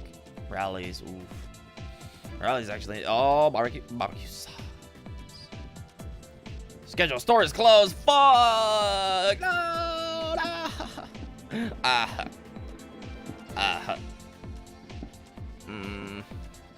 I heard it here. No. Yeah, Diaz, a garbage mechanic. Oh, woof. I'm surprised.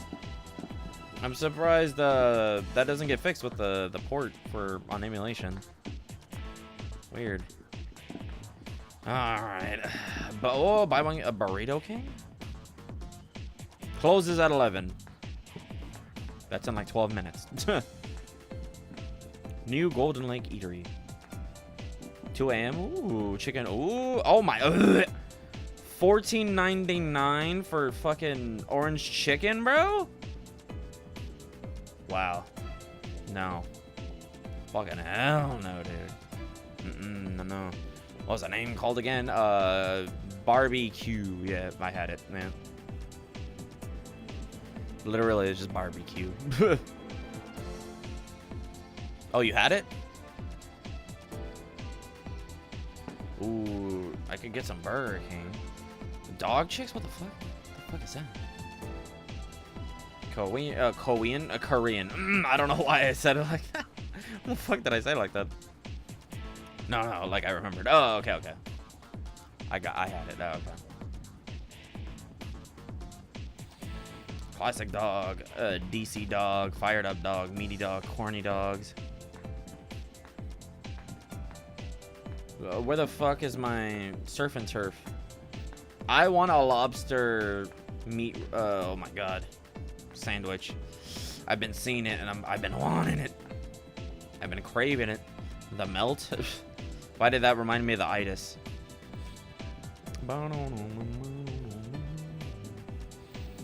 I can get a free item if I spend 25 bucks. Okay.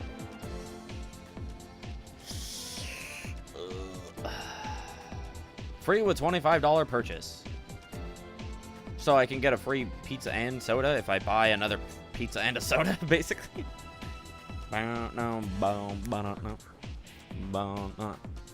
BBQ. I'll just send you a photo.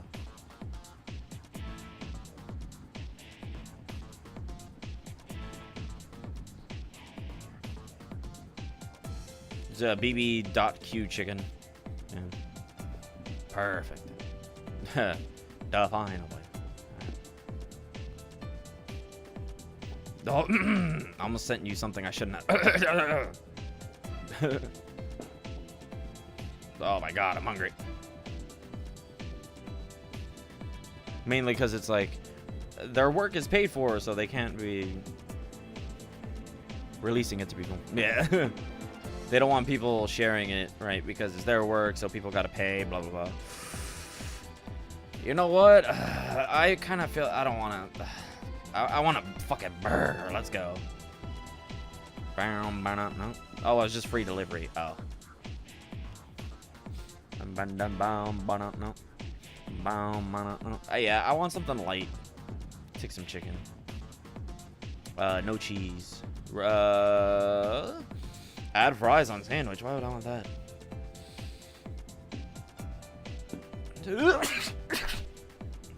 Whoa.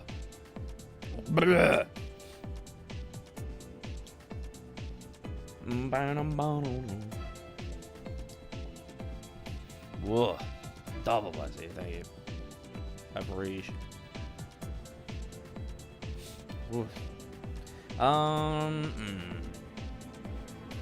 I got my wings. I got my sandwiches. I got like 4 of them. Fine. Okay, wait, hold on. Or I could just save my money. No. And I could wait for tomorrow.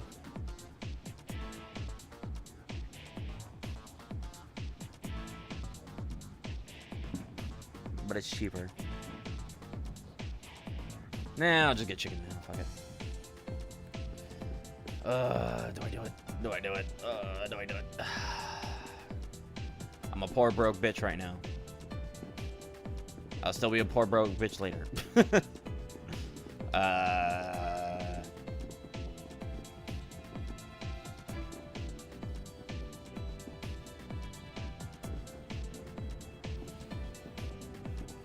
I feel that. Yeah.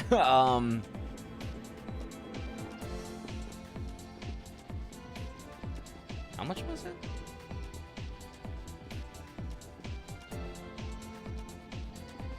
Okay, hello?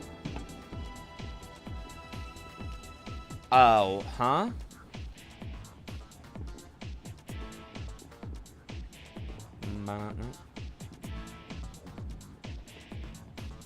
Oh, okay. So my delivery tax was spend $10 for a zero delivery fee.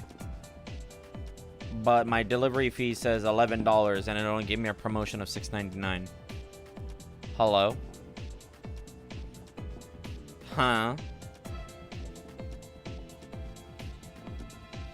What? Nani?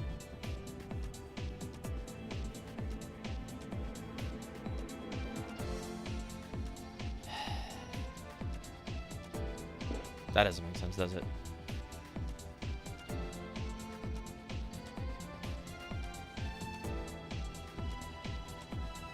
Am I gonna feel hungry after this?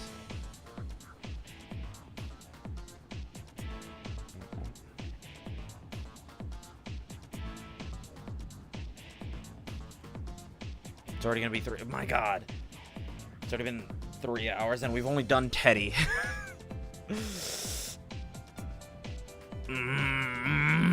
My brain.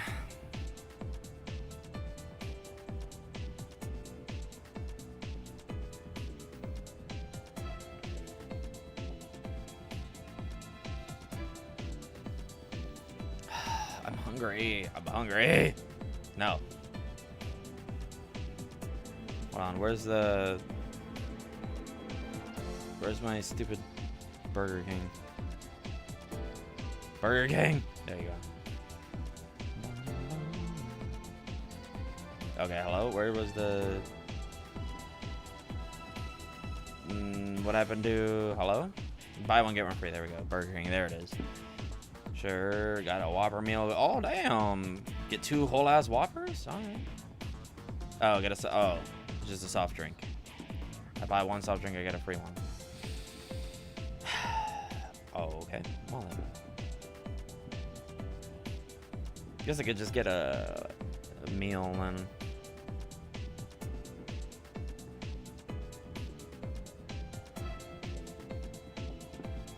Yeah, fuck it. Sure. No mayo, no lettuce. Add onions. Always add onions. We'll just get 2. The royal we. A la carte.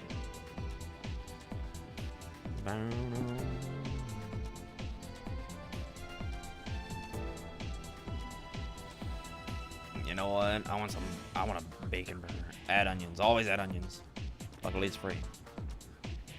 Alright, and then 1. Okay, you could just make it 1 game. App.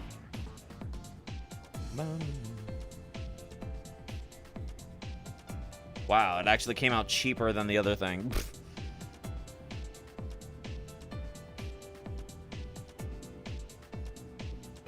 Yeah, fuck it. Gotta treat myself every now and again, right? GG's. Do I treat myself?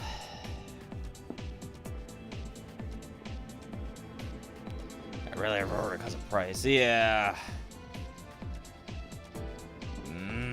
Treat yourself. Hold on.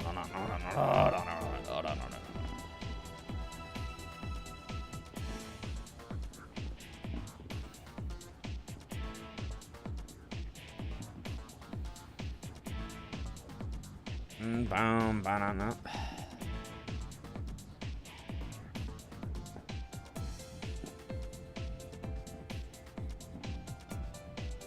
Do I treat myself? Do I feel like it? Fuck it. Yeah, let's treat myself. But I do need to buy stuff for...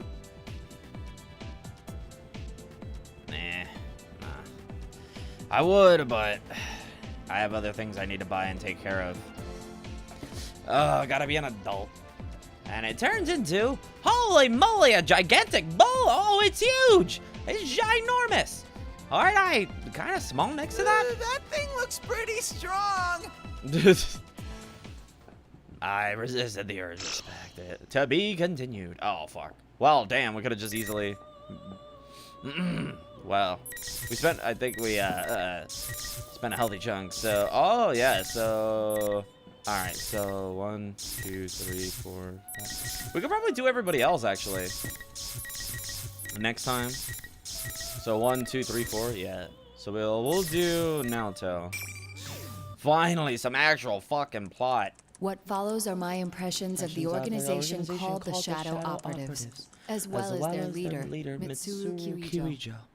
Alright, let's go. My fingers fly across the keyboard. My last case was special. I need to complete my report before I forget any important details. My name is Naoto Shirogane. I'm a detective. The Shirogane name has been working as detectives for generations. Though I'm young and still in high school, I have been given the opportunity to take on several cases and have built up experience as a detective. Remember our theory? Yes, best shit, hell yeah. Remember how our theory was that Naoto is a descendant of the Kuzunoha at some point? My work has earned me some trust, as every so often the police will come to me for my assistance.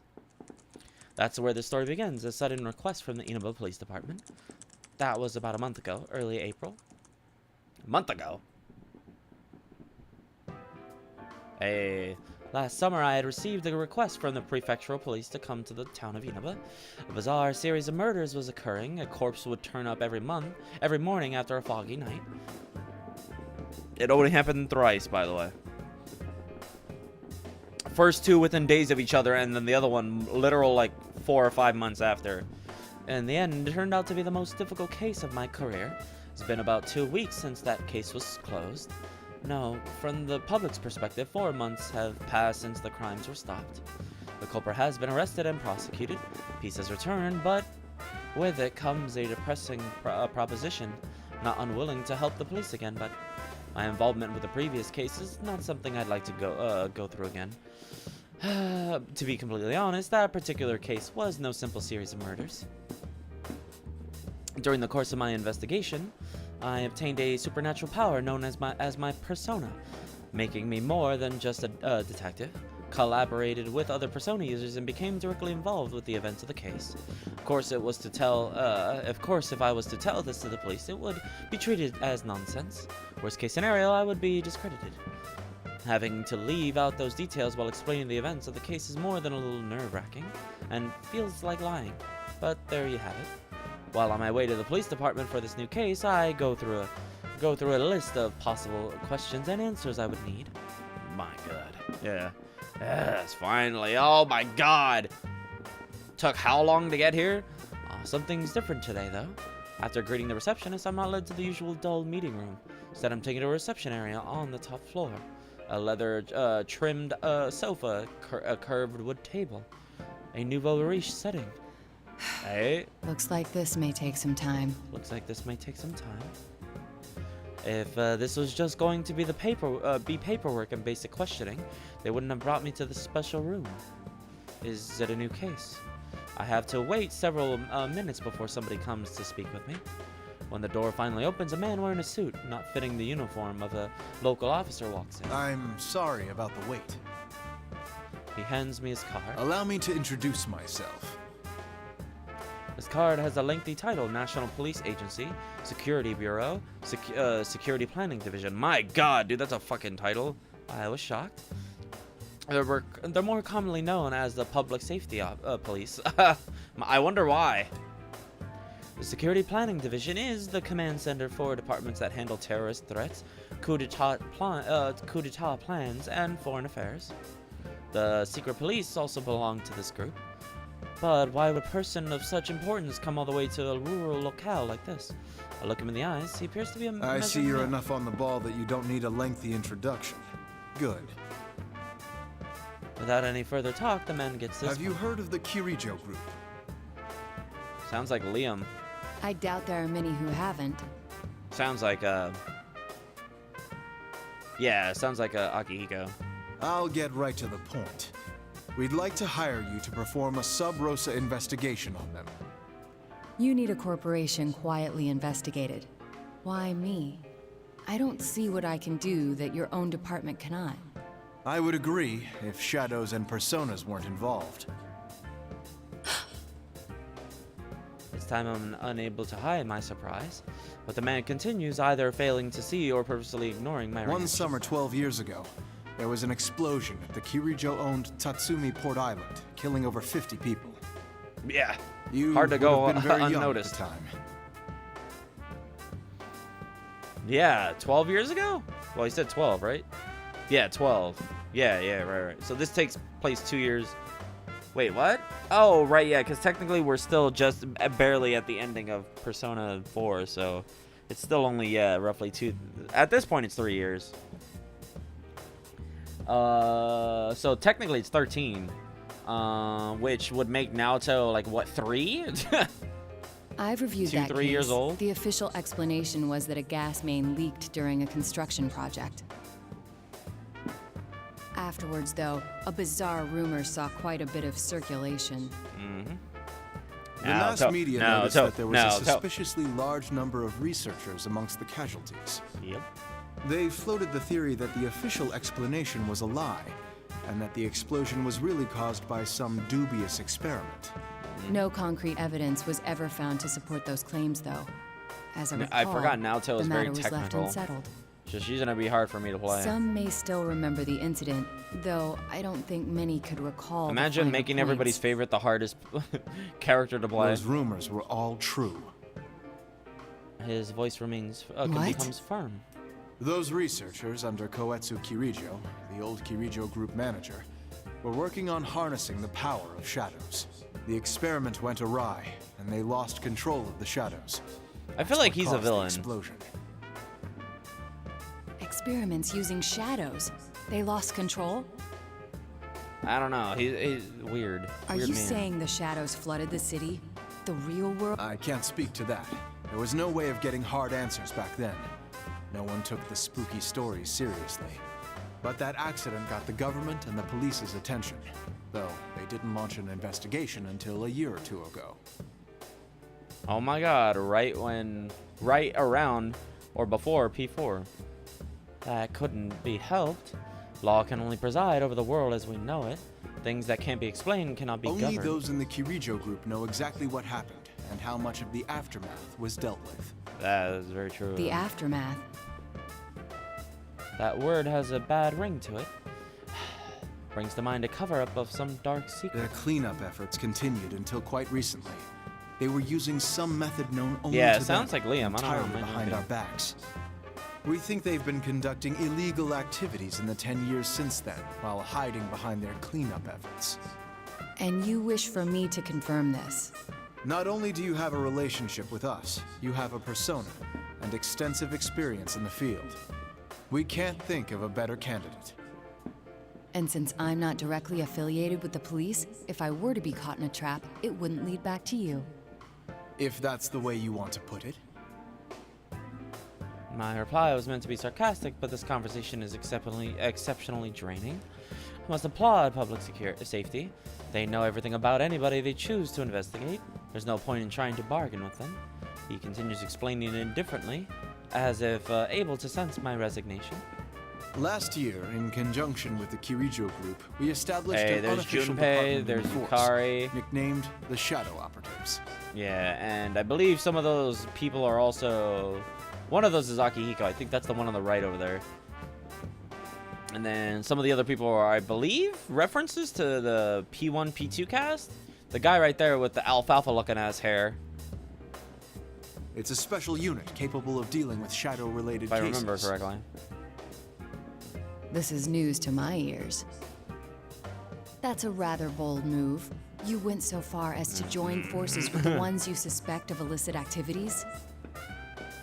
That's exactly why we did it. Meanwhile, We everybody, must how keep a dare leash on you them by not do P1, integrating them into P2? the Them system. never having played it, so they don't understand that those people are But the references police are far and or behind actual direct information-wise. characters from said Officially, games. you are higher on the chain of command. To be fair, it's but just a less so reference. in They're just practice. there. Not really elaborated on. Maybe that'll happen in the arena, Ultimax. We don't know. I try throwing out a theory as I begin to get a grasp of what's taking place. Man didn't so much as flinch, but it didn't give me much of an answer either. You'd need some leverage to keep your hold on them. Thus, this secret investigation. What exactly do you want me to do? I don't know, this guy. That will depend on your answer. So that's their game plan. I figured as much. So that's their an organization as big as the Kirijo Group is hiding the secret about the shadows. Now, should I take the job or not? As a person with persona abilities, I'm naturally interested in learning how much is known about the shadows, and this job could potentially give me leverage over the government in the future. While I'm in deep thought, the man continues as if he can read my mind. If you think we're hiring you to further our organization, you're mistaken. Can't help but look at the obvious change in his tone. Our sources say it's possible that they've been talking students from a Kirijo-owned school into doing their dirty work. Well, no. Oh, God, Yukari! You stupid bitch! They've been pleading ignorance while making ordinary kids clean up whatever messes they've left. All of the... Yukari, you stupid bitch. This is your fault. And that we don't forgive. Oh, We're supposed to be upholding the law. We can't overlook things like this. So this is Yukari's fault. They started getting investigated because she was bitching and whining that they were being forced to do this. Stupid idiot! You fucking moron! Yukari! Oh my god, she's not even in this game, and she's still fucking it up.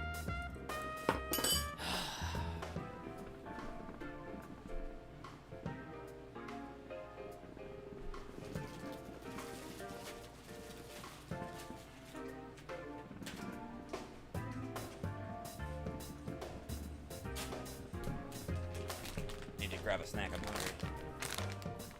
hungry. Ugh. Alright. Oh, I gotta buy my... I gotta buy my G Fuel. I forgot about that. That's what I need to do. See, look at me, fucking smart as a cookie. Surprisingly sincere. Staring right at him, unlike before, his eyes are strong and bold. Truly doesn't want anybody innocent to suffer.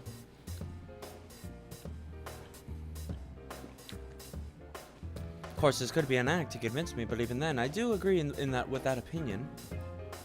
All that remains is to find out Kirijo's intentions. All right. In that case, I accept.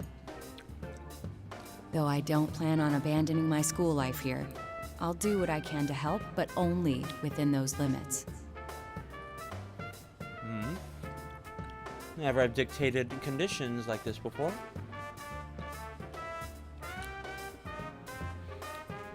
The reason I had come to this town and transferred to Yasakami High School was for my investigation.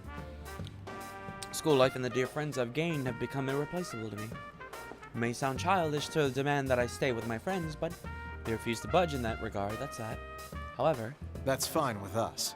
He accepts my condition, almost too easily, then immediately begins to explain the details of the At the end case. of this month, the Kirijo Group is airlifting some special cargo.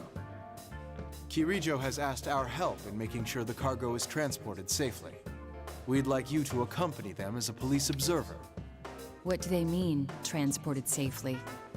A police escort, why. assurance of no public investigation if any unforeseen situation were to arise. Things like that.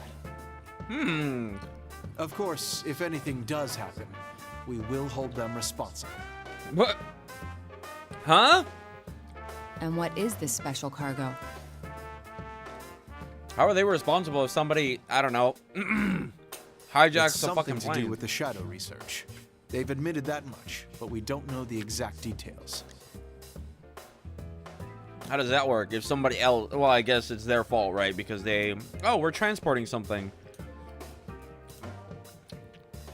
But what? So it's like Fast and Furious, right? Oh, we're stealing a bunch of TVs from these fucking trailer trucks, the semis, right?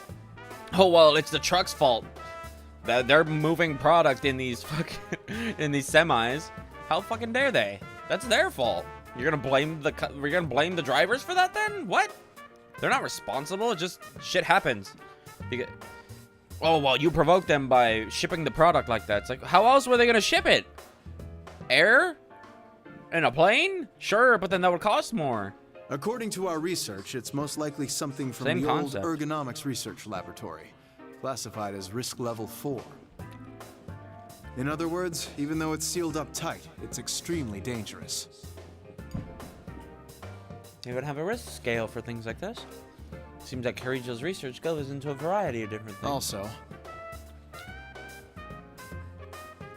as I'm thinking, the man slides a photograph to me. It's a beautiful young lady.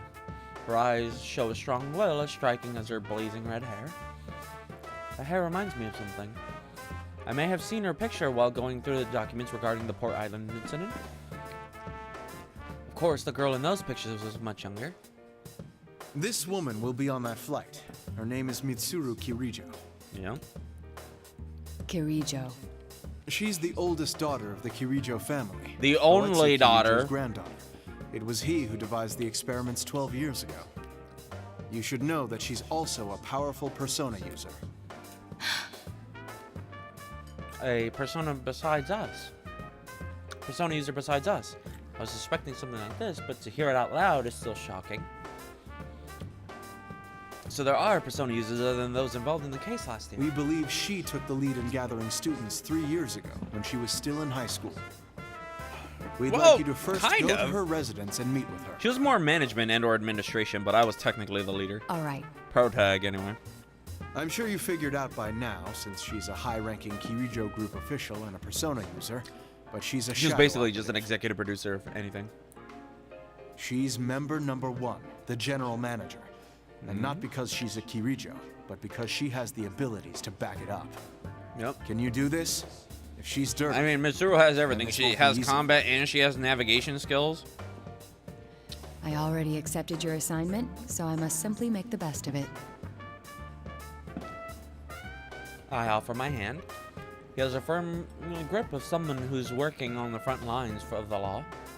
Whose word.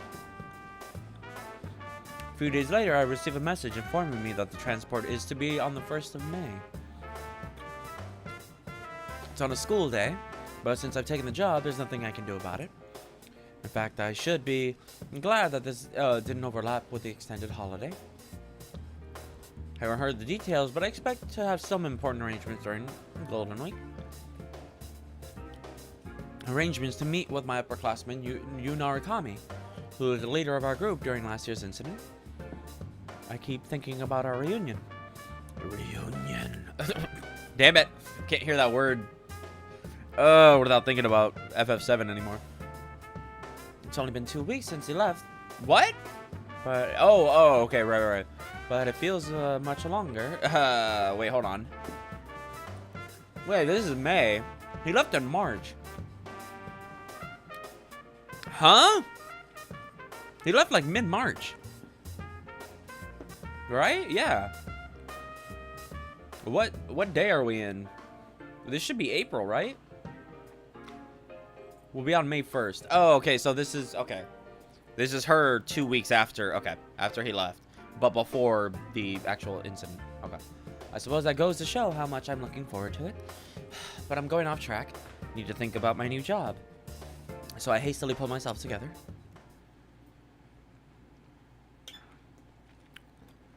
Oh my god! May 1st. Just fucking flip a bitch. Just skipped over a whole last month. 2 months, basically. Cargo is due to be transported from a laboratory near the Kirijo mansion. Make my way to the mansion to present myself and end up accompanying the security detail. The limousine is incredibly long. Apparently, it isn't all that rare for the upper class in other countries to ride in cars this large, but it's downright comical on the tiny roads of Japan. That was where I met Mitsuru Kirijo in person. Nice to meet you. My name is Naoto Shirogane. I'll be acting as an observer today. It's actually interesting because, for the most part, this limo actually looks similar to P4 limo, I've been Velvet told limo. about you. It's nice meeting you as well. I'm Mitsuru Kirijo. Beauty is enough to attract anyone's attention. So much less imposing than in the picture. I didn't expect the police's observer to be so young. Does that bother you? No. No. I didn't mean to downplay your abilities. Forgive me. Nice. Take a look at Kirijo-san's face. She's the only daughter of the founding family, but it's been 2 years since she renounced the practice of the Kirijo group being run by the family. In other words, she's simply the CEO's daughter now, not the heir to the company. Huh?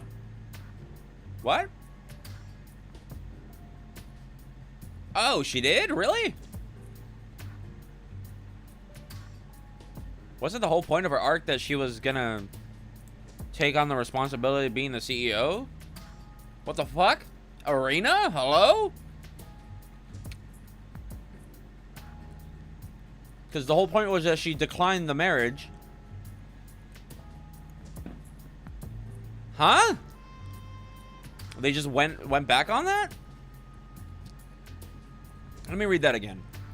She's the only daughter of the founding family, but it's been 2 years since she renounced the practice of the Kirijo group being run by the family. Huh?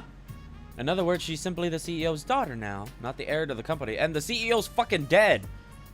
Huh? Yeah, what the fuck? What? He's dead. Or are they? No, they put it in the newspaper.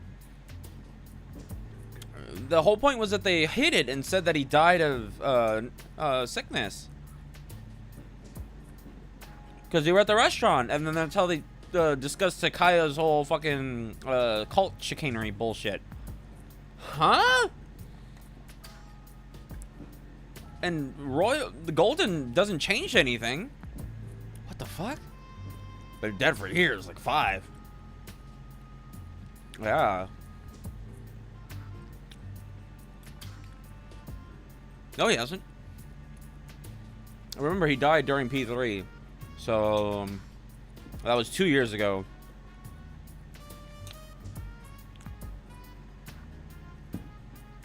What the fuck? 4? No.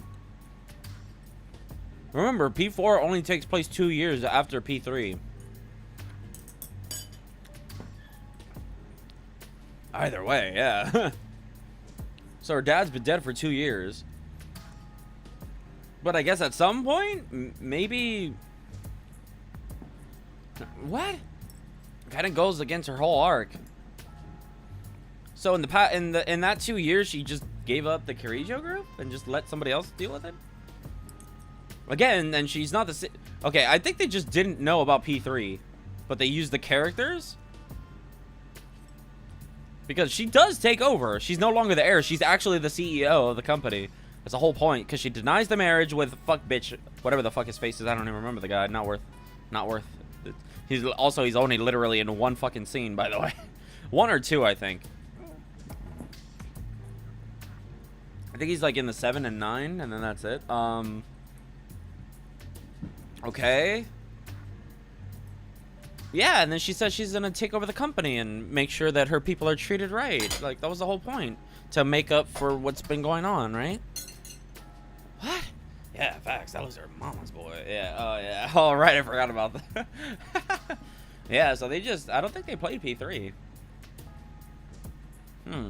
Getting people... She must have used the constant... she must be used to constant stress being a female leader at such a young age. Getting people to acknowledge her must have been a struggle. I don't need to mince my words in dealing with types like her. Decide to cut to the chase. Tell me, what are the contents of your cargo? Damn, oh my god, literally. I'm ashamed to have to admit this, but since the original researchers have passed away, we don't know what's in it either. We can't allow the worst case scenario for such an item to come to pass in the middle of a city. Do you? I'm sure you know. That's why we plan to transfer these items to a distant facility according to their indicated risk level. Okay, well, yeah, so just based on the risk level. A natural decision? Yeah, makes sense, definably. Her posture, her actions. If that was all an act, I must commend her for her ability to deal with the unexpected. Well, no. Mitsuru is very rarely ever lying to anybody. It's more she obscures the truth, if anything. But if she doesn't know, she'll just say, like, I don't fucking know. But personally, my impression is that she's a trustworthy person. Before leaving, I had a chance to see the Kirijo mansion. I have to... Oh my god, what, huh? We're in Yakushima? Wait, what?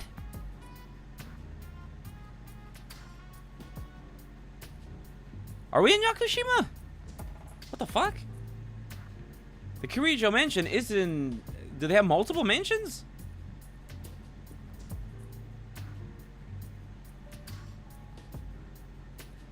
I'm confused. I'm very confused right now. Hold on. Hold on. May 1st, cargo is due to be transported from the laboratory. Okay, yeah, okay, so we are. Okay. Near the... Okay, cool. So we are in... Okay, we are in Yakushima. Okay. Okay, cool. I'm assuming, yeah. Wait, no. Isn't Labras in Kagoshima? Because Yakushima is where Labras was. I guess. And then isn't Labras from Kagoshima? Maybe they have... Yeah, maybe they... I swear it was Kagoshima, right? To be fair, it's been a while, so I might not remember that. Yeah, trustworthy person. Before leaving, I had a chance to see the Kirijo Mansion. I have to say, it's surprisingly simple. It is. Hey, remember the graphics? It was relatively simple, wasn't it? It felt as though it was prioritizing function and efficiency over meaningless luxury. Perhaps a reflection of her own personality. Okay. Well, to be fair, wait, okay, so now I'm actually confused. Is it the Kagoshima one or the Yakushima one? Because we've only seen Yakushima. At any rate, her intelligence and appearance are proof enough of her upbringing. And the Yakushima one was relatively, yeah, bare. Didn't look too flamboyant or exuberant. If she was hiding something, it would be hard to figure out. Then I'll stay near the cargo along with the police escort. I'll contact you immediately if anything happens. Okay, and now would be the time to specify, but they didn't even tell us where we were. But I'm assuming they know we've played P3, so I think they mean Kagoshima, but All right. Yakushima. If anything is unclear to you, feel free to ask me. But where Labras was kept was Kagoshima. Her eyes look straight at me, and I feel like she could see through anything. I hear our conversation shortly after and quietly wait for us to arrive. Hold on. Hold on. I swear to God. I swear to it. Alright. Alright, Teddy, I don't need you anymore. I don't need you. I think I did the same thing. Air quality index. Oh my God. So many fireworks. We are... Oh, wow. U.S. Air Quality Index. Very unhealthy, 207. Cool, thanks. Thank you. Thank you for that air. They're trying to make it like New York all of a sudden. My God. These motherfuckers want to be reminded of Mexico so much. They gotta put a filter on that shit.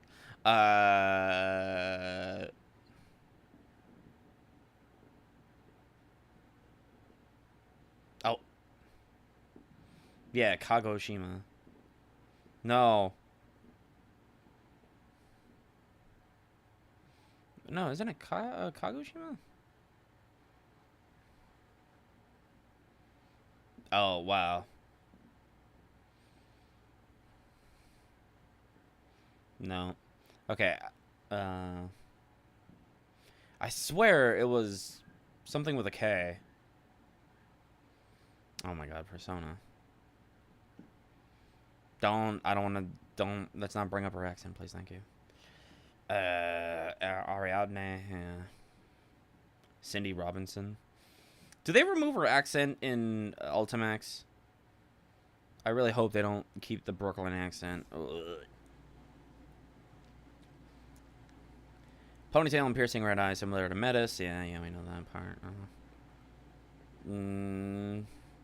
Kirijuru. No, she was at Yakushima. Okay, cool. Because I remember her being at a different location. But I guess it was just... Okay, Yakushima. Alright, lovely. Okay, so we are in... Okay, we are in Yakushima. And they are at the island. How are they gonna... take the limo? Are they gonna just transport it across the... Don't they take a plane? So then what, you just have a limo for the island itself? Okay, cool. Oh, no. Right. Isn't Kagoshima for strikers? Is that the other lab? Or is that... Or no. That's, Okinawa? So, whatever island it is in, Strikers. That's an entirely different place. Never mind. I'm being an idiot.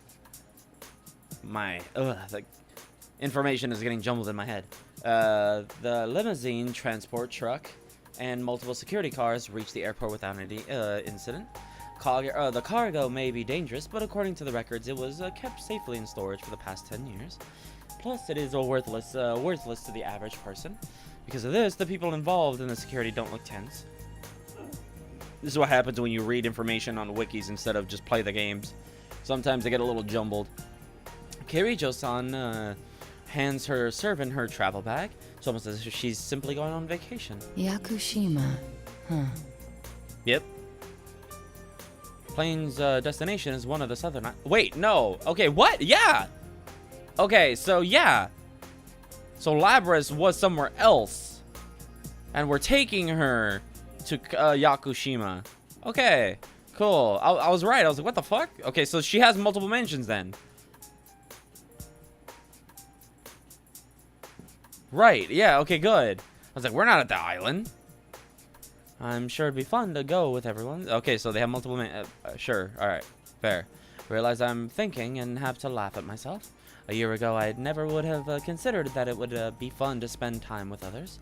But I can't help but think that way now. Soon they'll be moving the cargo out of the truck.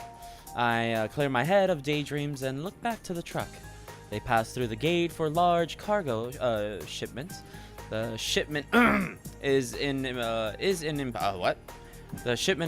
imposing metal cases, but along all the shipping containers, it doesn't attract much attention from the airport staff. Would it not? Look at that! It's not long before the final case is unloaded from the truck. It's obviously different from the rest. It's covered in what seems to be heavy industrial grade metal, about 1 meter wide and broad, and 2.5 meters tall. Seems like something very special is in there. I don't know, maybe the dimensions of a fucking human. Or, you know, humanoid. Or, I don't know, Labras. Special in there. But even if somebody was targeting this shipment, it would be impossible to steal that. Couldn't they just have an x-ray or something to figure out what was inside of it? I mean, they certainly have the technology to keep her in there and to create a fucking robot. Wouldn't they have the technology to be able to scan what's inside the fucking box? 4 men in suits slowly tip the case sideways to place it on the cart. Seeing it on its side reminds me of something. Looks like a coffin. Well, a coffin container. Potato, tomato. The moment I realize that a shiver runs down my spine. It does look big enough for a person to lie down in. Could there really be somebody inside? Could it be that this tight security is not to prevent theft, but to keep the cargo from escaping? Oh, no. How can I imagine things like this without any proof? Hey, it's called induction, Naoto. Good shit. It's not... A detective isn't just about deducing. It's about being inductive as well. I shake my head to clear it of these pointless thoughts. Am I just shaking because I heard this has something to do with shadows? Eventually, the check-in process is complete and the announcement to begin boarding echoes through the airport. I relax a little, relieved that nothing has happened up to this point.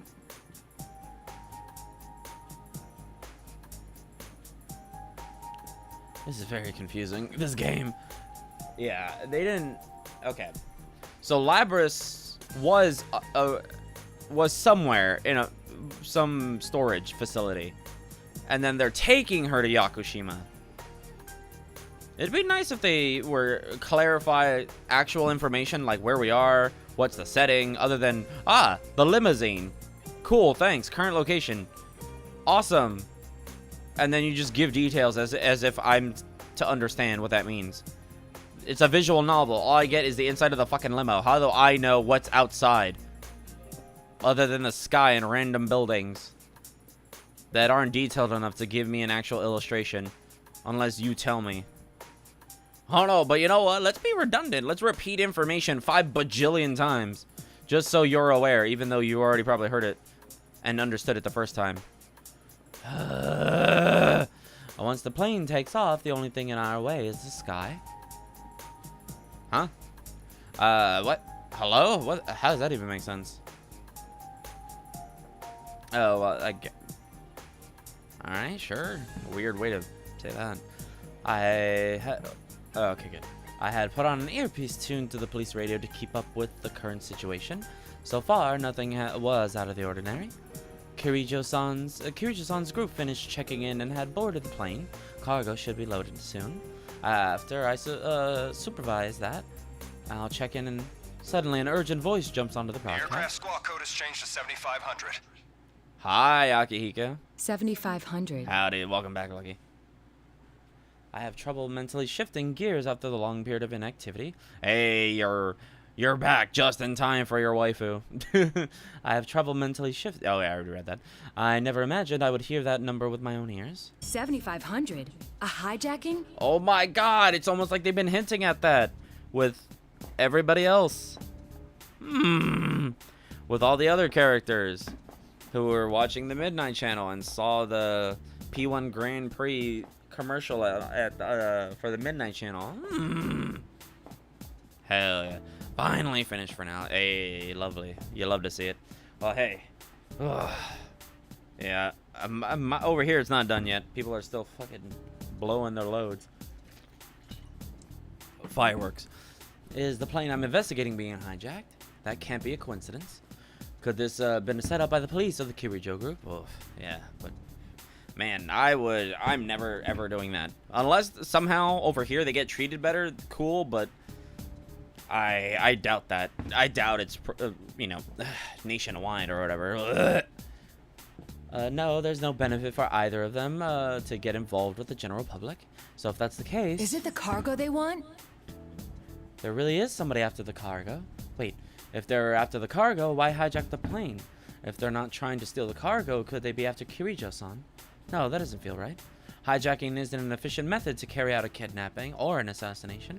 If they have the time and the resolve to pull this off, we would be far better off trying to take over the plane mid-flight. Can't figure out their objective. Why would they do something that attracts so much attention? This is a very peculiar time to attempt to take over the plane. Very peculiar indeed. Hijacking before departure forfeits the biggest benefit of hijacking. But at the same time, all normal airplane operations will come to a halt while everybody turns their focus on the plane in question. Tomorrow, gonna come back and clean. What? Come back and clean? Huh? What? Well, they became shit because of competition. Yeah, competition. Sure. Why not? Wow. Apparently. We're not making enough money, so we gotta take 80-something%. 85 bajillion %. What was I gonna do? Oh, Amazon. Yeah. Too many shit companies, yeah. But even though they're still, the best somehow, some way. Actually, you know what? I need that. Gimme.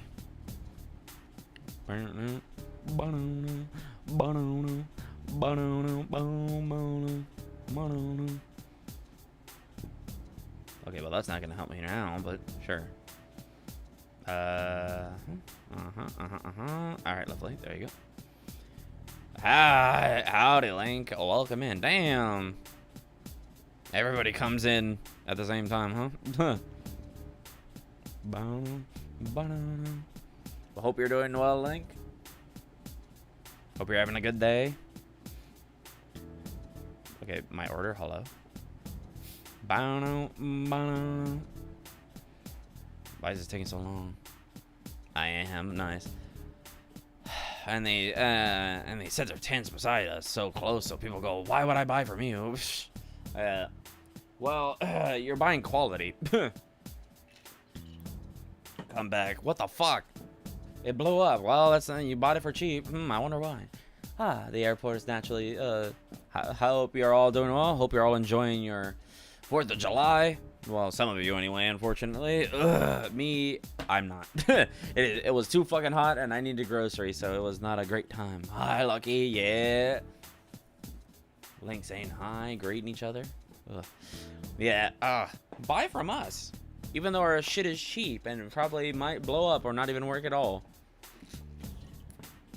But remember, no refunds. At least with TNT, you'll know that it's gonna actually work. But, bro, I'm poor, but I also want to celebrate. Hey, Linky. Hell yeah. Linky. The airport will naturally stop loading baggage onto the plane while this hijacking goes on. It's the perfect distraction. So they are after the cargo. If that was the case, the hijacking is only a decoy. Mm-hmm. But would they really risk their lives hijacking a plane over one piece of cargo? They already stole it. As I think I scanned the area from my viewpoint, up in the boarding area. See a van that had been parked near the cargo area suddenly peel off. A suspicious departure at this time. A bad feeling about this, but the cargo was just unloaded right in front of my eyes. I didn't see anyone steal it. Hold on. The 4 men in suits with the hand cart. I don't see them. I had lost track of them in the rush of activity after the hijack call. I grind my teeth and interrupt the radio call. This is 002, over. A suspicious vehicle is leaving the scene. 002. Stay in pursuit. It's a large vehicle, about 2 tons. License plate. Oh my god, 2 tons. What does a weight have to do with anything? Who cares? You just say it's a van. A big bitch van. I hear someone confirm with Roger, but there's shouting and confusion going on in the background. I'm unsure if my intentions had been understood. What? I run across the airport by myself. I need to grab a hold of these people's tail, even if only to get a few hairs. Okay. Okay. She's been... Alright, metaphoric. Of course, there's no way that I can catch a vehicle on foot, but I have a plan. Airport. I run down the escalator and bolt for the passenger pickup area at the arrivals lobby. Look around outside, and there it is, just as I thought. Suspicious vehicle was coming this way. Airport's road layout is a loop. After leaving the departure lobby, cars must take a turn and curve back around to the arrival lobby before being able to reach the surface streets. I hide in the crowd and wait for the van to get close, and as it passes by, I throw a small sticky lump. Luckily for me, it strikes and sticks low on the van's side. There's a compact transmitter in there. You'd have to be pretty close to pick up the signal, but it's better than nothing. I take my hat off and wipe my forehead. Pedestrians around me begin to stir. Everybody stops and stares at their smartphones. I didn't need to look. I knew. The first news of the hijacking is hitting the media. Man, it's been like a couple minutes. What the fuck? I put my hat back on and pull the brim low. I'll have to be careful not to let all the information flying about confuse me. Keep my guard up while I quickly walk back to the departure lobby. Inner bell bottoms. But people don't see that. They see price, not quality. Yeah, exactly. Definably. The idiocy. You know what's funny is that the JAN, Japanese Air Network, it kind of has the same. It has the same font as the Atlas logo. Not coloration or anything, but actually just the font. Another 45 minutes pass without any more clear information coming through. There's chaos on the radio and people are in a panic. But after an hour, the confusion suddenly stops and the shocking report comes in. All personnel on scene. The suspects have been apprehended. The hijacking is over. I repeat. They dealt with it so soon? Though some passengers were ill, there were no casualties. As far as I know, the hijackers didn't even make any demands. It's hard to think that the police could have negotiated with them. But on the other hand, there's no indication that the special assault team had stormed the plane. The group surrendered now that their decoy objective was complete. What's going on here? Yeah, this is a wild ass fucking arc. Until then, a radio call came in directly from Operator to 002, over. The hijacking has been dealt with, but the transfer must be canceled. The whereabouts of one piece of cargo cannot be confirmed. All indications are that it has been stolen. Yeah. Then that vehicle earlier. Are you still in pursuit? We're tracking it through the N system. Head to the guest room immediately so we can discuss our response. It looks like my call to report that suspicious van had not been a mistake. Understood. Oh, okay. Well, if I celebrating the 4th by playing video games, then yes. Hell yeah. Hey, I mean, I just mean, if you're having a good time, that's it. That's all that matters. Doesn't matter what you're doing. As long as you're having a good day. I mean, it just so happens to be the 4th, that's it. What's up, gang? Hey, Artie, hell yeah. Everybody be here. Not everybody, but you get them. You get it. You understand. Soon after, the involved parties were gathered in the conference room. Kirijo-san and the police are talking hurriedly. A good number of this quickly put what? A good number of this put together team. Quickly put together. Okay, that's a weird fucking okay. This quickly put together team was not aware of the confidential nature of this matter. I imagine things won't be proceeding so smoothly. At any rate, the van on the run can be tracked through the N system. Hijackers were handed over to the airport police, while those of us who knew the truth about the cargo were moved to one of her buildings. That was a very tidy operation. But nobody knew. I thought it would take at least half a day. Wait, nobody knows what's inside. Nobody knows what the fuck? To put it delicately, we had someone with special abilities handling this. Yeah. And again, though we prevented any harm from coming to the hostages, we lost the cargo. Nothing for it, I suppose. Who would have expected an entire hijacking to cover up the theft of some cargo? Oh my god, it's so nice. I must apologize to you as well. I was the closest at hand when it happened. I know. No, you did more than enough. Alright, good. It's thanks to your sharp eyes that we're able to track the suspicious vehicle now. To be fair, yeah.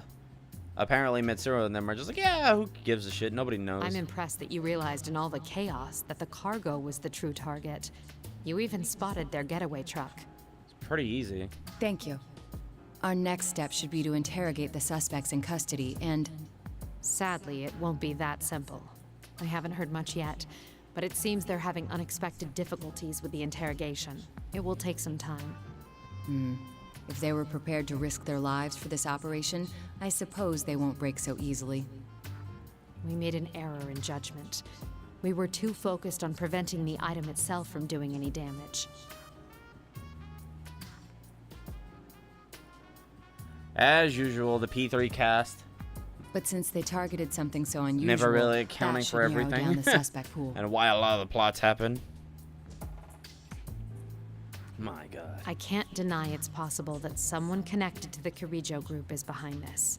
I mean... Thank you for your assistance. Somebody had to have known, Shinobubi. right? I'm sorry to have involved you in this mess, but the professionals will take it from here. Professionals? In other words, she plans to investigate this herself as a shadow operative. Does that mean my work here is done? I'm afraid so. We do value your cooperation. Nice. This is a bit of a pickle. The Kirijo group and the police want to keep this under wraps. That is, they cannot open a public investigation. Top of that, the shadow operatives are technically an organization working for the police. So there's no room for freelancers here, which means there's no need for me to be involved in the investigation any further. Insisting to stay on this case would only draw attention. With no other choice, I decided to take my leave.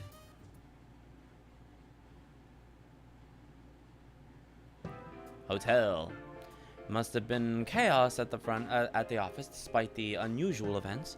The man who hired me has not yet gotten in touch.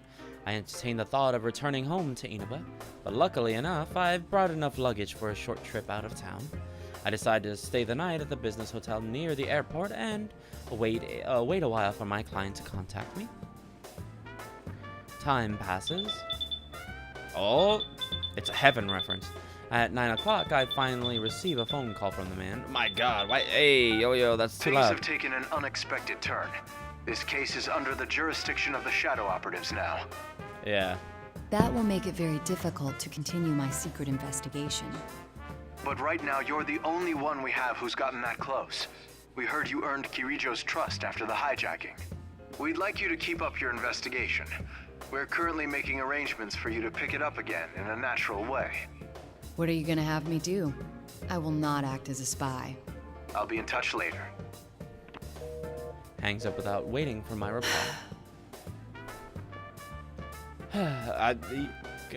You just sighed audibly. Oh, Tepai Kobayashi or whatever the fuck your last name is, bro. Oh my god, I'm glad this is the last time they keep you on as a writer. Oh, you're much better as a scenario writer, not as a writer. My god. Thank you, because I guess some people would skip that, I suppose.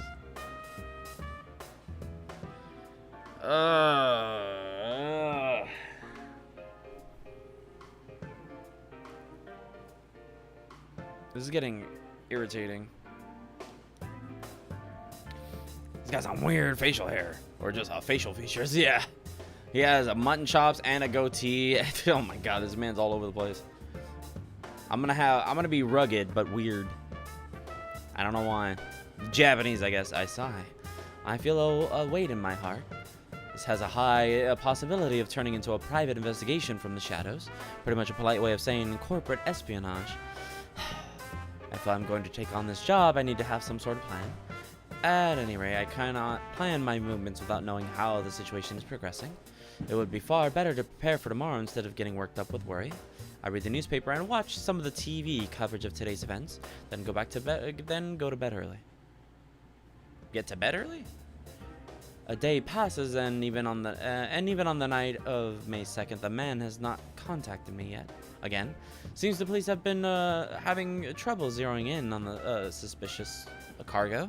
Cargo? Wait, hold on. Vehicle. Considering the skill with which the crime was pulled off, I wouldn't be surprised if that van had been dumped somewhere and the cargo loaded onto another vehicle. Going through all the possibilities is just a way to kill time. I mean, it really doesn't matter. You can be inductive all you want. None of it's really gonna make a difference. Just so you know. Just so I know. Just in case I'm fucking deaf and I didn't... Just in case someone deaf playing this game while they're reading this visual novel of a game.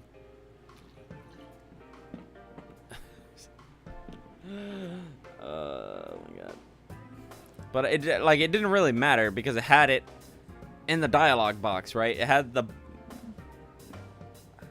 text with the asterisk around the sigh, and she audibly did it, and then it gave us the text on screen. But it's the only thing I can do. But if it's the only thing I had to do, nothing happened until the sky began to darken as the sun went down. My phone finally rang. Surprisingly, the name on the screen brought a smile to my face. It's Chie-chan! Let's go. Yes, Shirogane speaking. Chie. Hi, Naka-kun? Oh, I'm not interrupting your work, am I? No, it's quite alright. I'm sorry to call so late. I wanted to at least give it one more shot about tomorrow. That's right. So much has been happening that I completely forgot the school holidays start tomorrow. And of course, we're supposed to have our reunion with you, Senpai, when he visits from the city tomorrow. I was supposed to be able to meet with them. I didn't imagine that I'd be stuck here for 3 days, thanks to the attempted hijack at the airport. Since I've undertaken the job, I have obligations that I cannot just abandon. I'm starting to actually feel some anger toward whoever the culprits are. I'm sorry, but it seems I still won't be able to make it. I'm actually not in Inaba at the moment, to be honest. Ruining my hangout with my homies and my boyfriend and getting some dick. How fucking dare you? Oh, yeah, you mentioned that. Oh my god. Then I guess you can't check even if it rains. Even if it rains? Oh, nothing. Just talking to myself. Oh, what was that? It's okay now, Takun. I know there are people who'd be in trouble without you. You need to stay there and help them out. For a detective, Naoto, you really skimmed over that one, didn't you? Yes. Well... Help them out, huh? It irritates me to know that what I'm going to do is pretty much spy work. It really is a shame. Meanwhile, Give my regards to Senpai and the others, won't you?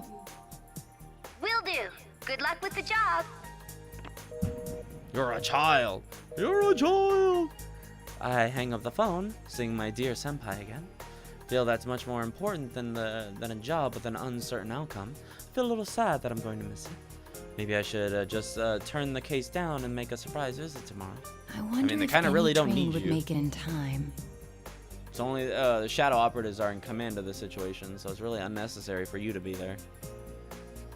And the police is like, well, we still want you to spy on them. And you're a Persona user, so we gotta find a way to get you back in there. Yeah. But it seems like the case is not about to let me leave. After my talk with Chie-san, I began to prepare for bed. And that's when the public safety official called me again. Bruh. Not even small. It seems we may be back on for the secret investigation. Mitsuru Kirijo just requested our cooperation. Yeah. Yeah, look at them sideburns and a fucking 5 o'clock goatee. What is that?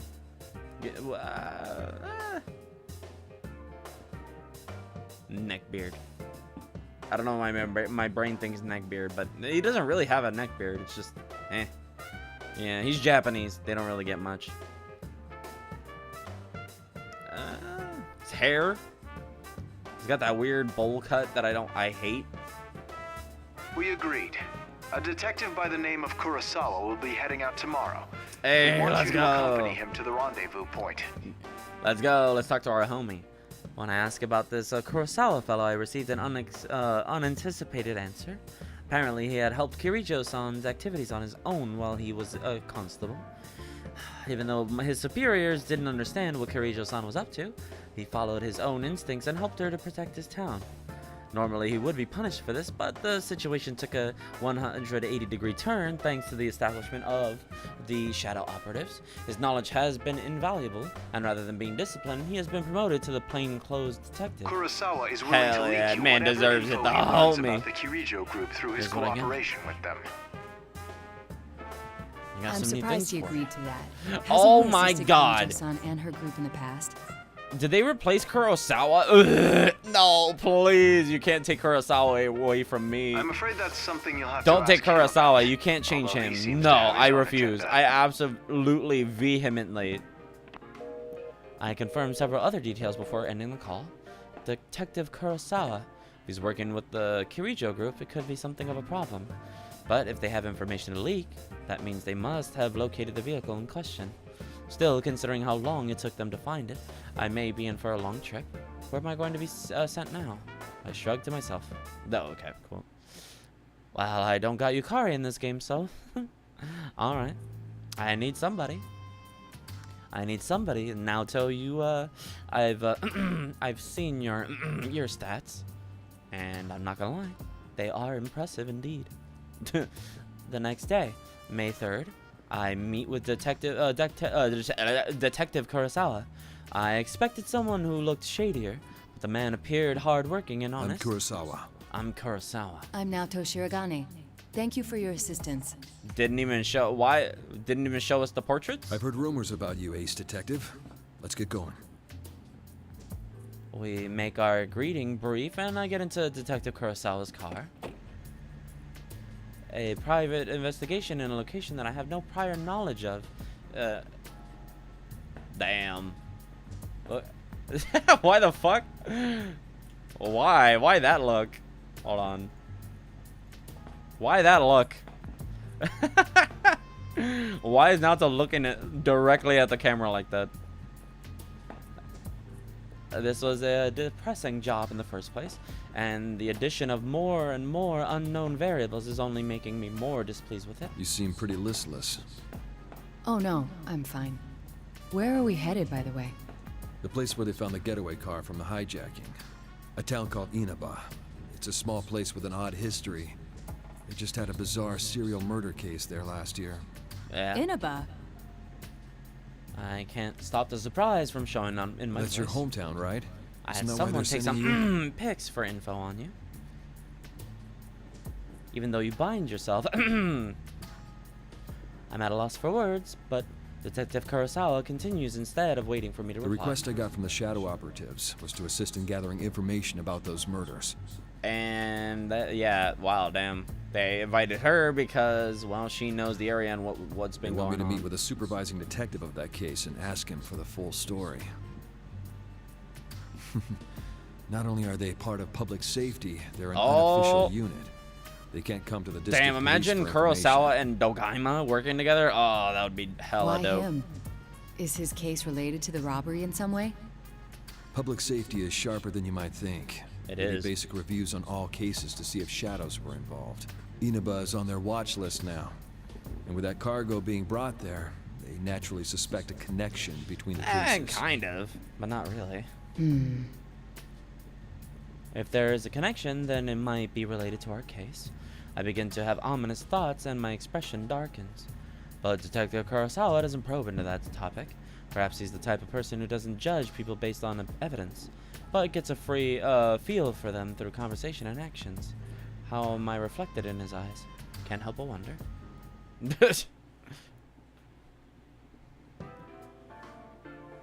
Naoto, I haven't even been with my senpai. Don't worry about that. I am your senpai now. I'm your senpai now. Detective Kurosawa goes inside the Inaba police station while I wait in the car near the junkyard. Why is the... what? Huh? Why is the police station right next to the junkyard? What the fuck? Damn. All right, Inaba. I see what you're doing. Damn. Such disrespect for the police. The familiar sights of Inaba seem strange somehow. The detective in charge of this case must be none other than Dojima-san. Detective Ryotaro Dojima. Of course I am familiar with him. And not just through our profession. Dojima-san acted as Yu Senpai's guardian while he stayed... Okay, thank you. We don't need to do this. I feel like I'm betraying him as well and can't stop myself from sighing again. Soon enough, Detective Kurosawa steps out of the station. I thought he was coming back.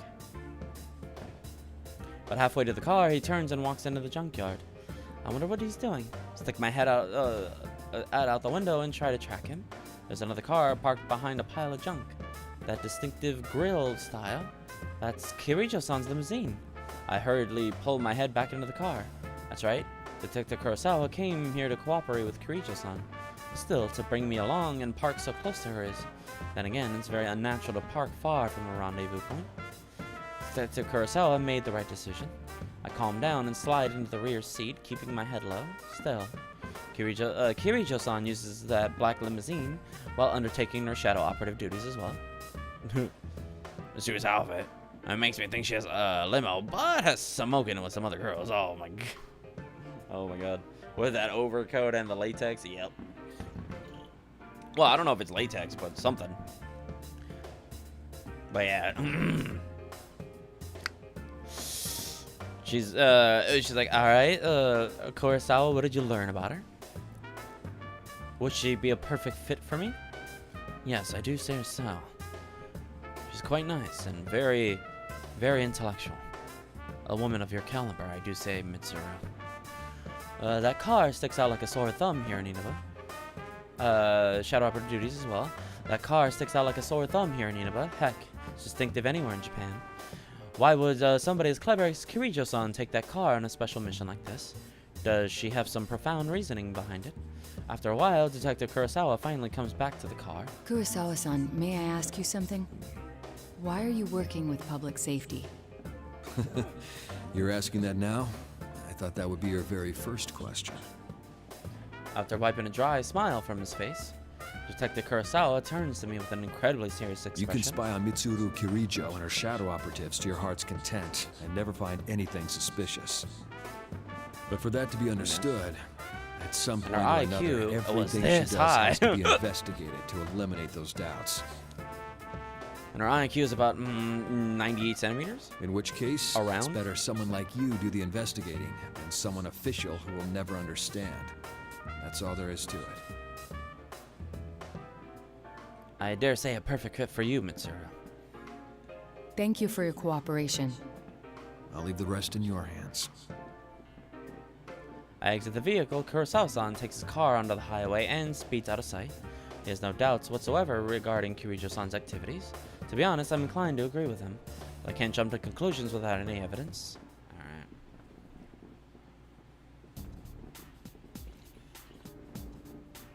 Naoto, oh. Naoto getting pulled in the limousine.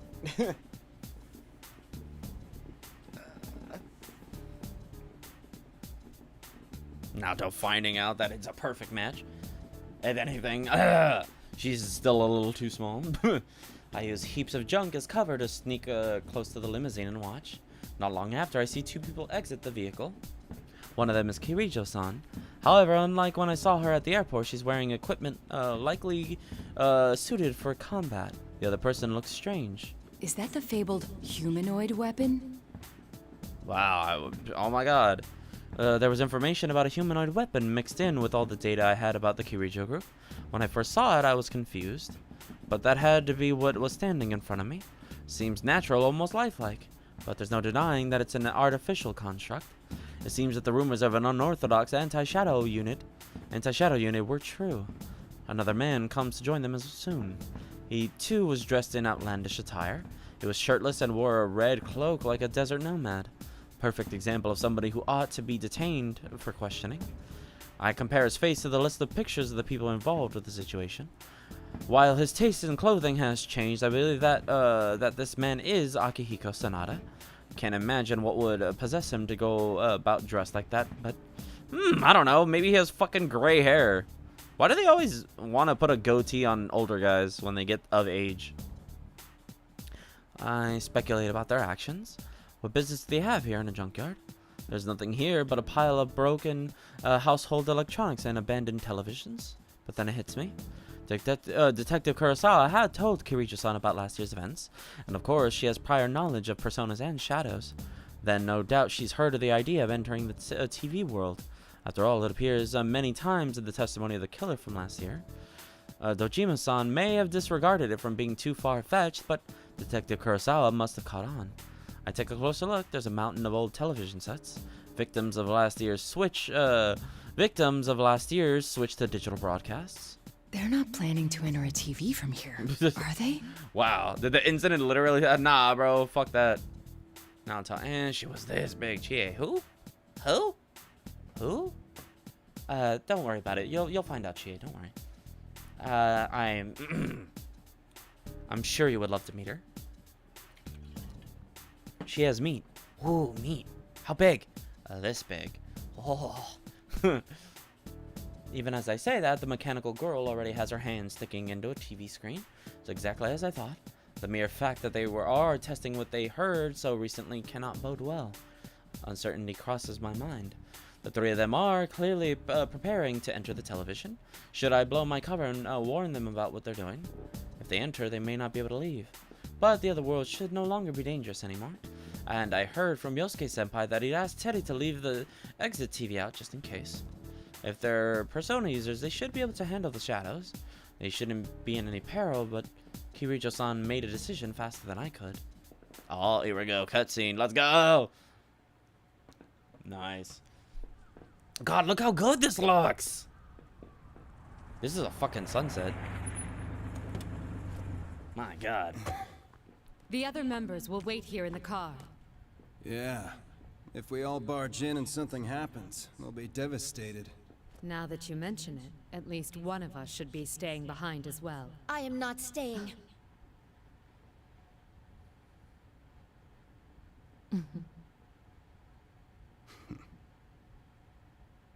Us three will be plenty. We'll end this in a flash. No problem. The same as always. Although... That's not a cape, no that's a idea poncho. What might be Bear waiting poncho. for us on the other side. Don't get careless. Right. This situation, it brings back memories. This situation, it brings back memories. Ugh. Ready! Yeah, alright. It's gotta be them. Come on, man. Yeah, right. It's gotta be them. It's just not the same. They can't do this to me. Look at how good that looks! Oh my God! Why? Why did they go so hard on the animation? Look at this! Why enter the TV? What's going on? And yet P5 can't look this good anime-wise. To be fair, it wasn't the... I stand there blankly. Is the stolen cargo inside the TV? My God, yeah. Should I chase after them? If I turn back here, we may never be able to find the three of them again. And if that happens, the truth about the case will be lost forever. If her property was placed into the TV world, it seems that whoever stole it knows the truth about last year's events. And if that's the case, then I can't ignore this, no matter what my assigned task is. Plus... Well, if they're determined to enter the TV despite not knowing the risks, I gotta try it out. I can hardly allow cowardice to prevent me from It's just following. fucking Ryuji again. Discount Ryuji. No more da-da-da-da! Junpei has leveled up! Oh my God, we're not gonna hear that anymore. Yo, Yucatan! My mind was made up. I stand up, look around, then step inside the same television they used. Bruh. And you know what's even funnier? Is that Vic Mignogna was like, yo, congratulations. Still ever the nice guy, even though they've already ostracized him and literally ripped him out of voice acting, pretty much. It's been a while since I felt this falling sensation, but this time the sensation seems to continue longer than it did when I would enter a TV as part of the investigation team.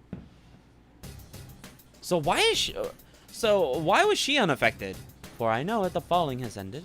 I take cover behind a pillar and look around for the 3 shadow operatives. Did I lose them? We all entered from the same television, so we should have entered in the same place. Not really. It doesn't really work that way, though, this time around. I relax a little and take a look around. When I stand up, I notice, but it's difficult to believe. Take a good look, hard look. This is a school. No fucking shit, Sherlock. And not only that, but... Yasogami High School? What's going on?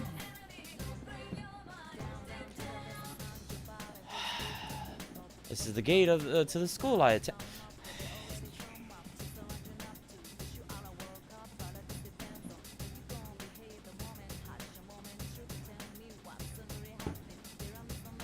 If you've never played the original Persona game, you need this information. Even though the previous lines already stated that this was Yasogami High. Just so you know. Yeah, just so you know. Just in case you weren't aware. Or just in case you didn't play any other 5 bajillion people that came before her and you can't even play her until you play a bunch of other people. Oh my fuck. Because I think you don't get Naoto until after Yosuke or something? Or after Chie, I believe? One of them. So you still have to play through like 3 characters before you can even get Naoto. So you've already been told this like 4 or 5 other times. Minimum 4. That Yasogami High is the school they go to and the school they attend together. And also, even in just the prologue before they actually enter the TV. Because they talk about Golden Week. They talk about how school's ending and they're all going to hang out and have some fun. This is the gates of school I attend. Familiar school. A building is inside, but there's something unfamiliar out in front. There's a stack of strange monitors. They're all displaying the word P1 Grand Prix. Where? What the fuck? Where are the monitors at? They're nowhere in this photo. Wait, is it right there in front of the building over there? Or behind the gate? No. Well, there's the lawn, yeah, but I don't think those are televisions, are they? Maybe? Some of them look like TVs. I can't tell. They're invisible, don't worry about it. Either that or they're on the other side of the fucking... Oh my god. They're behind us, I guess. This place looks like the real world, but there's something warped about it. Feels like the world is dangerous again. Like it was while we were investigating the incident. This world has returned to the way it was before. While I'm thinking this, students come walking out of the building. They gather together and soon the area is filled with people. Impossible. How could there be this many people in the TV world? Oh my god. Suddenly the students surround me and start cheering. Naoto, please. I see an all too familiar burst of static play across the monitors. Oh, it's just the rivals. They are. Wait, hold on. What? Yet powerful foes. It was sunset when they went in. How long were they falling? A new legend is about to start. Because it's at midnight. In hell, hell.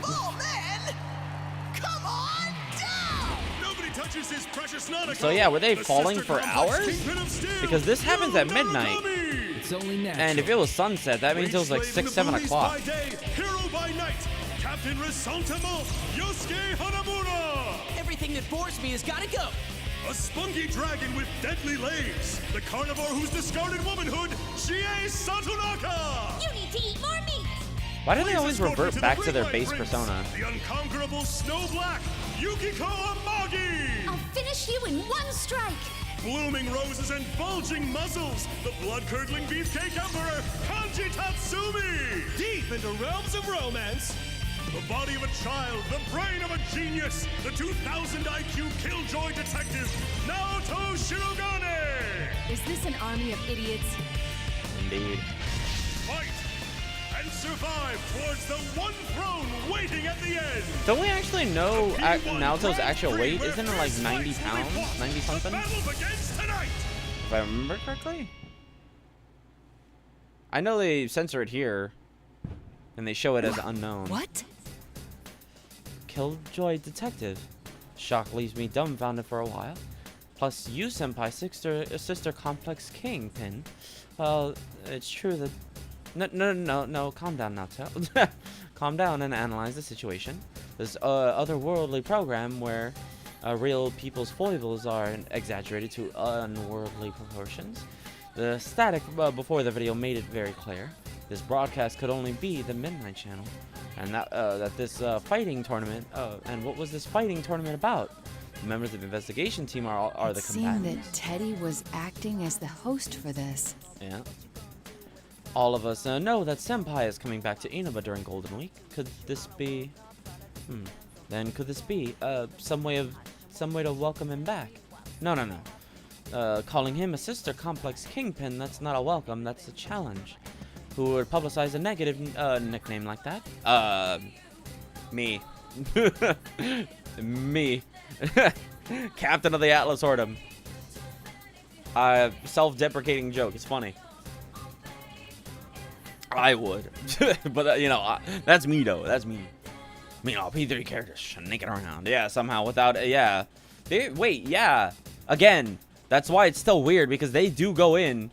But then somehow they're absent from the... I guess to hide the fact that they're part of the game. Even though that doesn't make sense. I honestly don't know. Game is weird. Besides, whatever the reason, I can't imagine that somebody would seriously want us to all fight each other. What is going on? Does it mean that the rest of them are in the TV world as well? Without warning, the sound of microphone feedback pierces my ears. Hello, boys and girls of Yasogami. Sorry for the wait. Yeah, she's like roughly 90. That voice. That's Rise-san. Roughly 90? No, I don't think she's like 120, no. Students go wild. On the monitor. Oh, wait, is she? Like, is that actually 90? I was like, 95. But, like, even that's still low for her age and height. But apparently all of it went to her titties. Somehow. On the monitors, Teddy appears to be wearing some sort of costume. I'm proud to announce the commencement of our very own P1 Grand Prix! I swear to God, Teddy, I will beat the shit out of you. Looks like Rise-san and Teddy are the ones running this. Do they really plan on holding this P1 Grand Prix? And now the moment you've all been Is that her waiting actual for, canon the weight? challenger in our first battle. I'm assuming she gains a little more. Because in Golden, yeah, we see she gets a little thicker and a little taller, I think. If that promotional video is correct, then are the members of the investigation team going to show up? Just as I lean forward to see what's going on, a spotlight shines directly in my face, blinding me. Naoto Shirogane! What? Sounds like they cut that line off. The students around me raise their fists to the air and shout, "This is a pickle." Seems that I won't be able to chase Kirijo-san down at this rate. First, yeah, which is weird. Why don't they account for them? Just happens, I guess. At this rate, first the plane hijacking and now another unforeseen interruption. Come on down now, Chan! Teddy, what is the meaning of this? So, it's still Didn't you weird, watch the yeah. intro video? It's a I'm assuming the one they tournament. wanted to hide the fact that P3 characters were in this I game. gathered as much, but I was asking why you would do such a thing. Pitting friend against friend in battle is going too far for a joke. It's not a joke, though. I'm giving this 100%, just like I always do. But are you? Now get out there now, Chan. Show me everything you've got. You're not making any sense. Besides, There's... Oh, I forgot about this. I remember this now. While I'm speaking, I see the area in front of me twist. I close my eyes at once. when I open them, I see that only certain things... Oh my god, the VA totally, yeah. Whoa. Open them, I see that only certain things around me have been warped by whatever that was. The screen on the monitors, the students around me. I blink and rub my eyes, but I soon realize that my eyes aren't playing tricks on me. Are these students an illusion someone is creating? Bruh. What?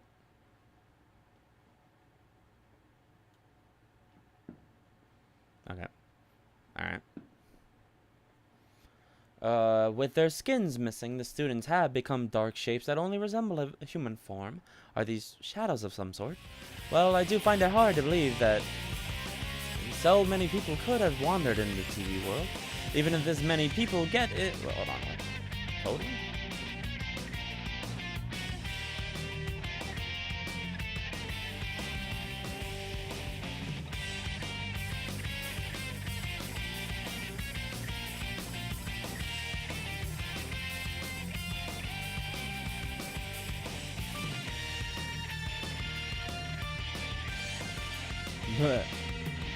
Oh, okay. Right. I'm giving this 100%.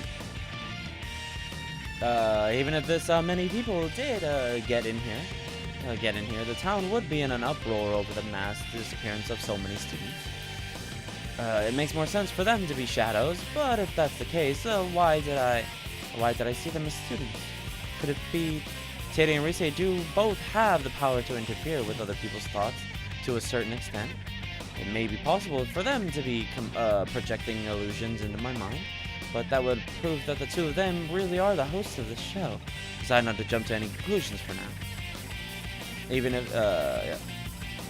even if the two of them are behind this, why would they hold a tournament and deceive me with illusions? Won't be able to figure out anything until I determine what their objective is.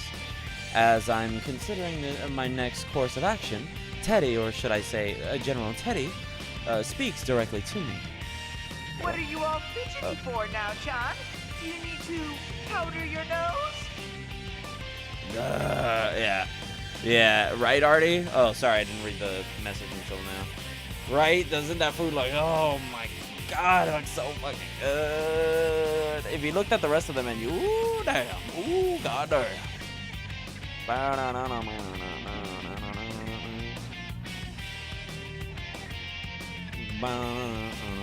Oh, it's making me hungry. But I did buy the things I needed, which is basically a whisk, a pizza roller, and some fly swatters. I'm tired of clapping bitches up. Not that I don't mind. You know, I'm not Mr. Miyagi out here using fucking chopsticks. Plus, all that's fucking gross. Remember Balls of Fury when he would do that, and then he would just keep eating. And then that one scene where he shoves the chopsticks up the guy's nose, and then he still eats afterward anyway. I was like, ugh. Oh man, Balls of Fury is such a good movie. No.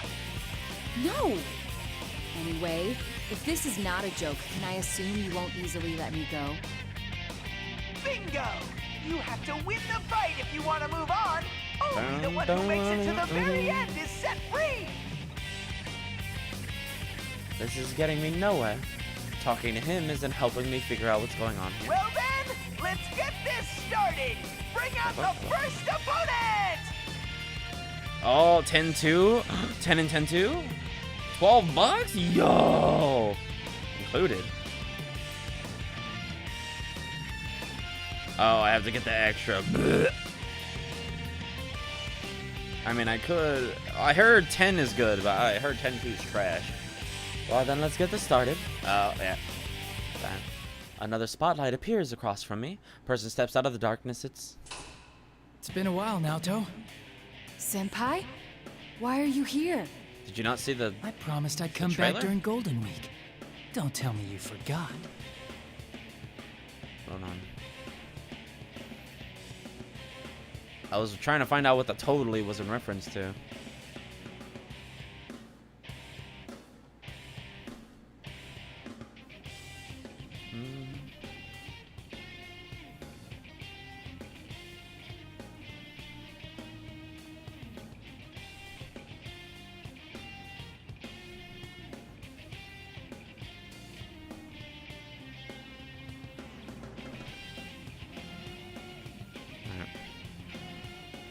No, of course I remembered.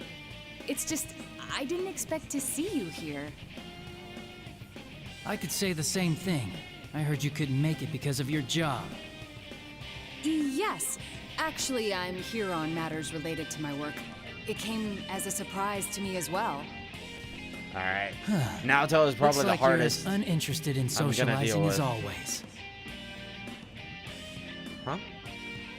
What did he just say? Everyone says that though they think of you as a friend, they never get the same vibe from you. That's not true. I just happen to be busy with a case. But really, now's not... Work, work, work. I guess work's all you care about in the end. Even now. I'd say you're more concerned with your work than us.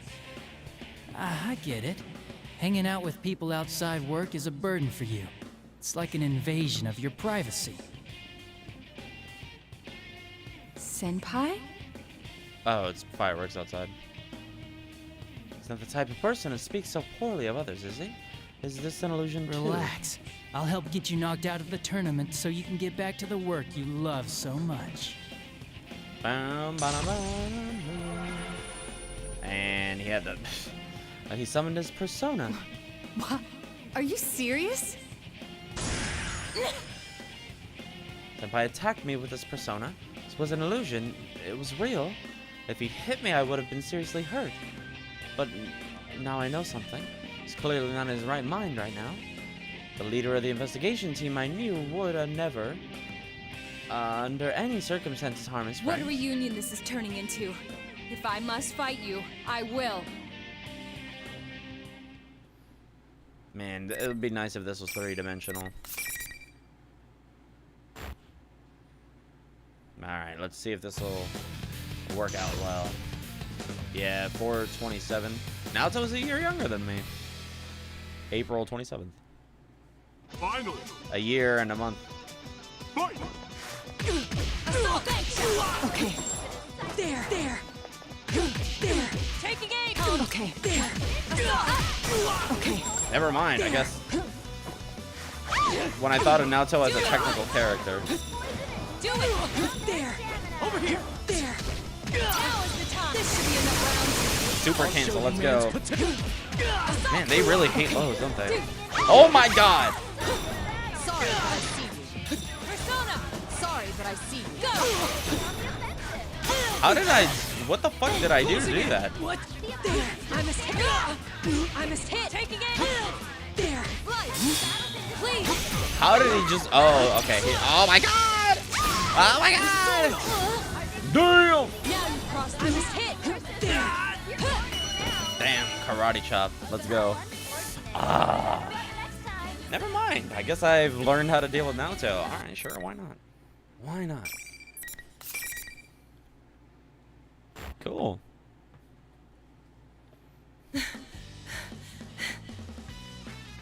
My shoulders heavy. My shoulders heave as I gasp for air. I managed to win, but Senpai was as strong as ever. Naoto, are you okay? Hey. Yes. Senpai stands up and offers me his hand as I sit on the ground. Despite the fact that he was hurt worse than I was, the look in his eyes shows that he is seriously worried about me. He's a completely different person than the person I saw before the battle. Yes, this is the person I know. Thank goodness. Huh? Huh? I mean, are you all right too, Senpai? I'm sorry for hurting you, even though the circumstances demanded it. Oh, everything's fine here. You're back to the usual Naoto, I see. The usual? What's that supposed to mean? I wonder about the use of his word, usual, but there are more important matters at hand. Can you tell me what's going on here? Senpai tells me about what had happened at Inaba while I was gone. I'm at a loss for words. The Midnight Channel started to air again. The video that I saw was a promotional video for something called the P1 Grand Prix. Apparently it had been shown a few times before I just saw it. Wait, that video, it was shown all over town. No, now's not the time to let that sort of thing discourage me. According to you, Senpai, not only did the Midnight Channel make a comeback, but several of us, Kanji-kun, Teddy, and Rise-san, have gone missing. Senpai and the others enter the TV at Junes to investigate this. I was shocked to see it looking completely different than before. Yeah, and I guess time dilation somehow. Indeed. But it seems, at least in part, to be an illusion. Really? In fact, the students gathered to watch our battle were not real. Hold on, let me...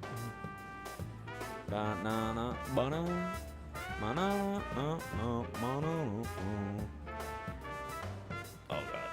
How long has it been? 4 hours? Alright. Oh yeah. They did Surprised seem I'm like not shadows. obliterated Different and tired. somehow. I didn't get the sense that they were hostile though. I thought that Rise-san and Teddy might have been illusions too, but both have gone missing. And given their persona abilities... I cut myself off. Senpai shakes his head in response. It's possible that that really was them. But we should have faith. If our enemy can use illusions, they might be victims as well. You're right. I can at least have more faith in my friends than that. You is smarter in Naoto's arc than he actually is in his own. I raise my head to look at Senpai who's watching me. Our eyes meet and I hurriedly look away. Speaking of which, why are you here, Naoto? Hey, again. That's... There's the question. Yeah, well, it's only natural. But I'm here on business, not anything personal. Cannot disclose the details of my investigation. Not only are there rules, but if I spoke up, I would end up getting him involved. I have to avoid that at all costs. Which, again, is also interesting because, again, who do we not see in Protag's arc? Naoto. I have to, so as I'm deciding what to say. Hey, you know, forget I asked. I'm just happy to see you again. Me too. Oh, I'm sorry. What's the matter now? I mean, well, about me being unsociable. Please understand that it's not because my work is more important than my friends. Huh? I've never thought that about you at all. I don't think any of us have. Senpai. Alrighty, time to break up your little chat. Teddy? Now John wins! Very impressive beating up the almighty sensei. But now it's time for you to go on. Your next opponent's already waiting. When his speech is over, the monitor shuts off. Next opponent, huh? I'd rather not continue this charade, but I have to push forward in order to get a hold of the situation. Well then, we should get going. Yu Senpai nods reassuringly. I feel a sense of relief welling up within me. Can't let my guard down, but knowing the Senpai is with me to help me face whatever lies ahead, I know I have nothing to fear. Or so I thought. Senpai's walking next to me when he suddenly stops. What the? An invisible wall? No. Ching! And how come you no can sound pass effect? through? A wall. There's nothing there. I waved my hand through the space where Senpai said he couldn't pass through, but I don't feel anything. But Senpai doesn't look like he's faking it. The monitor turns on again. Teddy's face still fills the screen. Huh? Did I forget to tell you? Only the winner can move on to the next fight. No one's getting out of this school until a champion's been crowned. I'm excited to make my pizza. Only the one It's gonna who be fights fun. to the very end. If I had garlic, oh my god. I could mix it with the butter. So neither So instead of opponent using can cheese, I leave could the use area garlic. unless they fight Garlic each butter. other. Ugh. I could just use normal butter though. You go on ahead, Naoto. I'll try and find a way to catch up. Very well. Be careful, Senpai. I will. See you later. Hesitant to leave Senpai behind, but it can't be helped. I'd like to try to destroy the wall, but there's nothing I can do if I can't touch it. With Senpai smiling at me, I decide to go on ahead. It looks like no matter how many people I fight, I'll have to progress by myself. Game. After some time walking, I run smack into something, even though there's nothing there. I didn't really understand what was going on at first, but I soon come to realize something. So this is one of those invisible walls Senpai was talking about. Seems that some of them won't allow anybody to pass, no matter who wins the fight. It's completely transparent. The only way to know it's there is to feel its glass-like smoothness. I have no choice but to take a detour. That'd be cool if, like, if you looked at it at a certain angle, you can see the shimmering, and they're like, "Oh, okay, cool. I know that's a wall, right?" That'd be cool. Instead of, "Oh yeah, I just gotta run smack into it constantly." But time after time, these walls keep getting in my way. I'm not choosing my path, I'm being herded. So I suppose I'm following some plan laid out by whoever set this up. After I opened the door to the gym, I saw a space cleared away for that. As I expect, General Teddy appears on the monitor. You're so slow now, Chan. Your second opponent's been waiting for you. I've said it before, but I don't intend to fight my friends. Alrighty, let's do this. Bring out the next opponent.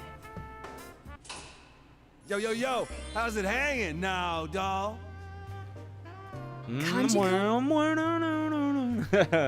Oh, damn.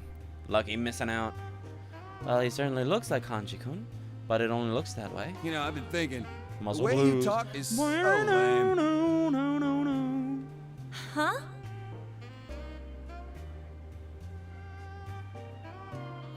I thought I was ready to face anyone, but this is in a matter of being in my right mind or not. Is this an illusion? Oh, please let this one be an illusion. It's like way too uptight and goody-goody. Makes Goody you sound goody. so distant, you dig? Oh, what? Is that so? See, that's what I'm talking about. You could have just said, oh, you think so? You think so? Ah, now you're getting it. Now I feel like I'm on your wavelength. Thanks. Then again, relatability aside, I feel like you were miles away from me to begin with. Hey, you're doing it again. What's with the Miss Manners act? I'm sorry. It's a habit of mine. Or maybe it's that you don't care about getting close to us, huh? You don't feel like you gotta bother getting to know us and stuff? Of course I don't think. Hell no, man. You never warm up to anyone because you set your standards so goddamn high. Oh dear, he's shown his true self. Is it, you know what? Are you putting on a show of not letting anyone near you because you got no confidence in yourself? Is that it? Kanji-kun.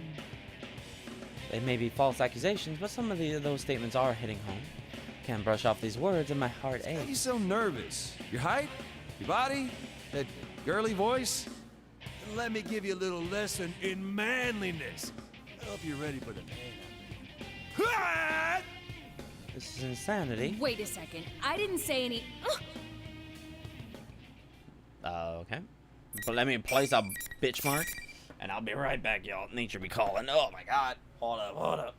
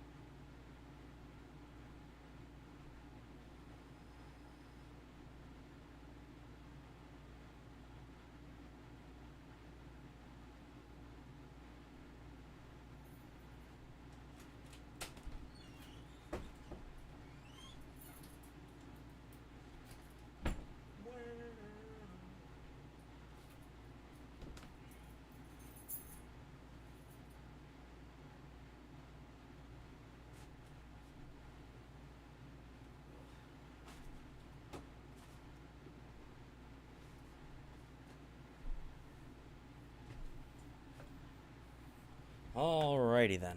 I'm back. Ugh.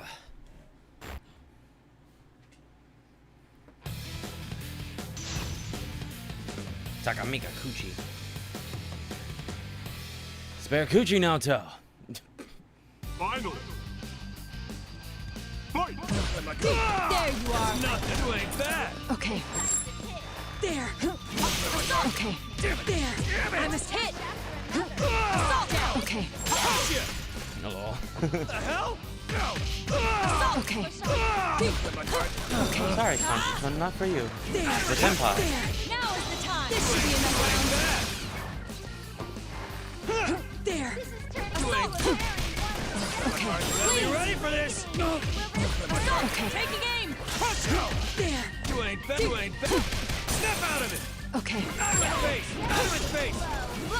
Gucci. Stay down. This'll hurt. It is, actually. That command grab hurts a hell of a lot. Now is the time. This should be enough rounds. He had time to recover that? There. You ain't bad. Here I go. Okay. Sorry, but I see. It's nothing. Get got. Hey, okay. It's quarter circle forward, X. Okay, cool. Gotcha. But yeah, okay. I was wondering what the VA part when you meant totally. I was like, was it in reference to the into the shadows, or was it in reference to Teddy going 100%? Kanji-kun, are you all right? The joke was I was making the joke because of P3 reload. Of course I am. Your attacks are like little bug bites. I just let my guard down, that's all. In comparison, I don't know if he's acting tough or trying to be courteous to me, but at least he's trying. He's back to the usual Kanji-kun. The usual Kanji-kun. Usual. Wait, didn't you senpai say that too?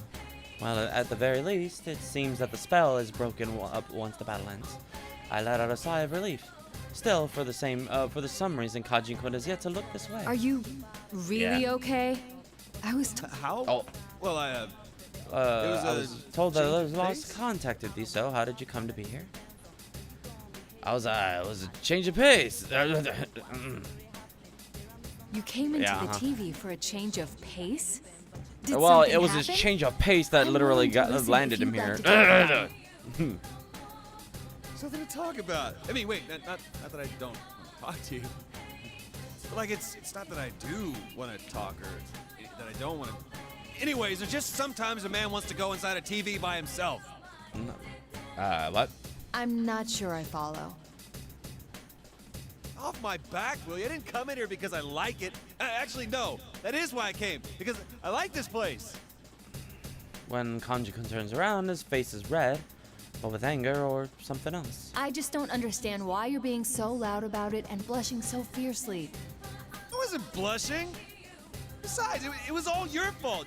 You're the one that was, well, being all, you know. Me? What are you talking about? You want me to come out and say it? Jeez. I thought you'd gone crazy because of that. Me? Crazy? You were the one who was acting oddly, calling me now doll and whatnot. Now doll? Why would I call you that? Wait a second. Oh my god. Acting strangely. Which is interesting why people don't. Is it weird that people see Kanji and Naoto as a couple when clearly Naoto doesn't really understand Kanji's emotions? Kanji clearly likes her, but Naoto doesn't really understand it. She's not perceiving that he's attracted to her. When clearly, when Yosuke or Protag, Narukami, when either of them compliment her, she blushes, right? Because she's like, oh, they're clearly being upfront with me. Meanwhile, Kanji is just kind of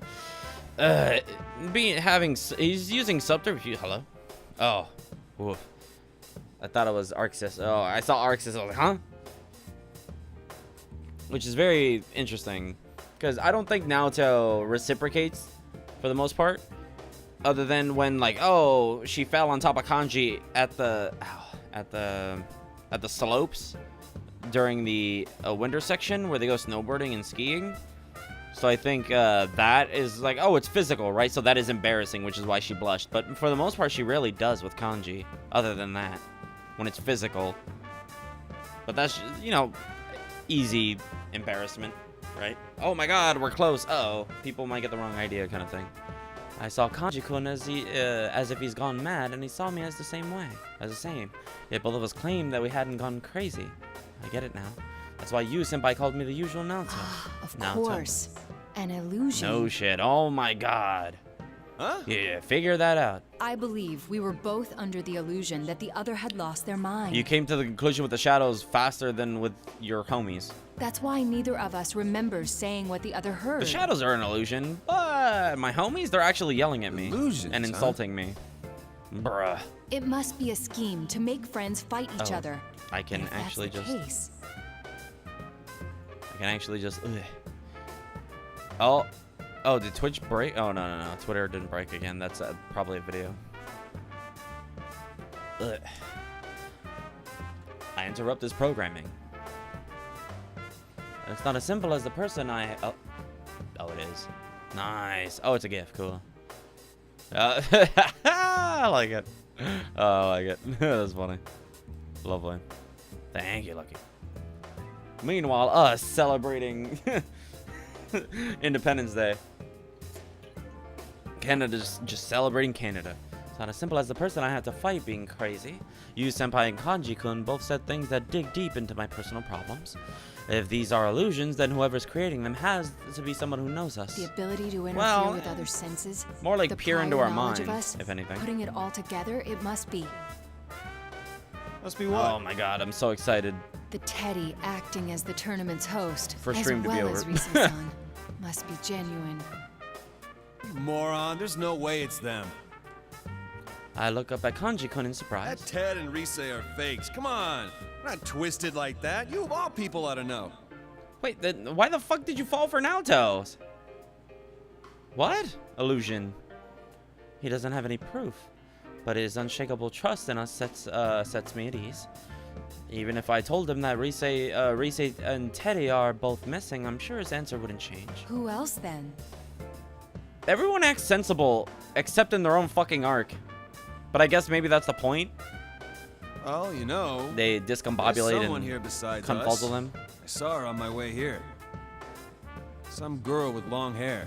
Get them all befuddled. A girl. Did she happen to be wearing a white fur shawl and combat gear beneath it? Shawl? Pff. You could just say a fur coat. Her? What are you talking about? She had on a normal Yasuo girl's uniform and her hair was like tied back. A female student with tied back hair? I don't recall anyone like that. But do you remember that case that was roughly the size of a human at 2 meters? I thought he might have run into Kirijo-san, but that doesn't seem to appear to be the case. Is that girl Kanji-kun's talking about a suspect? Can't tell for sure. I'll keep it in mind. Oh my god. Well, it sounds like someone I from should be Boston. moving on. Somehow. Hold on, I'll come with. Well, that's only Wait. for the English people. Hell. In Japanese, she has an actual country dialect from Japan. But obviously, the equivalent would be like a Boston accent or something of a country. Something with a country dialect, somewhat. Well, technically, New York or Boston, right? Those accents wouldn't technically, or like Brooklyn, those wouldn't be Southern or even country. That would be more, you know, south of the Bible Belt, probably. Well, to be fair, it's also the not the Eastern Hemisphere. The eastern side of the U.S. anyway. The invisible walls again. Just like last time, I can't touch it myself. The rules seem to dictate But, like, that it's the only equivalent victor can proceed. to I'll come for illustrate you later. Don't bother. I'll the figure this accent, out right? myself somehow. It probably sounds better in Japanese. That aside, you beat me. You But better make yeah, sure the you're Brooklyn, the champion Boston, in the Brooklyn. end. I keep saying Brooklyn. The Boston accent she has is, oh yeah, That's completely irrelevant to the larger objective. a little weird. It feels weird because I hear Brooklyn accent for me for some reason. I leave Kanji-kun and push on ahead. Yeah, doesn't even just like, all right, I'm out, bye. We're being shown illusions that portray our opponents as having lost their senses. But why is the host of this tournament going to such elaborate lengths? Obviously, it's to get people who know each other to fight, but is that the only goal? Still, I wonder how I had appeared to Senpai and Kanji-kun. I'm not that worried about Senpai, but thinking about Kanji-kun's reaction and how he had blushed, burning a hole in my stomach. As I walk down the hall, I come to another likely location for a match. Just as I figured, Teddy appears on the screen. Your next opponent is a special guest. Got a lady Isn't she supposed to have like a Kansai dialect or something? Emotional reunion for you now, Chan. Usually like the thick, heavy country accent. Could it be? Bring up the next opponent! But that's a good illustration of cultural differences, right? They're not going to give her a Kansai dialect because that doesn't translate well to English. So like, okay, what is an accent people would know? Boston, Brooklyn. I don't really know all of the New York accents, or you know, something southern, right? Kirijo-san. Shirogane, why are you here? I thought you were... This is a problem. I didn't think we'd run into each other so soon. The purpose of this event is to have the participants fight, and because there's only one path to take, I figured we'd run into each other sooner or later. My god damn. They may be trying to hide Mitsuru's titty, but my god. Yeah, they're really emphasized in that outfit, aren't they? Oof. But yeah, it's weird, right? Because they're somehow still participating, but also capable of just walking around at will? I guess? Somehow? But I guess to them, it looked like they were just walking around belligerently. Because Akihiko literally was like, I'm gonna just go out the fucking window for no reason. Because I guess, he's like, oh yeah, probably would overlook that. Then he just dips out of a window, but do we know that that works that way? The purpose of this, figured we would find each other sooner or later. I never imagined that it would be this early on, though. Yeah, you just said that. You just said that verbally. Thank you, game, for being repetitive and redundant. Appreciate it. No, there's something else I need to be concerned with. Like the previous times, the opponents will not be seeing each other correctly. With that in mind, I watch her closely, and as expected, I see a change in her. Mitsuru Kirijo's face twists in an expression of contempt, and her posture shatters. To say I'm surprised to see you here would be an understatement. I don't reply. There's no point in saying anything after all. The silent treatment. How ridiculous that you, who lives a lie, would dig up other people's hidden secrets for a living. You seem gentle, but you maintain an aloof distance that keeps people at arm's length. I've thought that since our first meeting. I just realized in P4 Arena, anytime these characters throw back their own insecurities at them, it just reminds me of me with killers. I'm like, I just have paragraphs ready to rip them apart. At first, I thought it must be typical of a detective, but that doesn't seem to be the case. And what happens? They all shut the fuck up. You simply lack confidence in yourself. I have some trouble staying quiet. You hide your true nature because you know that once you grow close to someone, like you'll no longer be able to protect your pride. Yeah. Yeah. That's why you won't let anyone in. You use your job as a pretext to keep your distance and never get too attached. Oh my god. And it's from that position that you're trying to discover what others are hiding?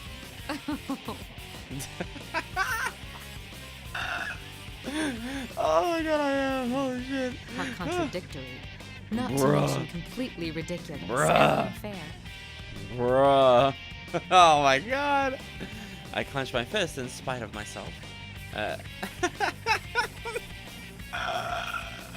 my god. Persona.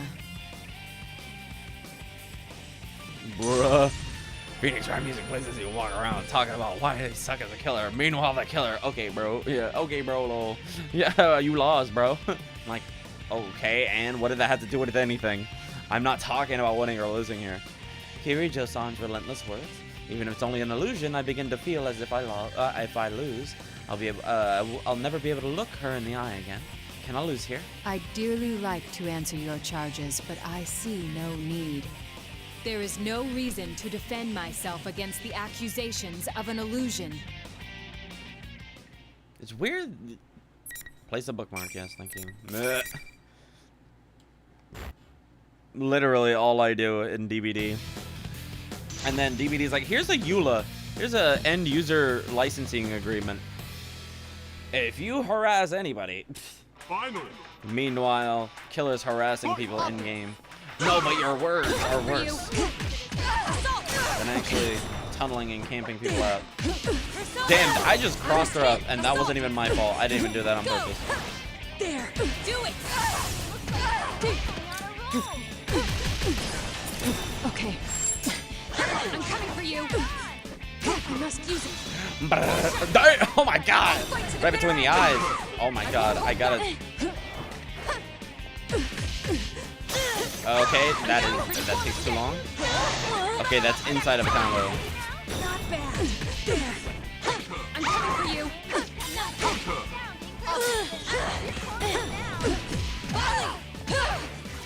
What?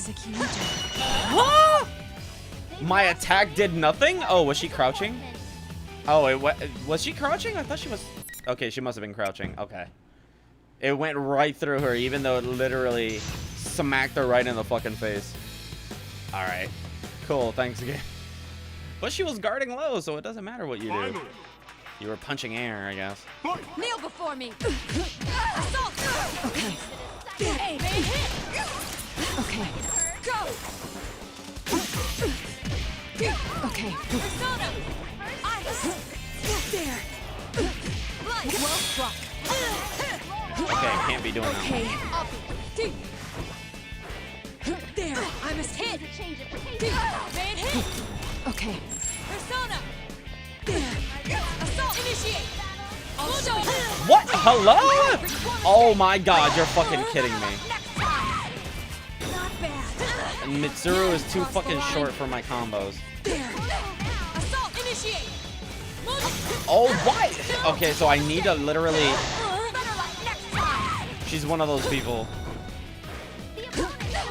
who does it. Okay. Please. Oh. Oh my god. She's one of those people that'll keep fucking trying to land 5 bajillion supers and then, oh my god, I'm gonna just keep doing level 3s, level 3s, level 3s. But then they block yours and then they counter again with your own. I'm like, oh, okay, alright. You're that kind of bitch.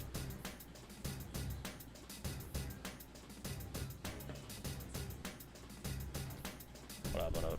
Alright. Alright. Alright. Ugh. And a Persona user as well, huh? You know, the killer. Oh my god, damn, he's all right through me. And I said like 2 things. It's like, damn, you're all just discounting NPCs to me. I'd like to clear something up. With that, Before Kirijo-san our stands battle, up. I may have said or done some things that seemed disrespectful, but I understand. We were shown illusions to goad us into fighting each other. So you already knew. You are a credit to the Shirogane name. In that case, well, I'm willing to forget all the things you said about my body. Oh my. Wait, what? Her body? What did the illusionary me say? Well, I guess it doesn't matter. If you're a Persona user, that gives weight to 2 of my theories. Kirijo-san looked straight at me. One is that you were to be one fair, of those Naoto, who you did solved say it last didn't year's matter serial because it wasn't murders. real. The few proud anonymous heroes.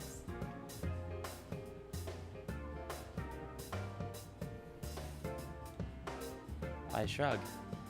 I shrug, then again, and again, and then I brace myself for the other shoe to drop. Mitsuru, with this, however, as untoward as it was, I would like to show you some things. What do you mean, Kirijo-san? Don't worry about it, Naoto. Let's go behind the staircase right here. If you will follow me. The other is that you are one of my enemies. You were an observer at the hijacking, which means a persona user was sent specifically. Yet you hid that from me. Somehow I doubt you were there just to watch over the cargo. If my suspicions aren't off base, then there's something I must say. No, honestly, I feel like I have no defense for what's going to happen next. I began trying to find a way to make it through this conversation without ruining whatever goodwill I may still have with her. But Kirijo-san's next words take me completely by surprise. You can make it up to me by going behind the staircase with me. Shirogane, can I ask for your cooperation once again? What? You know more about this world than I do, and since I lost our match, I will be unable to move on from here. Wait a moment. Spend a little time together, get to know each other better. You can get to know my body a lot better, Naoto. Even if I did, is continuing to oppose each other the wisest course of action? I have no words. Kirijo-san smiles as she watches me. Her proposal. Look at her! My God, damn. All right, Mitsuru. All right, I will not lie. I think Mitsuru is bi. Just the way her character is, and a lot of Yukari and Koltane's interactions illustrate this. She does have a proclivity towards women too. However, I'm assuming you can date Mitsuru in P3, so yeah. If anything, she might be one of those women, right? She's like, oh, I like women. And, like, maybe a couple of men here or there. They have to be, like, a specific kind of guy, right? But other than that, most of the time, she'll probably just date women. Kind of thing. Kirijo-san smiles as she watches me. Her proposal completely surprised me. My surprise must have confirmed what she was thinking about me. She knew that I'm not the type of person who would become her enemy under normal circumstances. That is why she smiled. Naoto, I don't think that's the only reason why she smiled. She knows your stats, girl. She knows. I am no match for her.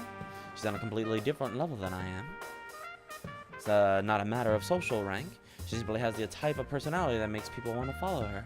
Kirijo-san doesn't wait for me to answer and continues. As you have guessed, we are here in pursuit of the stolen cargo. Yeah, obviously. Upon investigation, we figured out that it contained the 5th generation anti-shadow suppression. Yeah, it's not like we fucking figured that out from all the other arcs that we've already had with everybody else. And you can pretty much piece that together all fucking ready. This is basically just the elaboration and explanation of what is happening. That's it. Everything else was just, oh, here we're giving you piecemeal. We're giving you small little narrative hints. And then this is like, all right, cool, we're dropping the charade. Here's the plot. She was a machine, developed as one of a series of test models. They were intended to receive personas in order to combat shadows. Yeah, okay. Isn't a persona the manifestation of one's strength of heart?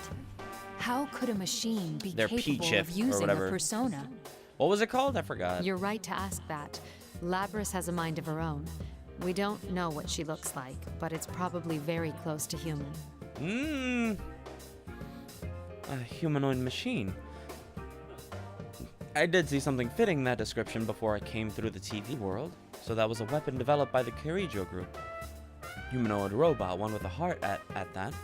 This is the fruits of Kirijo technology, created from the research of shadows.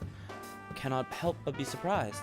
However, the culprits were specifically after this Labrys weapon. It's a high probability that it has been removed from its case and is mobile. But I can't fathom how that would benefit the thieves. There is one thing I can deduce, though. Don't worry about it. We'll find out in Ultimate. We began to see activity in this world as well. I doubt I assume? I feel sure that your Labrys is connected to this ridiculous tournament.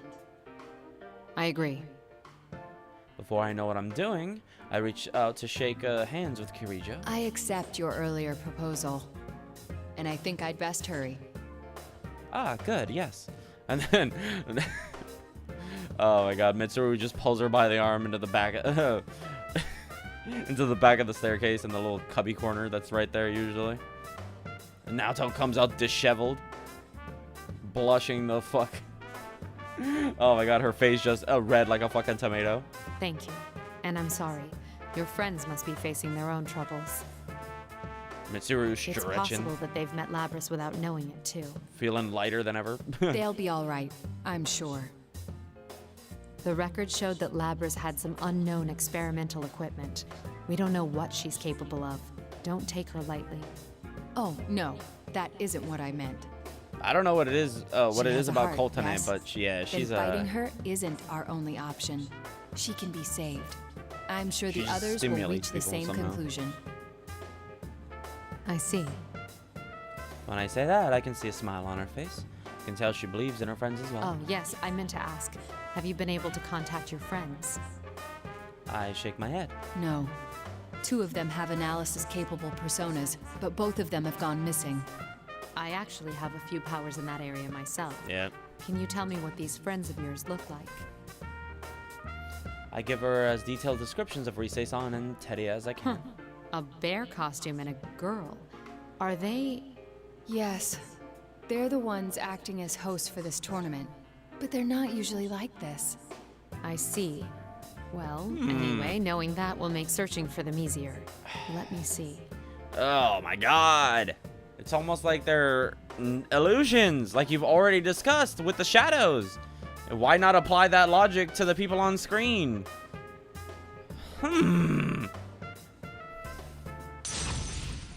Yeah. Kirijo-san focuses and closes her eyes. Her power must allow her to see an image as she searches. It may only be a few powers, but it's still quite amazing. It actually, I mean, comparatively to other people, which is very weird. Usually nobody has a persona like Mitsuru's.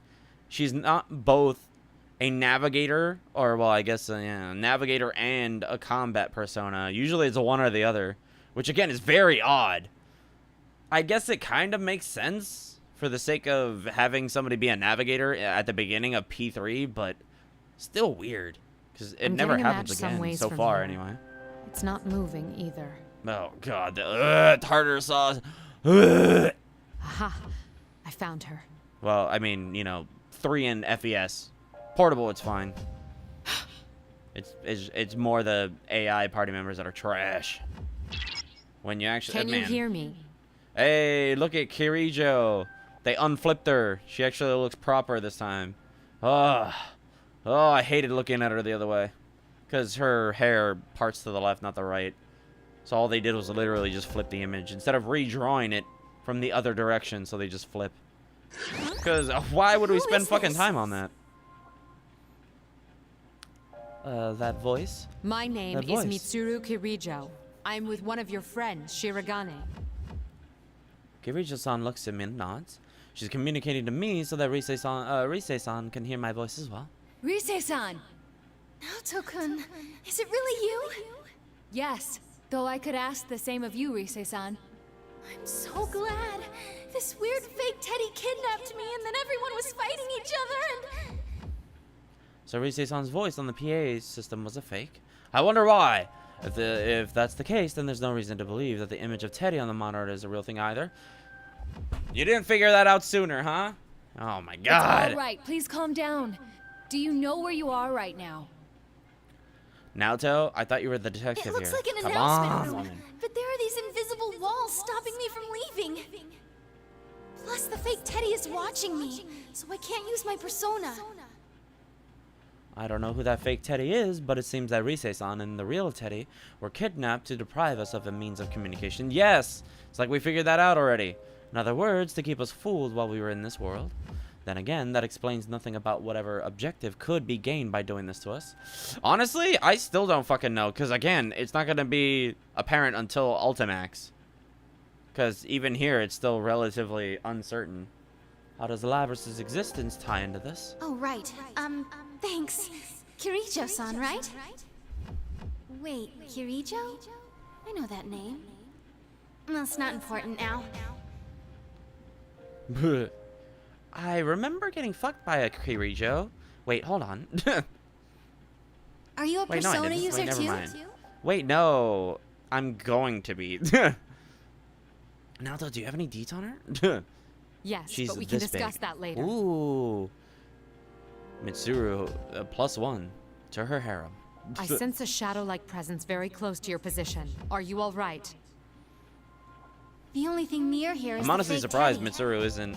Wait, is There's that not a what lot you're of content talking with her. 6-digit content, if you don't So understand it's what a I mean. shadow. Just so you're aware, if you didn't know.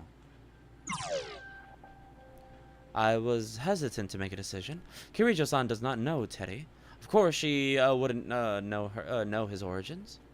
Which is interesting. I don't think I really see or have ever seen any Mitsuru content. Am I wrong?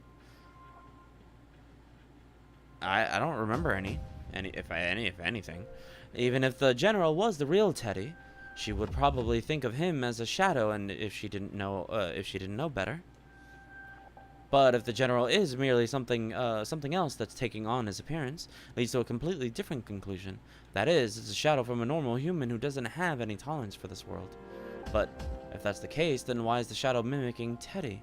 Don't have enough pieces to begin solving this puzzle yet. While I'm in the process of thinking things through, Kirijo-san speaks. Shirogane, you need to hurry on.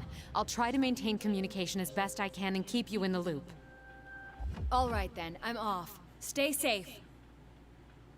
I nod back to her and start running. Onward. To the announcement room where Rise-san is being held.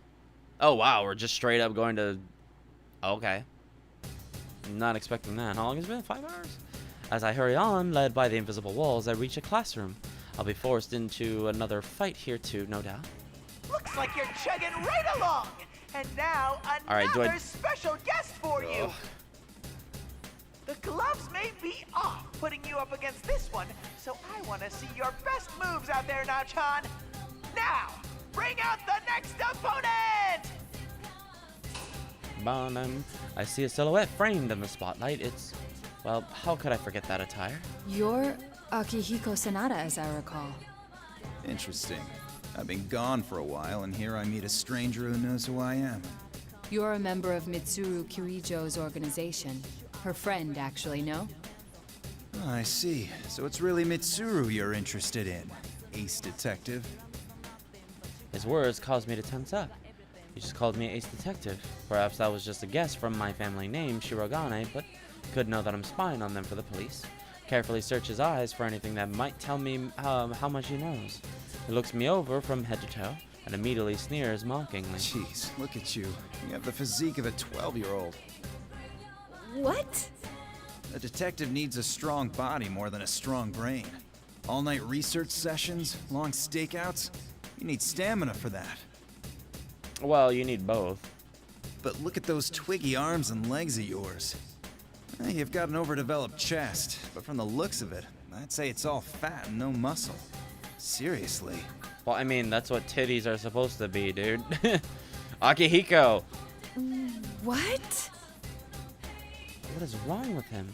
That's a part of my self-image I'm most sensitive about. Let me teach you the secret to bodybuilding. Naoto, you should have figured this out already. First Come on, thing, you know. protein. Second thing, protein. Third, fourth, and fifth, more protein. Yeah, and here we go with the one-dimensional aspect that we focus on for these characters instead Don't of you think having that's their rather dynamic nature. unbalanced?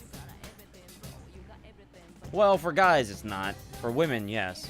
Sanada-san flexes his muscles like a bodybuilder. And finally, you gotta spar. 1, 2. That's really all men need is literally just fucking protein. that one literal vitamin, nutritional value is all we need. Vitamin, protein, whatever, enzyme. He said sparring, but that punch was meant to be do serious damage. This is absurd. However, putting his unhinged talk aside, his skill as a fighter isn't something I would take lightly. Shoot. I can't dodge them all. Stop it, Akihiko! Mitsuru? Mitsuru. Sanada-san stops suddenly as a familiar voice echoes through the room. You're under the effects of an illusion. Shirogane has done nothing. Do not attack. It doesn't matter. What do you mean? He's the one who attacked me all of a sudden. I attacked. Suddenly I remember. That's right, this is all an illusion. Oh my god, Naoto! I've never met Sanada-san before, so I don't know what his usual self is supposed to be. On top of that, I allowed the first thing he said to get under my skin. How stupid of me. I let myself get swept up in the situation and failed to realize that what was really happening. From my perspective, it was you who dealt the first blow. We were both being shown an illusion to make us fight each other. Shirogane is an excellent detective and a persona user. I told him everything. He's agreed to cooperate with us. Right, they don't know that she's a woman. He was originally on the scene as a police observer in this case, so we've already Nutrient, met. okay, yeah. Cool. Very good.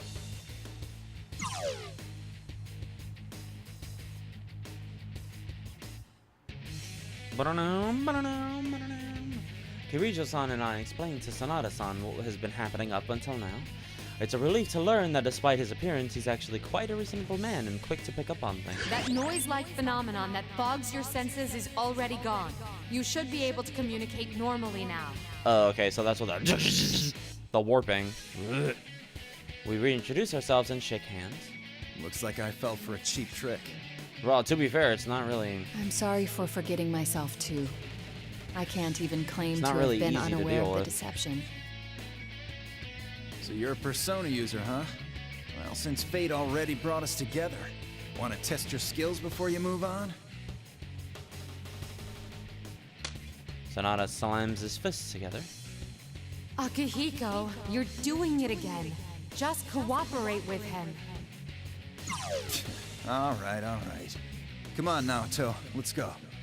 You guys can't leave. Oh, wait, the tournament rules say... As Sanada-san walks away. As I figured, he hit the wall. Are you alright? What's the matter? What happened? It doesn't matter what you do. I don't know. There's some kind of invisible wall here. Yeah, it's called a prerequisite. The rules dictate that only the winner of each match can advance. So, He was flustered mere seconds ago, but now Sanada-san has taken on a more lively expression. So we need to have a match, even though we've got nothing against each other. Yeah. So Akihiko's right either way. We're fighting after all then, huh?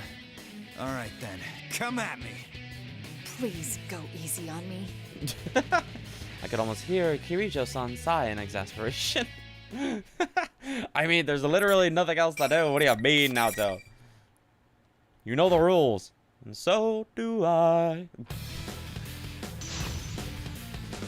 Wow, damn, yeah, he's 4 years older than everybody else. Wow. Well, actually, 3 years. Right. She's just the oldest of the years. Okay. Okay. Sorry. Not bad. There you are. Not bad. Taking aim. There. Akihiko? There. Man hit.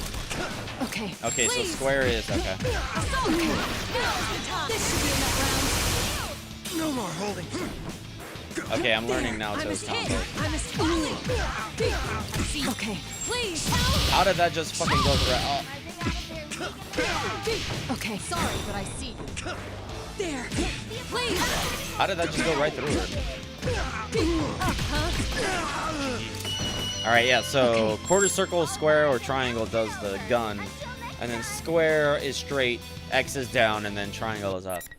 Okay. So low, high, mid. Right. Cool. I understand. I don't know how to cancel out of it though. That was a great bout. You're good. I don't do combo training. I don't do that. That's boring. About? Not fun. Because either way, you still have to learn how to do shit yourself. Wait a second. That reminds me. I saw that guy calling himself General walking with a girl. If only one person can move on, that's against the rules. Again, well... The fake Teddy and Rise-san were together all this time. Then could the girl he's talking about be Rise-san? No. Do you remember the details of what this girl looked like? Sanada-san tells me about the girl she'd seen, and yet didn't ask Kanji for further information. Literally, she's a girl in a Yaso Girl High School outfit, uniform, with tied back hair. Not what color her eyes were, not what color her hair was.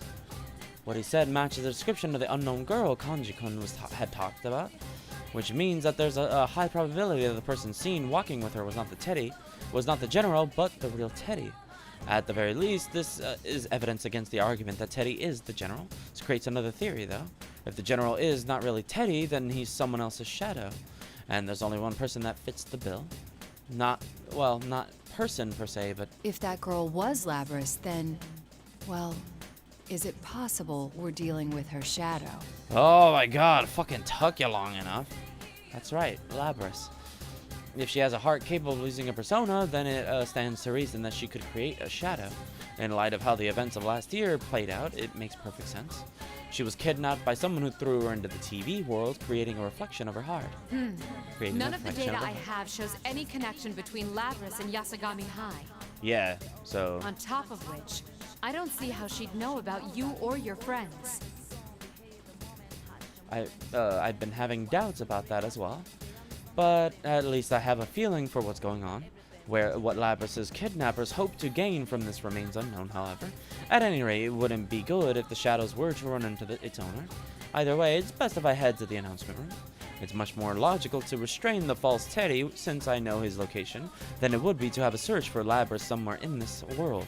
Still, if that really is Teddy with Labrys, why are they traveling together? Sheesh, what's that Teddy doing? I'm sorry I can't help much, Kirijo-san.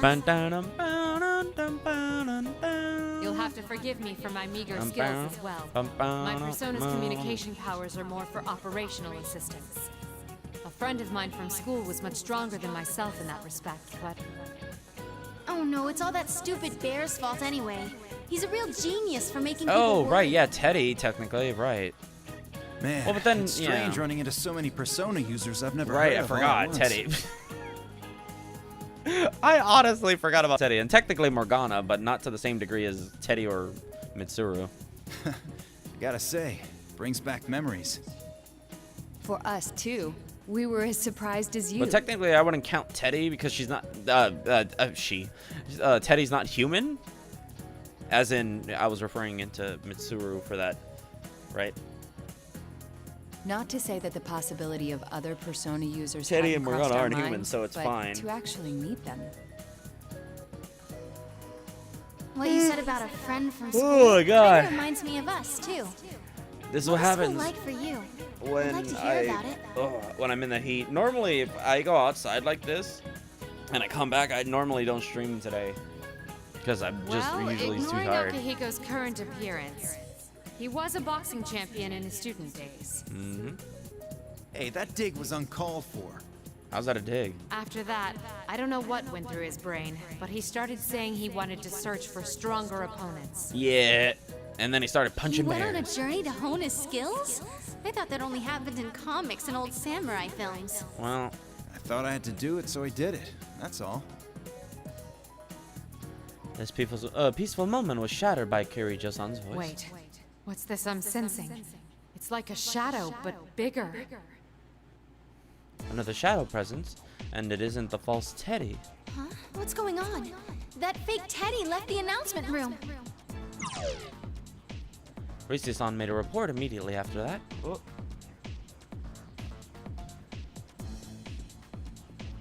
Sanada-san and I look at each other.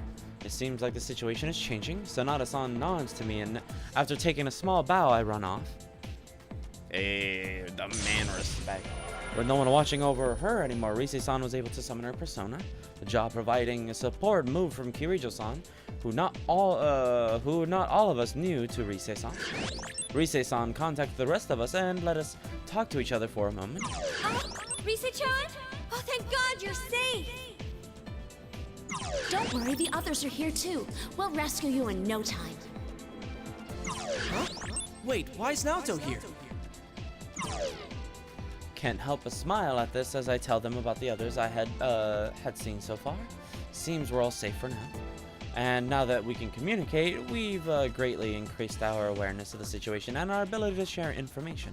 The general must have known that leaving Rise-san alone would result in this. If he did know, but left her anyway, there must be something major happening. Either that, or he no longer has any reason to hide. Hurry on while we share what we know. The actual design of this place may differ from the real Yasogami High, but the general layout appears to be the same. So if I climb the stairs and turn the corner, the announcement room should be right there. However, Rise-san calls out a warning before I can get there. Bad news, Naoto-kun. The fake Teddy's back. I'm too late. Huh? What the? Is that the real Teddy? Hey, the real Teddy's here too. He's got some girl with him. I don't know her. The fact that Rise's communication didn't get cut off once General Teddy reappeared is somewhat worrisome. But then again, General Teddy doesn't have the time to bother watching Rise-san. After all, if the real Teddy and Labrys are both right there as well, he has more important things to be concerned with. This confirms that General Teddy is a fake. It's only natural then to assume that he is Labrys' shadow in disguise. But that makes things dangerous. Labrys and her shadow are confronting each other. Rise-san should know the dangers of this situation, but she doesn't know Labrys. She might not realize what the relationship is between the girl and her shadow. And the shadow, I have to warn her. But before I can speak, it happened. Wait, what's with that girl? Naoto, why didn't you say that now? The static gets worse. Rise-san? Rise-san! Why can't I communicate with her when we're so close? There's something happening in the announcement room. I run as fast as I can towards it. As I reach the door, I hear a loud scream from inside. I slam the door open without a second thought, prepared for a fight. Oh, hold on. I need to screenshot that. Thank you, game. But the attack came from an unexpected assailant. Of anybody in the room, I wouldn't have thought it'd be... To be continued. Oh my god. Alrighty then. It's almost 6 hours. I keep going. I'm not gonna lie, I'm kind of tired. Do I want this to be a show? Oh, I am hungry. Oh my god. Damn it. My brain. I've only done Teddy. I've only done Teddy and Naoto.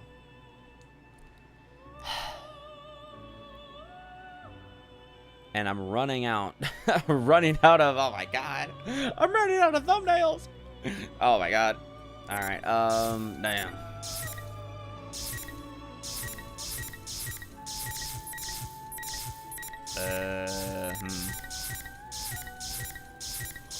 Honestly, I'm really tired.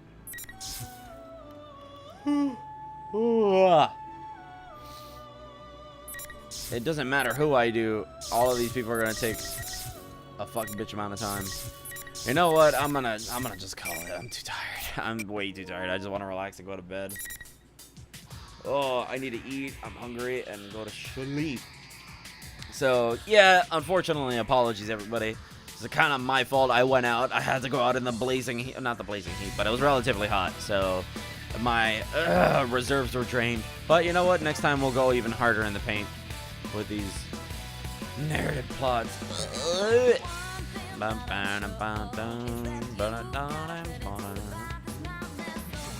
Alright. Damn it. Oh, damn it. Do I keep going?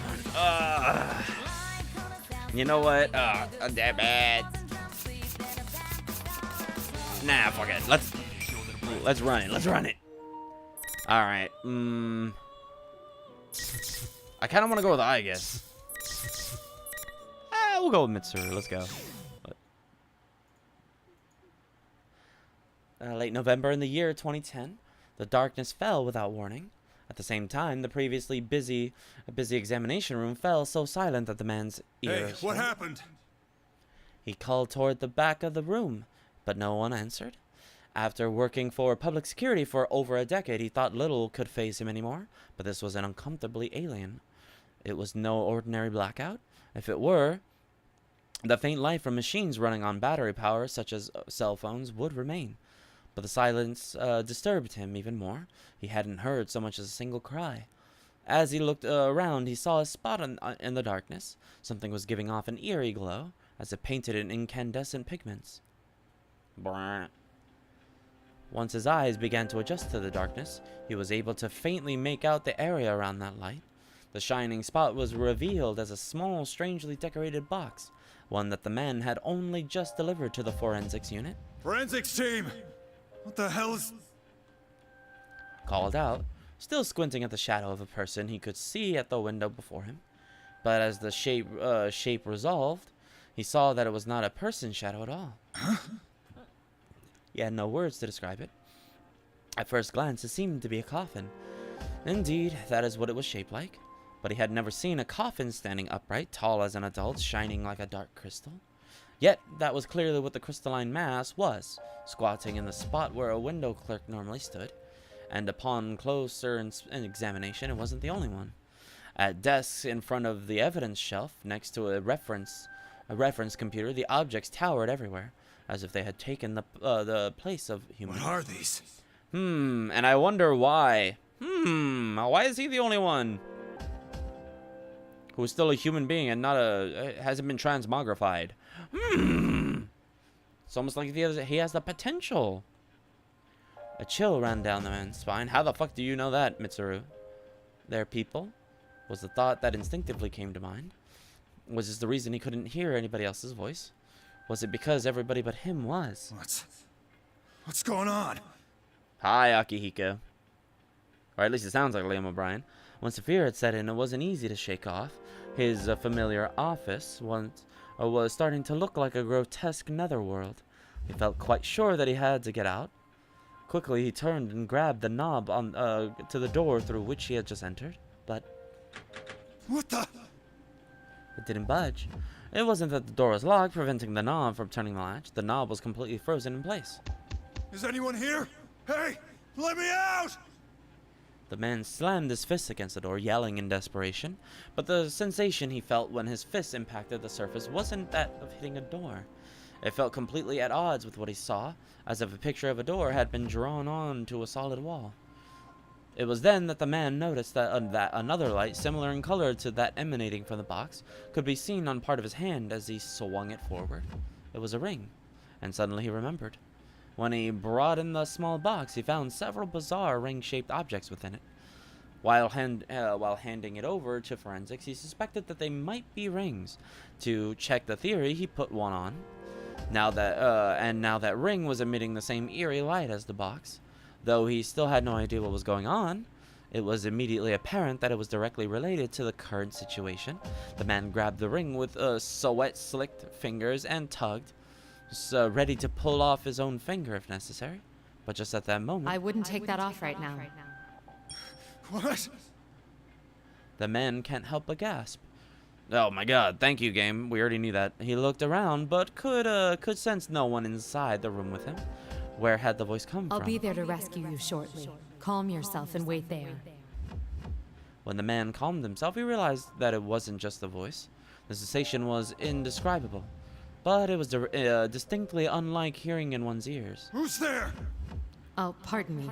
This is Mitsuru Kirijo. We met earlier. A Kirijo?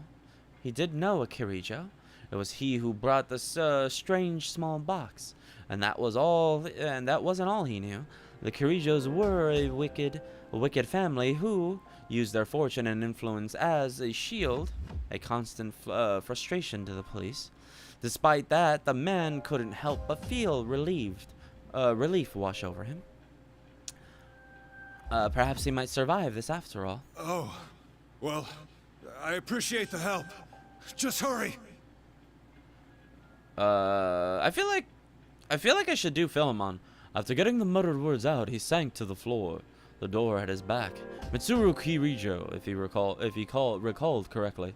She was the eldest daughter of the Kirijo group's founding family. He noted that her voice had been far calmer than his, despite the situation they were both in. He sensed a measure of trustworthiness from her. And to think it had been merely an hour ago that he was asking himself why such a young girl had been chosen as the head of the Kirijo group at all. Alright, so now we're gonna be Kirijo for real? Digital clock in the corner of the desk quietly announced the arrival of 10 in the morning. Normally, most of the staff would be out and about by now, but the entire police department was in turmoil today. It was only to be expected with a key figure from the Kirijo group visiting on unusual business. Kirijo, huh? The Kirijo group was a major trading firm, synonymous with Japan. They had links to all areas of business. Not a day could go by in the city without hearing their name. The clock that had struck 10 bore the logo of Kirijo Electronics, and KJ was the carrier for the cell phone provided to every member of the force. A few days later, the same Kirijo group had made a similarly insane proposal. The document was hundreds of pages, but a brief summary would read, "We wish to collaborate with the police on an unofficial department for eliminating monsters." Well, it does happen from time to time. Famous businessmen end up advocating cultish nonsense in pursuit of their ambitions. Upon consideration, it was decided that the Kirijo group should be invited to give their pitch. Of course, there was no intention of spending tax money on the outlandish proposal.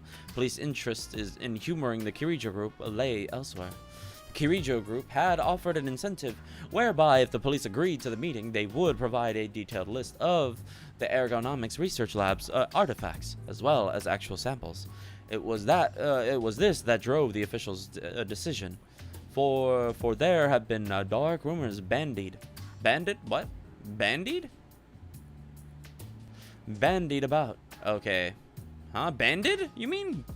Banded about the... Hold on. Is that a word? I need to double check that.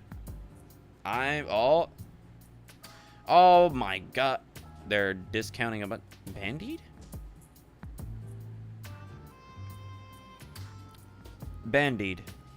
Pass on or discuss in a casual or uninformed way. Okay. Oh, okay. Well, rumors... What? Rumors means bandied, basically. Pass on or discuss an idea or rumor in a casual or uninformed manner. Yeah. Bandied. Okay, yeah, alright. I was right. Rumors bandied about the Kirijo group over the past 10 years. While still a family-run business, some said that old man Koetsu Kirijo had delved into paranormal research and was performing inhumane experiments. The hospital collected enough evidence to test the rumor and had prepared many times to force an investigation. But every time the investigation came to nothing due to the group exerting hidden pressure, frustrating those working on the case to no end. The investigation's prime target was the infamous Ergo research and the Kirijo Ergonomics Research Lab. Exposing the Kirijo group's dark side had been a dream of public safety's for 10 years now. And now, Kirijo seemed willing to hand over Ergo Research's tightly guarded secrets on a silver platter. No one knew the reason for this sudden about-face, but neither did anyone think of turning them down. They agreed to the summit not to hear out whatever proposal Kirijo was offering, but as a stepping stone toward unearthing their past crimes. Time passed, and the agreed-upon time in the afternoon came. The man was tasked with watching over and bringing in the artifacts from the Kirijo group. Though he would not speak with the guest, the police's plan afforded him a major responsibility, one that gave him something like a leading role. It wasn't long before the Kirijo car arrived in the underground Port Kosher? What? Port Kosher? Koshery? Port Kosher. Port Kosher? Yeah, sure. The staff there, to receive the guests only shrugged at the long black limousine that would have, its representative, Mitsuru, what? That would have turned heads on the main roads. One of the youngest recruits looked towards the man and asked the question. Chief, what's with that car? But that was the least of the surprises in store. When the Kirijo Group's representative stepped out of the limousine, she was revealed to be a beautiful young woman, no older than a university student. Not only that, but she had attendants dressed in what could only be described as maid uniforms. All of them were young women roughly her age. I wonder why. Well, one, obviously to feel safe so men won't... But, you know, also probably because she likes maids. I don't know. The scene mesmerized the various dignitaries present to greet her. Thank you very much for this opportunity. I am Mitsuru Kirijo, representing the Kirijo Group. It's and nice I think, to meet yeah, you. having even a single male maid might be a little odd. Her brisk greeting radiated poise. From there, she shook hands with the assembled dignitaries in a manner that shows she was no stranger to social gatherings. She's the company rep? Really? Hi, Jin. Jin? I forget his name. The young recruit who was sneaking looks out of the corner of his eye muttered in spite of himself. Their proposal said the rep who's coming today would be the leader of this new unit, but... Yeah. I thought it was supposed to be some hardcore armed response team, and she's leading it? Well, I guess it's better than some meathead. Shut up and hold your position. Yeah, Shinjiro and Jin. Yep.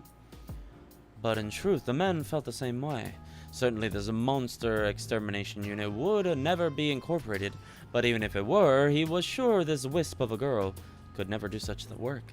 Eventually, the dignitaries entered the agency along with Miss Kirijo. All of them wore lopsided smiles due to the young beauty's unexpected appearance, but that would do for now. The dignitaries were only there to receive her. Their true objective was loaded in the truck parked behind the limousine. The documents and the artifacts of Ergo research. All right, start bringing them in. Sure. Roger, sir. Roger, roger. Roger, roger. At the man's signal, Soka. At the man's signal, his trained subordinates surrounded the Kirijo truck. They formed a line, smoothly passing boxes from one man into the from man to man into the building. The articles were of various size, with even a few that came oversized in oversized metallic containers for aerial transport. The Kirijo group had warned them not to handle these things carelessly until explanations were forthcoming. Oh my God! What? Okay, forthcoming. Okay. But in truth, the department was already prepared to begin a forensic investigation of the objects, and even send them to the lab. Are you sure it's okay for us to open these? The instructions said not to. It won't be a real investigation if we let them hamstring our procedures. Besides, I can't think of anything they could send us that we couldn't handle. Unless there's real monsters inside these things. Yeah, that's Akihiko. The articles were brought in silence. The operation only lasted about 15 minutes. The man himself received the last item, about the size of a jewelry box, and checked the truck to make sure nothing went overlooked before closing it up. That done, he turned and walked quickly towards the forensics room. Why don't you start off with this and then lead into the scene instead of, here's the scene, now we're gonna flash back, and then we're gonna come back to, oh my God. Try though he might to maintain his composure, he couldn't contain the excitement he felt. For 10 years, the darkness of the Kirijo group had been a frustrating legend, like mist between the department's fingers. Their chance to investigate and expose them was here at last. If even the slightest evidence matched the DNA of those who had gone missing, or the victims of the unsolved cases, victory would be theirs. The man tried to tamp down his exhilaration and took another look at the small box he had. There was no upper lid on the box. A pedestal-like protrusion at its center held a number of small circular trinkets. Their usage was completely unknown. What kind of research produced these? They're fucking rings. What do you mean? Oh my God, their usage is unknown. I don't know, they're fucking rings. What do you do with the rings? You put them on your fucking hands. Or if it's a cock ring, you put it on your cock. I'm not judging. Or maybe a toe ring because you're a fucking bitch. It was what kind of research produced these? Just as the man was about to hand the box to the window clerk, he saw a wedding ring on the clerk's finger and came to realization. Huh. Are these rings? No, they're not fucking rings. They're earrings. They're shower loops. Oh my God. The idiocy. We're not sure yet. They're fucking rings. Are they circular? Yes. Are they made of metal? Yes. I don't know what they can fucking be, dude. They could be necklaces for all I know. The man put on some protective latex gloves and tried one of the objects on. After looking at it from every angle, its color and shape seemed to be nothing but ordinary. If it was meant to be jewelry, it wasn't very attractive. The man couldn't picture scientists in lab coats slaving away in a lab to create rings like this. The moment that unlikely possibility came to mind, the man felt somewhat embarrassed by his ignorance of fashion and accessories. But as soon as he reached for the small box to put the ring back inside, darkness suddenly fell. I wonder why. Please step away from the door. And okay, cool. Why? Why would you omnibus format this? You don't need to. Just have the scene play from the beginning. It's more interesting. But, you know, we need to catch people's interest at the beginning. Even though, you know, you probably had to play 7 other people to get to Mitsuru anyway. A voice echoes from the man's mind, brought him back to reality. Oh, there goes gravity. He took a few steps away from the door as directed and stood ready. Step away from the door.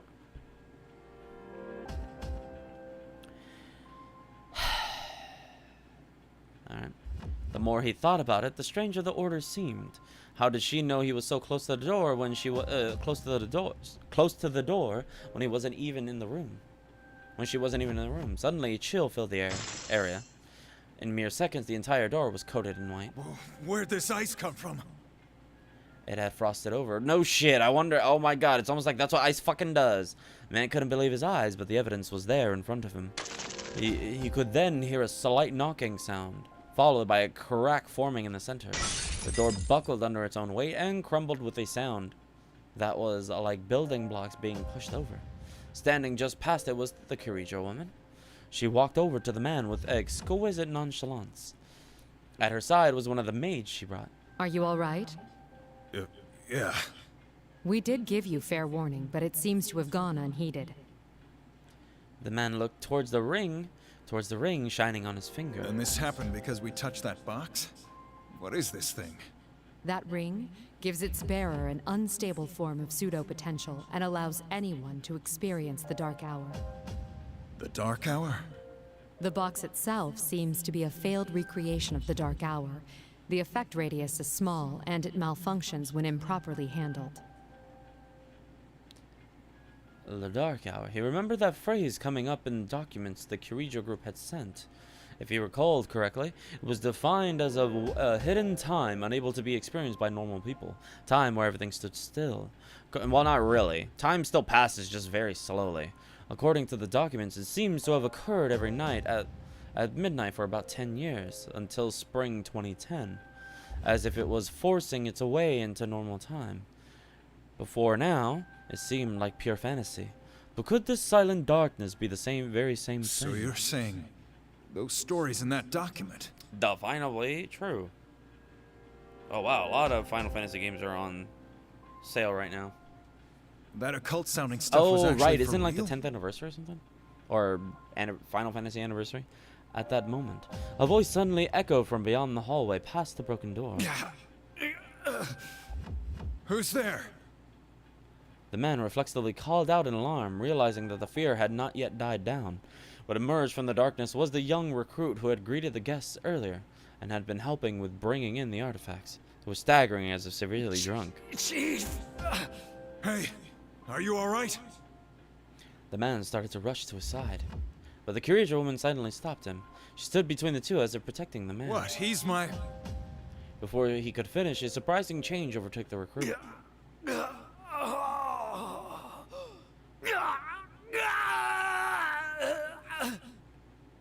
The recruit fell to the ground with an agonizing scream. A black tar-like substance began flowing from his every orifice. What? The ooze spread unnaturally across the ground and cohered into a glob. It rose up like a beast, raising its head, and what looked like claws began to form. Its appearance showed clear signs that it possessed some malevolent will. The man thought again about the Kirijo group's initial proposal. We wish to collaborate with the police on an unofficial department for eliminating monsters. Without a doubt, this was what they were referring to, and the name that came up again and again was... This is a shadow. That it is. It's a monster that dwells in every person's heart. They usually can't manifest themselves this way, but it's quite common to see it happen during the Dark Hour. So the research to make this happen artificially, that's what Kirijo has been experimenting with. That did seem to be the extent of it, at the start. At the start, the man couldn't believe himself from shuddering, imagining the implications of her statement. With the second roar, the half-liquefied shadow suddenly took the form of some felled beast. But where the face should have been was nothing but a mask, giving it the bizarre appearance of two creatures stitched together. The young woman, for her part, seemed not in the least perturbed. Kikuno, my things, please. The maid stooped to reach something, The man wasn't sure where she had been carrying it, but she placed a sword in her master's hand. The blade was specifically shaped, similar in design to a fencing saber. You're going to fight it? Stay back. This will all be over soon.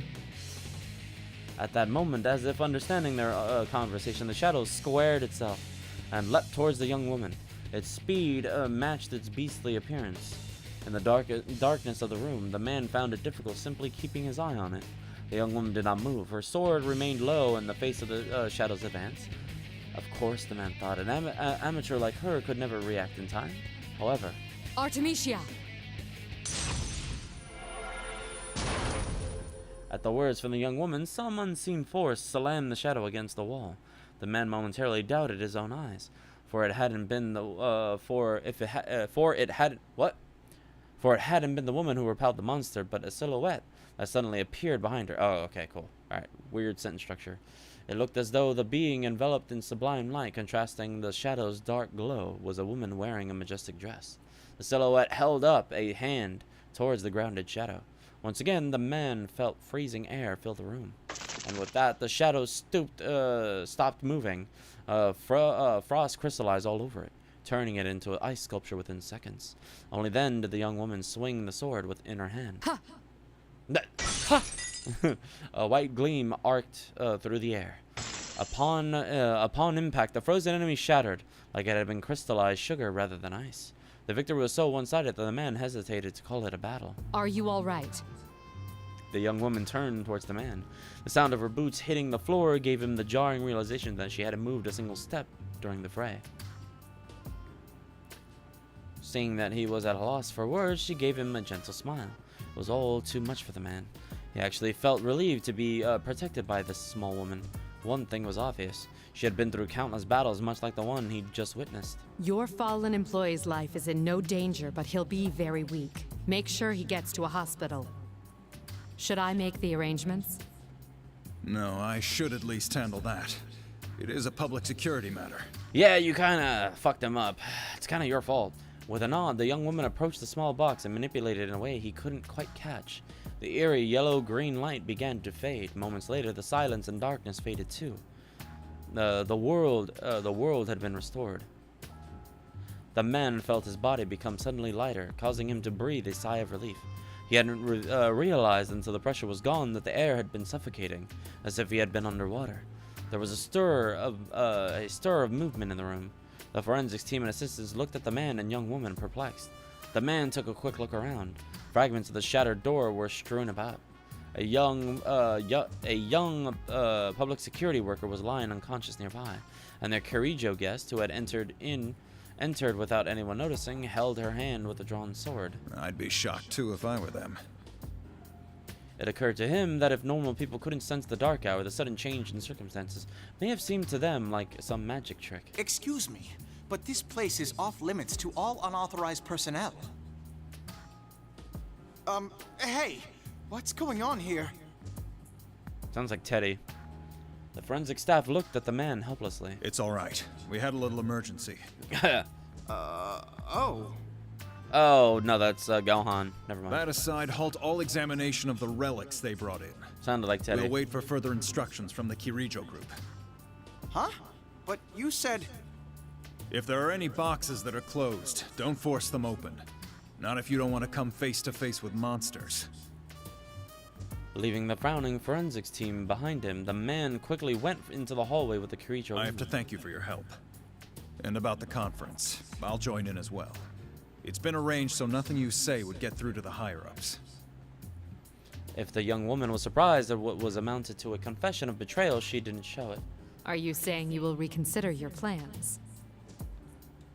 I can't overlook anything as serious as this. I wouldn't be doing my job as public security if I did. But make no mistake, the things I saw today are proof of the sins the Kirijo group has committed. I mean, yes, but again, she didn't do it. They can't be punished under the law, but now that they're known, atonement will be made in some shape or form. Indeed. I never intended anything less. Exactly. You really put one over on us this time. Oh, there's no need to be coy. What happened today was no accident, was it? No. She actually just told you don't open it. We'd never have believed the reports unless we saw it in person. That's why such a dangerous box had no lid. Am I wrong? There was no lid. That's not possible. That box was classified as risk level 3. It should have been securely fastened. The young woman fell silent, then gasped, and gave the maid walking silently beside her a look. Kikuno. The maid continued without the slightest sign of remorse and left her master behind. Both the men and the young woman sighed at once. Us guys in public security have a reputation for being tough. But it seems like you guys are no slouches yourselves. But... Alright, so is Kikuno or... She's like, yeah, just gotta show them bitches.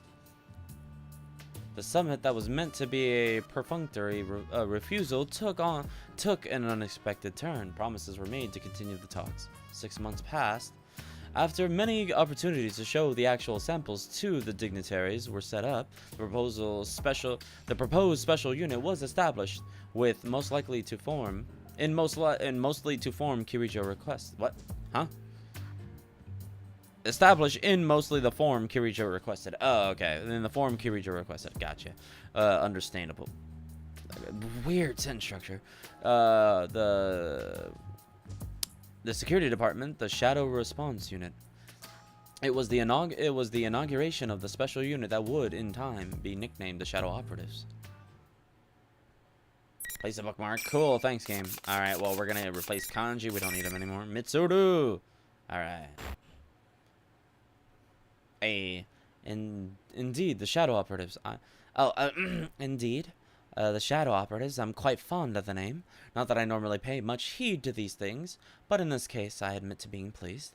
It started as sarcasm on the part of the higher ranked personnel from the police. Could be taken to mean those who deal with shadows, but the real meaning is those who operate in the shadows. Not only is the unit unofficial, we have the difficult to credit job of exterminating monsters. Mostly, I suspect it was a dig at a group that disturbed the expected peaceful years before the older personnel's retirement. But Shadow Operative could also mean one who does what? Mean one who does unrewarded? What the fuck?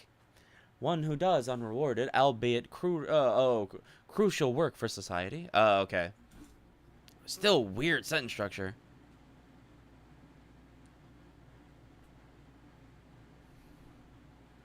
Okay, so that's actually improper sentence structure. So what you would want to do, wow, that okay, so what you would do here is put another comma after crucial, right?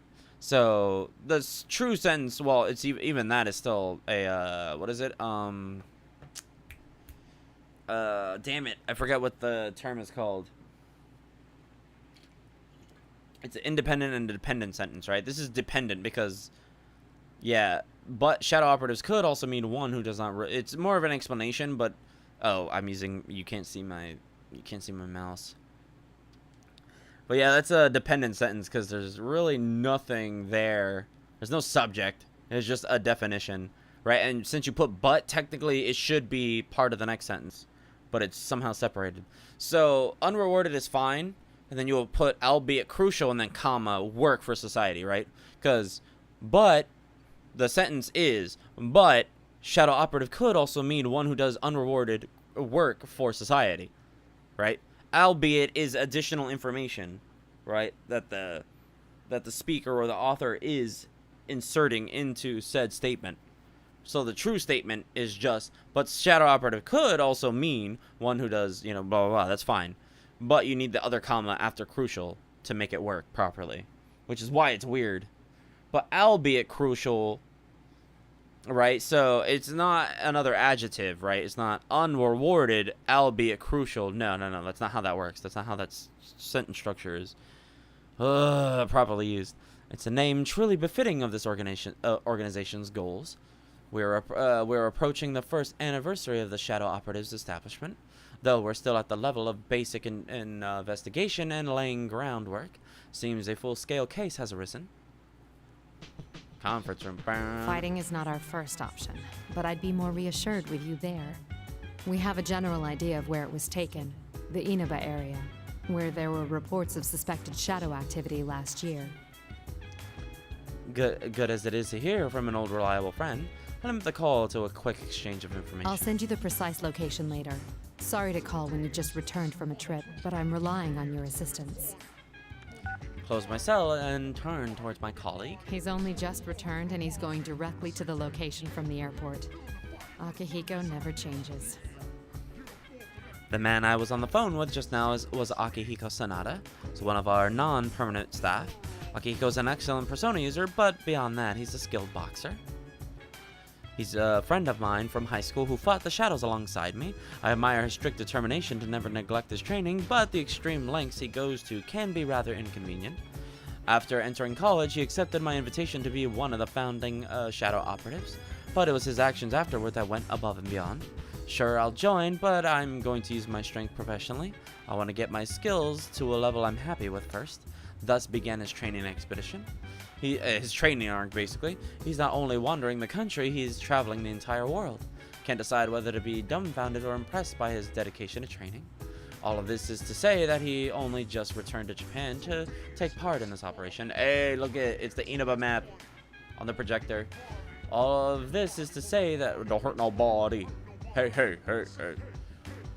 All of this is to say that he only just returned to Japan to take part in this operation. I give a wry smile and lean back in my chair. Seeing me relax, the girl watching nearby smiles. This is Aigis, known for her blonde hair and piercing blue eyes. She's a sweet girl on the outside, but she has what it takes to be an important member of our squad. Will we be able to find Labris? My sister? Hey, I love the Asian outfit. When I look over at Aigis, her eyes are cast downward in a worried expression. Will we be able to save her? Isn't that what you really want to ask? She must have known once I called Akihiko as backup. But there is a possibility that we will have to fight Labris. Knowing that, it's not a great leap to imagine that that in the worst case scenario, she may have to be destroyed. And the last is true. If all else fails and our safety is at risk with no other way to stop her, that option is on the table still. Don't worry. As I mentioned to Akihiko, fighting Labris is not our priority. The reason I formed this shadow operative team is to save lives. I wonder why. We will find her, whatever it takes, and bring her back. I wonder why. We can do this. Yes. I'm sorry to be so pessimistic. Those feelings you have for Labris, you should tell her when you see her. I will.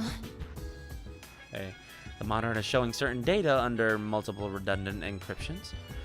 Kirijo Ergonomics Research Lab, confidential matters. There is, in fact, a reason I'm reviewing these materials that are normally securely concealed. Securely concealed. All right. Because 2 days ago on May 1st, I was unexpectedly dragged into a serious incident. Passenger plane I was taking to Kagoshima was hijacked. See, I was right. It was Kagoshima. So were we going to Kagoshima or Yakushima, you motherfucker? Or is that just wrong? Okay. Oh, thank God. I am not crazy. Oh, my knowledge is intact. Oh, my memory. I thought I was going wildly crazy. All right, hold on. Before we continue, nature be calling. I'll be right back.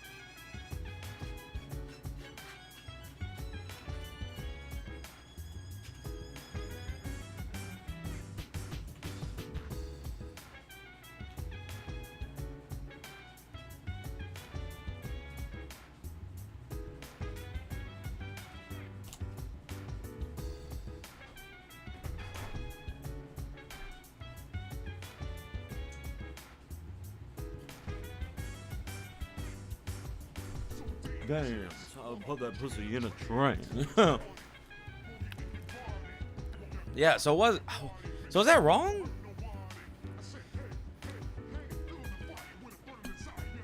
Passenger plane I was taken to Kagoshima was hijacked. There hasn't been a domestic hijacking for 10 years. The top brass of the police, afraid to make any mistakes, sent in the shadow operatives. The case itself has resolved quickly and all the culprits arrested. None of the passengers were harmed either. But the hijackers' true motive wasn't terrorism or political demands, as one would expect. I was surprised to find they were really after my cargo.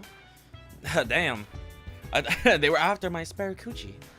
But unfortunately, coochie was not what they would find. It was a sealed box from the Ergonomics Research Lab. We were transporting it to Yakushima from that on that flight.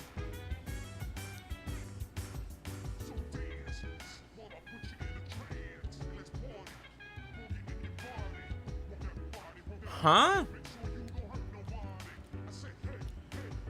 We were transporting it to Yakushima.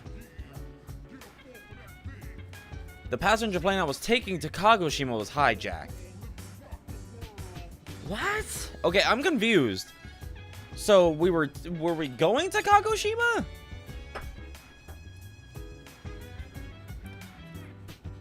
What?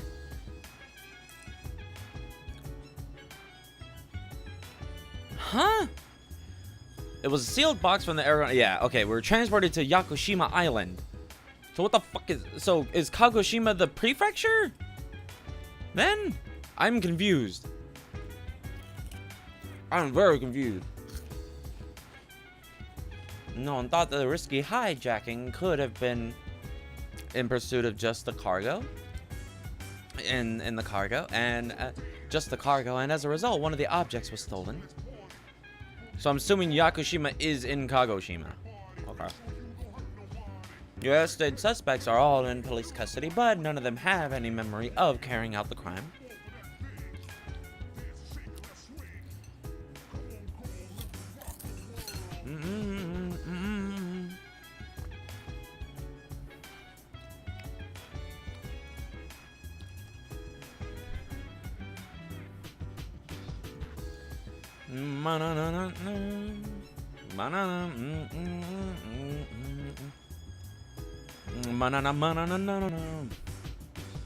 Damn. Alright, here we go. Someone was pulling their strings and very probably using uncommon methods. Considering that Puppet Master was targeting a shadow-related cargo, I doubt they'll be easy to deal with. As for what was stolen, I just mentioned its name a moment ago. Pulling strings, probably custody, but none of them are carrying out the crime, right? Yeah, we know that.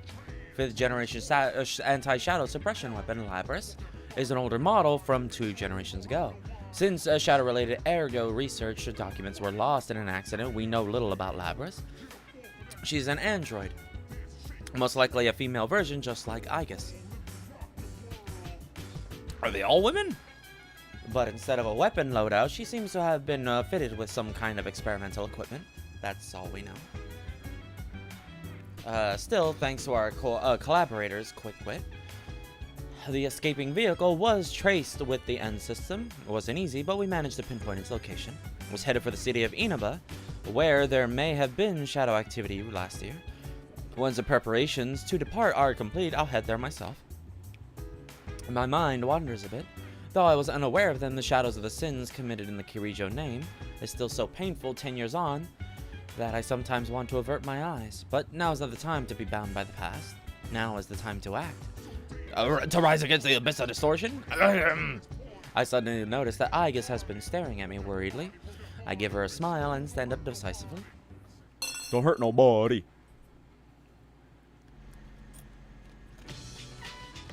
We're pulling up to Yaso Inaba, the central town of Inaba.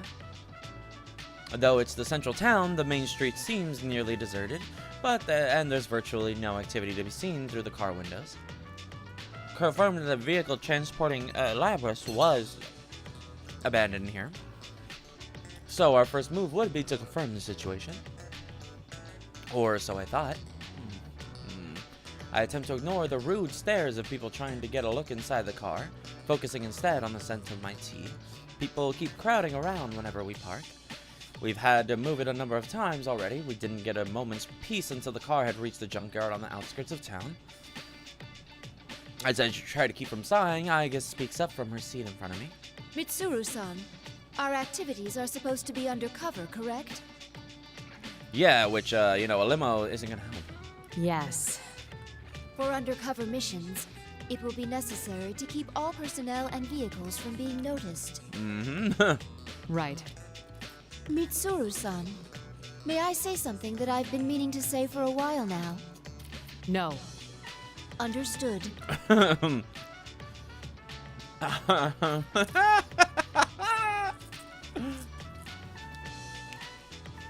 I guess his poker face is a perfect blank, though I understood what she's getting at. I actually wanted to say something along those lines to the people around me for a while.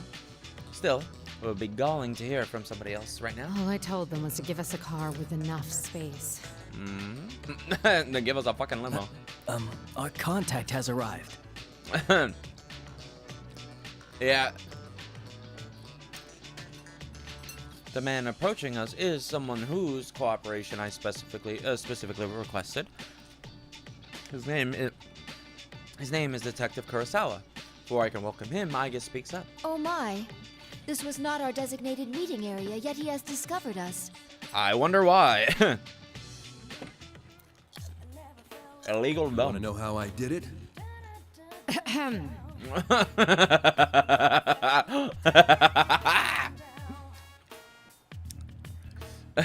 want to know how I did it? It's a giant fucking limo. What do you mean?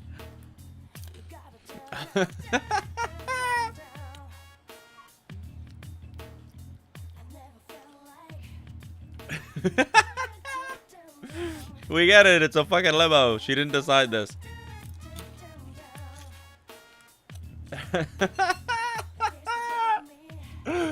Oh, I love it. Oh, I love that. It's a small moment, but it's funny.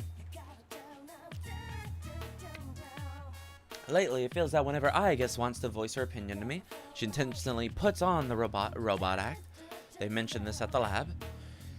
That if Aiga still speaks in that stiff, formal manner, either she's getting too human or is developing habits, or she's doing it on purpose. Honestly. We appreciate your cooperation, Detective Kurosawa. It's not her fault. To be fair, Mitsuru, you should be a little more specific. Long time no see, miss. And nondescript should be the the next time you respond to such a question. Indeed.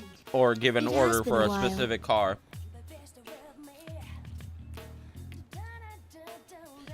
Detective Kurosawa was an officer at the police box near the school we attend. Oh yeah, it's near the school, right? I forgot it was all the way across town.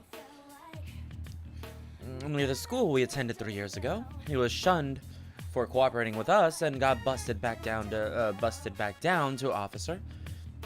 But now that the Shido operatives are officially recognized, he's in their good graces again. A man who can be trusted beyond the confines of his station to solve a case, even going so far as to bend the rules. He's a rare breed. Detective Kurosawa's expression has softened while he makes small talk with Aiga, which makes me realize that this may be the first time he's seen Aiga in her combat form. I shouldn't make you stand while we talk. Please, get in. Ah, sorry. I haven't seen you in a while, so I had a lot to say. Must understand that we are trying to go incognito. Oh, yeah, with a limo like that. Though it's kind of him to not point out that our vehicle and tire are completely unsuited for that goal. As he enters the limousine. He already was. He sits and does not even wait until the door is closed before getting to the point. I found out quite a bit regarding the case you had me look into. Was already teasing her. First, I reviewed the report on the incidents from last year. One of the suspects mentioned the word persona. So what went on here last year? It's probably related, but I wasn't done there. Parts of this guy's testimony were even more outlandish. If you can take what's in the record at face value, it seems Persona users can enter TVs within the Inaba region. Why only the Inaba region? Enter TVs? What does that mean? Just what it sounds like. You physically stick your body into the screen and go inside. Yeah, it's just self-explanatory. He claimed there was another world in the TV. Existentialism, Dropping people inside it was the method behind last year's murders. At its essence, just literally go into a TV. Man, imagine This doing all that. Oh, sounds that'd be rather fucking cool. absurd. As like a means I'm of surprised transportation. It was included in the police report. I got in touch with the detective in charge at the time and said the same thing. Yeah. Apparently, the report was filed by a young partner of his at the time. He'd entertained the wildest testimonies like this one. Don't worry, in a couple years there'll be another one, even more wild. He sounds like quite the oddball. If this was what really went on, the police would have had no chance cracking. In about 5 years from now. But that Detective Dojima is one Well, shrewd guy. 4 years actually, Even with 2016. all the supernatural hocus pocus 2012 surrounding the right now, I case, forgot. He caught the culprit. Because Persona 5 starts in Persona 4 starts in 2011 and ends in 2012. 2012. I had asked him to collect information on the serial murders that occurred in Inaba last year. Shadow operatives aren't public knowledge, so I thought the local police would be more willing to speak with him. But the results surpassed my expectations. Though it is slightly frustrating to already run up against something I'm powerless to achieve myself. That's all I have for you right now. I should be going. I doubt either of us has time to reminisce over the old days. It's funny, though. I thought the fighting was over, but you guys surprise me every time I see you. To be fair, you really didn't see any of them. You saw the man who's gonna fucking die. Well, you saw the man who's a door right now. Thank you very much, Officer Kurosawa. To be fair, I guess they probably Why kept in don't we at contact with him. least see you off? Oh, that's all right. I've got my own car. I doubt my department would appreciate your tastes. If I ever showed up for work in something like this, I'd be the talk of the force until the day I retired. Detective Kurosawa jokes with us before exiting the limousine, waving casually back to us. I had nothing to say to that as I watched him leave, rotating his shoulders to work out some kinks. I guess, though, felt the need to comment. Mitsuru-san, this could be bad. Our sense of social aptitude is in question. Can't deny that. What should we do now? Yes. Hi, Adachi. Or, well, you Narukami. First, we'll need to test the Johnny claim that Youngboy. Persona users can enter TVs. We are at a junkyard after all, and I can see a number of consumer electronics that have been discarded illegally. I guess looks around and points at a certain pile as she gets out of the There is a discarded TV over there. If the environment does not matter, we can use it to test the phenomenon. Wait, I guess. Don't worry. I'm just going to touch it. That's not what I was worried about. I guess isn't wearing anything like a disguise, and no, I'm overthinking this. We've already attracted enough attention. Even if we leave now without doing anything, our pictures could still end up on the internet. Let them gossip about the strange people in funny clothes. It'll become some urban legend. My mind made up, I step outside wearing my special equipment. Once Aiga sees that I've followed her, she gives a small nod and stretches her hand out toward the screen. Amazing! Her hand, it's inside the TV, but the screen itself seems undamaged. Aiga's hand is swallowed up to her wrist. So, what? She has no wrist. They're her gauntlets. What do you mean? As if she put it into the bucket of water. Interesting. As if It's she put it into a exactly as bucket of the water. police report said. What's Do it you- like inside? Do you feel Do you anything? Not particularly. No. Wait a moment. It's the same as mine. It's hard to say definitively since this is my first encounter with it, but I believe this reading is from a personality module. Personality module. Does there that we mean go. our retrieval target is My brain inside the TV? thought a persona module. Huh. Sounds like fun. That voice from above sounds very familiar. But all I see in the direction from where it came is a man in an outlandish red cape. Hesitate for a moment. Could it be? Is that Akihiko? Oh, really? The man leaps from the stacked tower of TVs like an acrobat. You didn't show up at the rendezvous point, so I went looking and found you here. This whole TV thing is pretty interesting.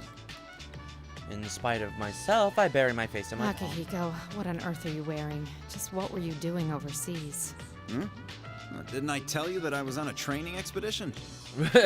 Why are you weirded out by this? I told you I was on an expedition. You should expect Don't this. tell me you came here from the airport like that. Does the concept of keeping a low profile mean nothing to you? Mitsuru, you're wearing... Oh, okay. All right. Woman, you're wearing a fur coat with a Mitsuru-san, combat outfit on. I believe we have lost the right to complain about that. Oh, yeah. That's it. I'm never mentioning the subject of our appearance again. Anyway, we can go inside from that TV, right? What are we waiting for? Yeah, exactly. Still the same Akihiko. We don't know the situation inside yet, and we'll need a secure means of getting out. Mm-hmm. So what? If we want to get this Labrys back, someone has to go inside, right? Indeed. Well, that's... Our target hijacked a plane to throw her into a TV in this town. If we sit on our hands, it's possible we'll be put in serious danger. Akihiko's right. And exactly why we've been trying to act as quickly as possible since this case We're different began. from how we used to be. We made the choice to fight shadows as professionals. That's why I traveled around the world and trained harder than ever. And now that something's actually come up, you're hesitating? We agreed to do this. I'm ready to stake my life on the mission. Let's fucking go. Recklessly unafraid to state his opinion, honest opinion. Classic Akihiko. You must understand that that is his role. Certainly, there are times when I need such opinions, and it's been a while since he went abroad. I think I can understand his current mindset. All right. Wait right here. I need to go make a phone call first. Okay, but make it quick. He doesn't have to tell me twice. I take my phone and bring up the contact list. A world inside a TV. I don't know what it might be like in there, but I do know somebody that could help us. I was originally going to ask for their help after Labrys was secured, but perhaps the time has come.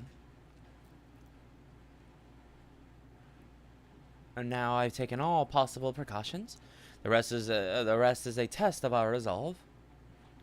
Oh, I remember who it is now. I gotcha.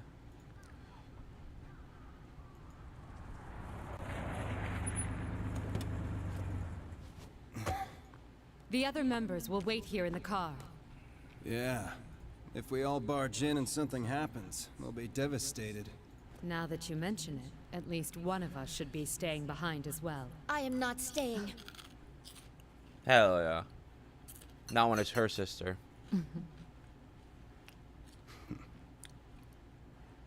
Us three will be plenty. We'll end this in a flash. No problem. The same as always. Although, we have no idea what might be waiting for us on the other side. Don't get careless. Right. This situation, it brings back memories.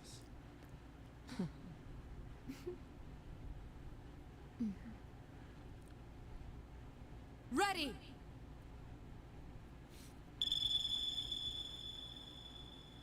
God, that pinging noise is so cool. I love it.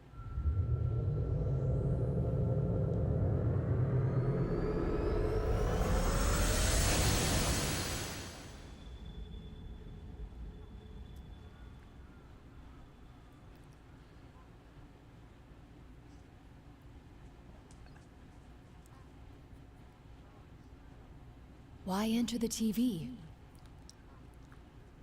What's going on?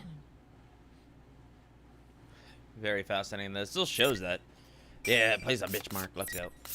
It's that was 2 scenes. Oh my god. Now we're really gonna speed run.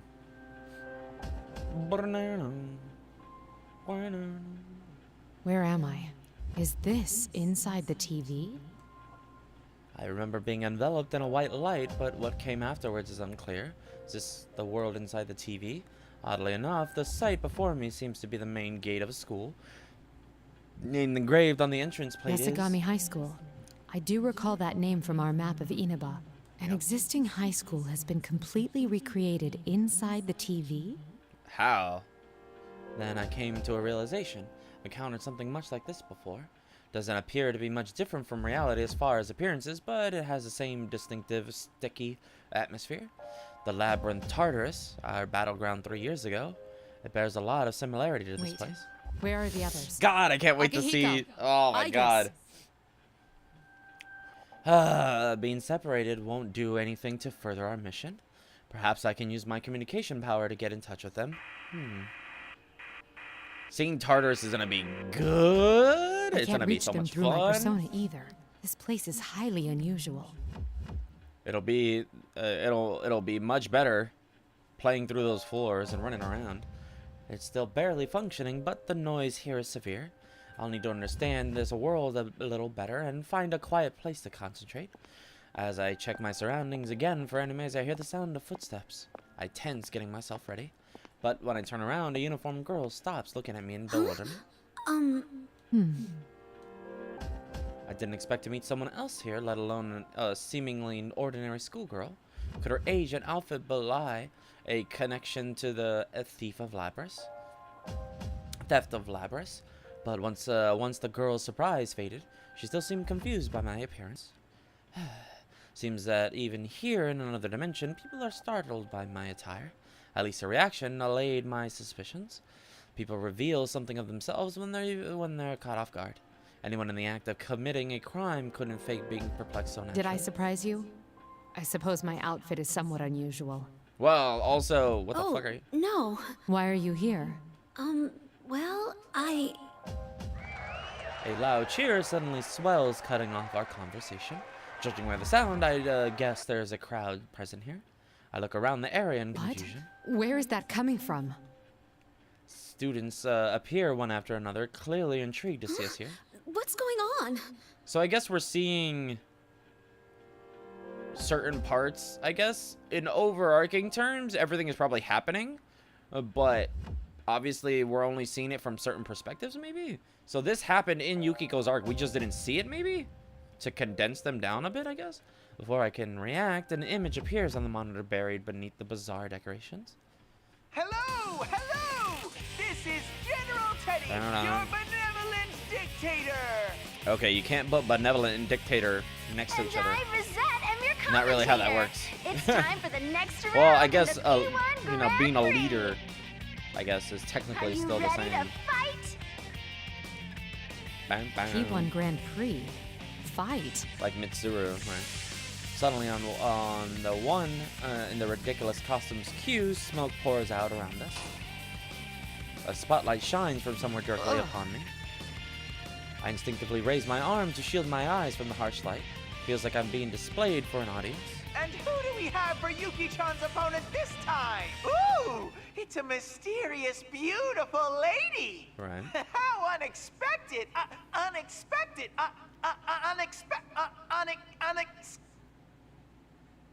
Teddy, what's wrong?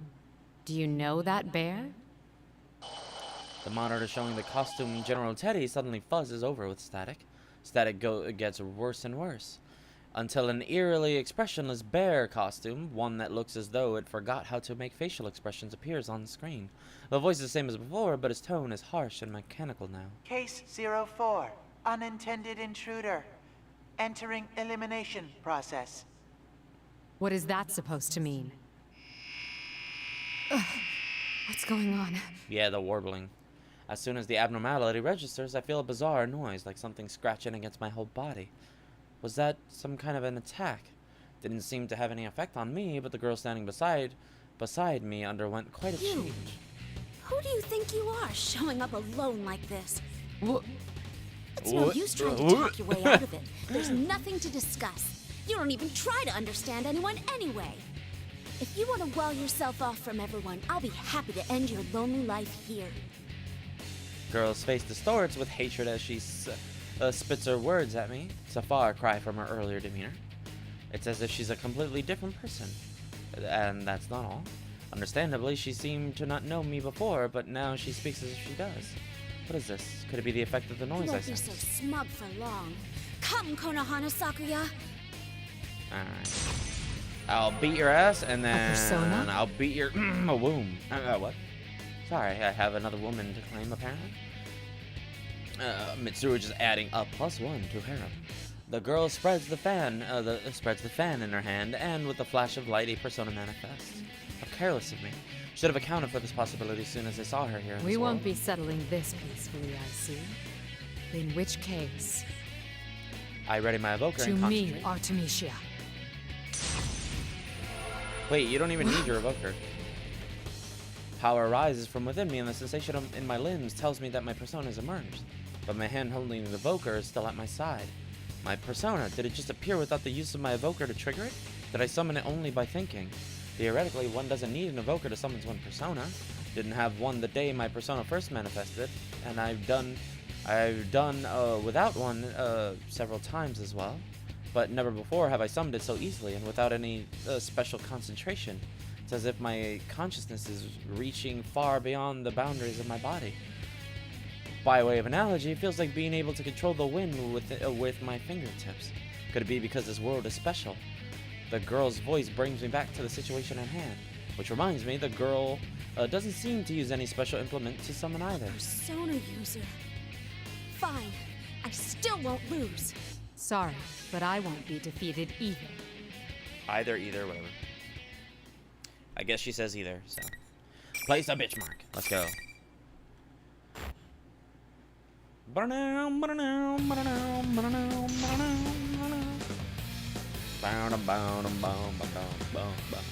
Queen versus queen, right?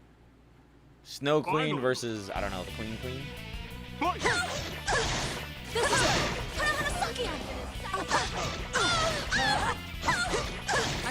Artemisia!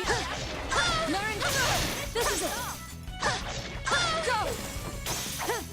You wanna stay? Better luck next time!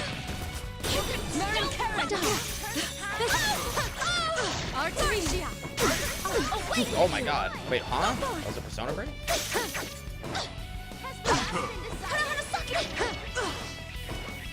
Gotta be careful.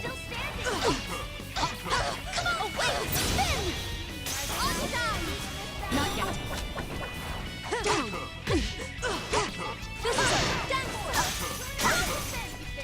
I'll show you. Sorry. You're cornered now.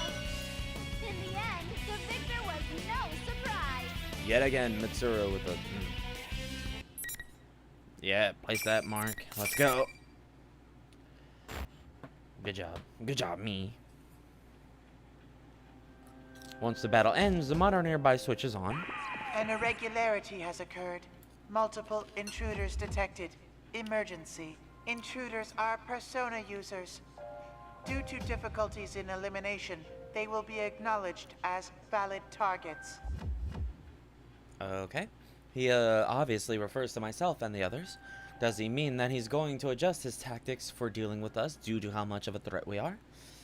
The way he said that seems like a bad Valid omen. targets. Mm-hmm. Yeah, Mitsuru, think of it like a harem that you're, collecting.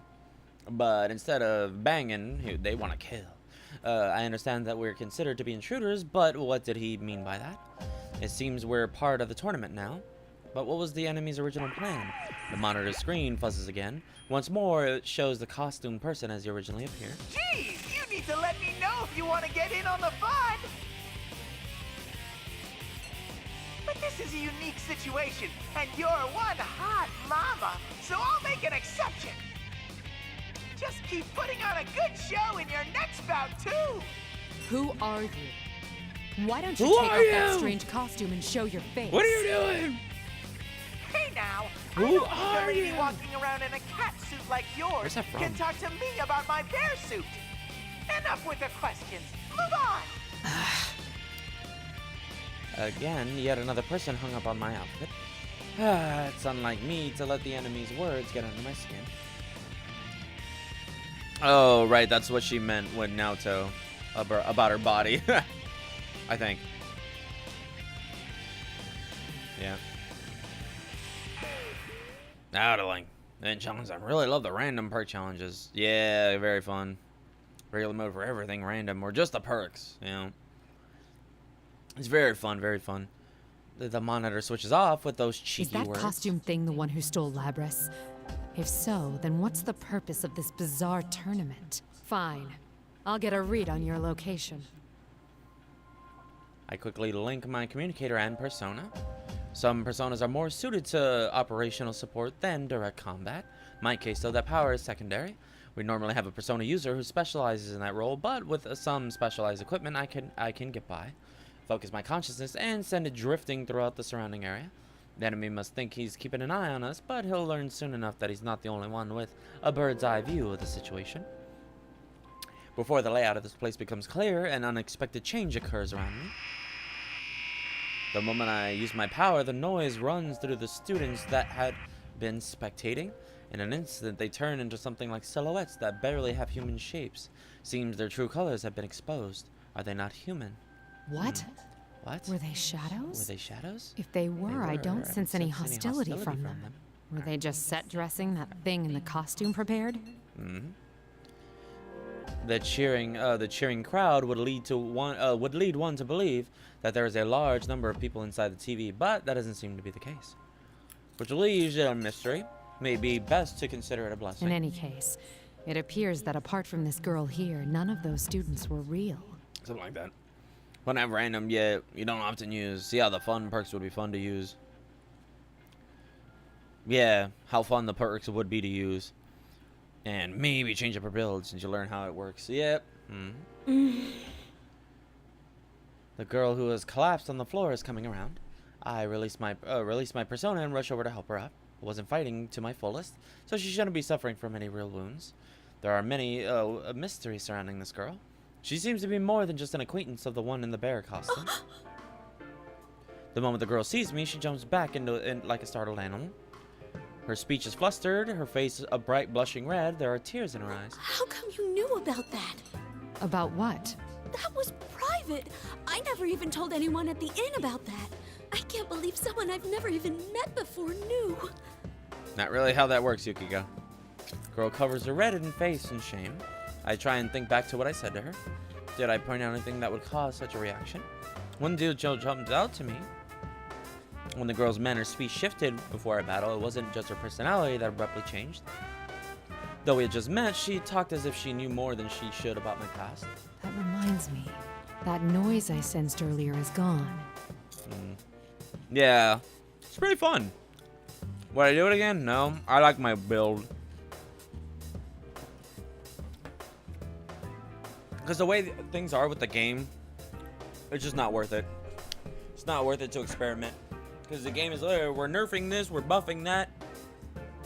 They're forcing us to use meta perks because, well, they keep changing everything. And just to even play the game, we have to do this, right?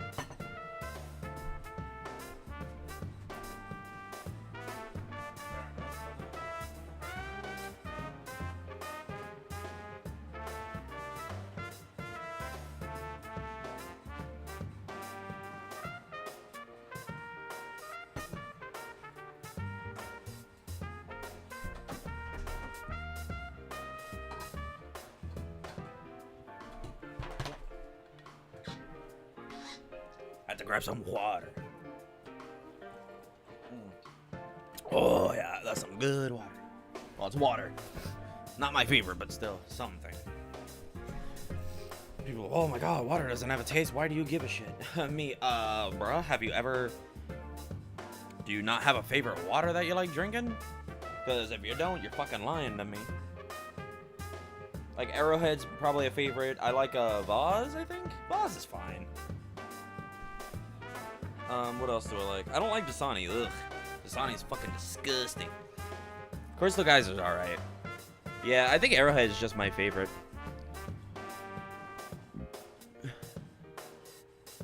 Arrowhead? Yeah, I think that's it. Yeah, the girl before me now no longer bears any of the senseless animosity from before. Seems to have been some kind of interference from the enemy. Come to think of it, that bear was egging us on. The interference must have been to ensure two total strangers would fight. My god. General Teddy, was it? He looked comical enough, but he certainly put an elaborate scheme in motion. Well... No! How could Teddy... Seems to finally calm down. And continues muttering with a perplexed expression. You know the one in costume, I take it? Oh, I know him very well. He's usually not like this at all. I take the girl's hand and again help her to her I'm feet. Mitsuru Kirijo. I've come here in search of a unique object. Why don't we start over? If you don't mind, I'd like to hear a little about yourself. Yes. Oh, my name's Yukiko Amagi. I'm sorry for losing my composure just now. So, Amagi, why did you come to this world? Where to start? So many strange things happened over the last year.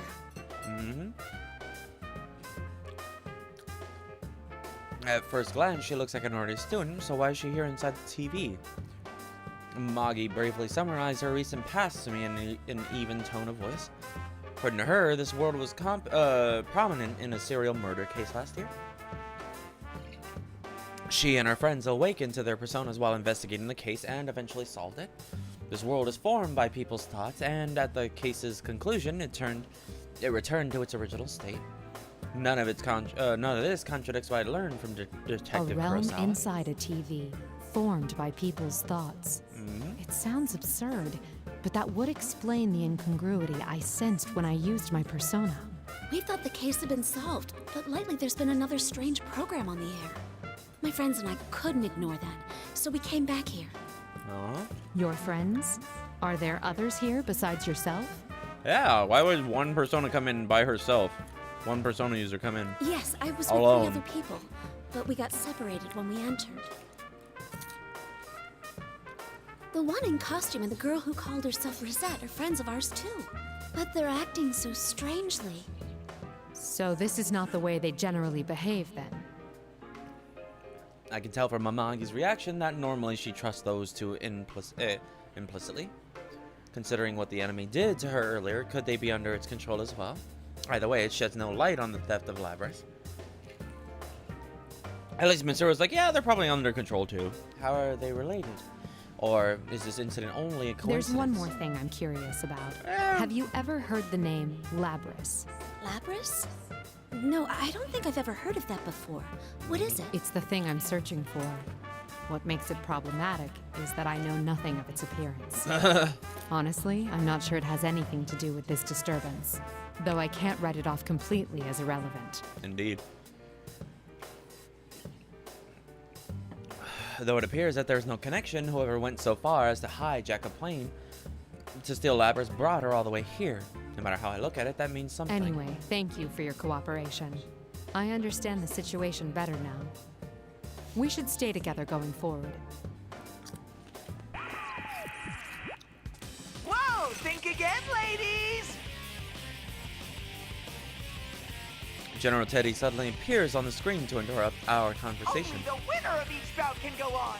That's rule number 1 in the Grand Prix. How exactly can the rule be enforced? Is it to answer my unspoken question? Amagi makes an odd gesture. There's nothing here, but I can feel something. A wall, maybe? Wait, but Mitsuru-san could... And Amagi looks at me expectantly. I take a tentative step and walk through the place where she claims there's a wall. Like I said, you're stuck there until the tournament's over. Only winners get to go. So how does that even work? Come on, miss. You won. So it's time to barrel forward to the next stage. I swear to God. I swear to God. I must leave the girl alone in this strange world then. Though I'm uneasy to do so, about doing so, Amagi seems to read my thoughts and smile. Thank you, but I'll be all right. I fought shadows for an entire year too. I can protect myself. I see. In that case, I'll press on and do my best to rescue your friends. If you see them, please tell them I'm all right and they shouldn't worry about me. You be careful too, Mitsuru-san. Amagi smiles resolutely. She's a very strong all right. girl. I'll pass that along. I nod, acknowledging her wishes, and turn my back to walk away. Not only do they tamper with our minds, they prevent us from leaving until the tournament is settled. Indubitably. It may not necessarily ruin friendships, but there's no way forward than to fight one another. What a loathsome trick. It seems the mastermind is intent on us fighting each other. Divinely. I grit my teeth in anger. Amagi's clear eyes remained in my heart. This operation, it's no longer just to retrieve Labrys. I make a silent vow as I go. Everyone who has been dragged into this must be rescued. And can I have a say? All right, never mind. Hallway. Another dead end. Indubitably. As I step into the school, I realize that these invisible walls are everywhere, blocking off routes that seem open to the naked eye. Why is the thief who stole Labrys gathering persona users in this world? Not having a clear idea of their motivations is compounding my anxiety. Aigis and Akihiko may have been dragged into this Grand Prix as well. If so, we need to compare notes. If all goes well, we may figure out the location of the mastermind behind this behind this that I failed to grasp earlier. After quickly confirming that there are no shadows nearby, I link my communicator with my persona, focus my consciousness, and send it drifting throughout the surrounding area. So lonely. What was that? The presence is faint, and I can't tell where it is, yet I can definitely hear a voice. It seems I could sense it because of my secondary support capabilities, but when I focus harder, it doesn't seem that they're trying to communicate with me. It's more like the words and the intense emotions behind them are seeping out of the room itself, perhaps even from all around me. Eventually, the voice becomes clearer. I'm scared. And alone. It hurts. Why? Why won't anyone listen? I don't recognize the voice. Perhaps one of Amagi's friends. I didn't ask to be born a machine. How come no one understands? What's the difference between normal people's hearts and mine? A machine? Is that Labrys? I stand up and try calling to her. Labrys! Are you nearby? Answer me! But there is no answer. It seems that it's not because of the voice's owner that is nearby that I can hear her. It is subtly different from hearing voices with one's own ears, it's true. I focus my senses once again, but I still can't tell exactly where it's coming from. Not yet having a thorough command of the layout here makes it harder to pinpoint. Eventually the voice fades, only silence Going by what remains. she said, that had to have been Labrys. Sounds as if her heart has developed further than we thought. Even Aigis, the latest model, requires a lot of time and experience to develop the heart she has. So then why does Labrys, who's been sealed from her development up until now, have such an advanced heart? I didn't ask to be born a machine. It pains me to hear that. The anti-shadow suppression weapons. Both Aigis and Labrys were created as insurance for dangerous shadow experimentations, in case the subjects should go berserk. The only thing that can stand up against the shadow is a persona, and being able to control one is an absolute necessity when dealing with shadows. Thus, they were given hearts in order to induce their ability to use personas. But a weapon that has a heart contradicts itself. It was natural for Aigis to face that contradiction, and it caused her serious anguish in the past. We can't allow victims like her to be tormented by sins of the past, whether they're human or not. Newly resolved, I press on. I continue through the school, still unable to contact Aigis or Akihiko. Just wandering about, meandering. The invisible walls seem to be leading me towards the gym. Compared to the one back at Gekkokan High, this one is rather modest, but the chairs stacked to unusual heights and the monitors everywhere give it an eerie air. Ah, the monitor is switching on again. But this time it's not showing General Teddy. How strange. This appears to be a commercial for a fighting event. A succession of young men and women are introduced as participants. One of them I recognize as They're Amagi. wearing the same uniforms as Amagi. I assume these are the friends she spoke of. Uh-huh. All of them were introduced with horrific epithets, but the Amagi I met in person was a completely different, sophisticated girl. I suppose the enemies made up all the taglines. Just as Amagi's introduction ends, the video suddenly turns off and General Teddy's face appears on screen. I had to completely rejigger the bracket to accommodate 3 new contestants. Sheesh. 3 new contestants. Myself, Akihiko, and Aigis?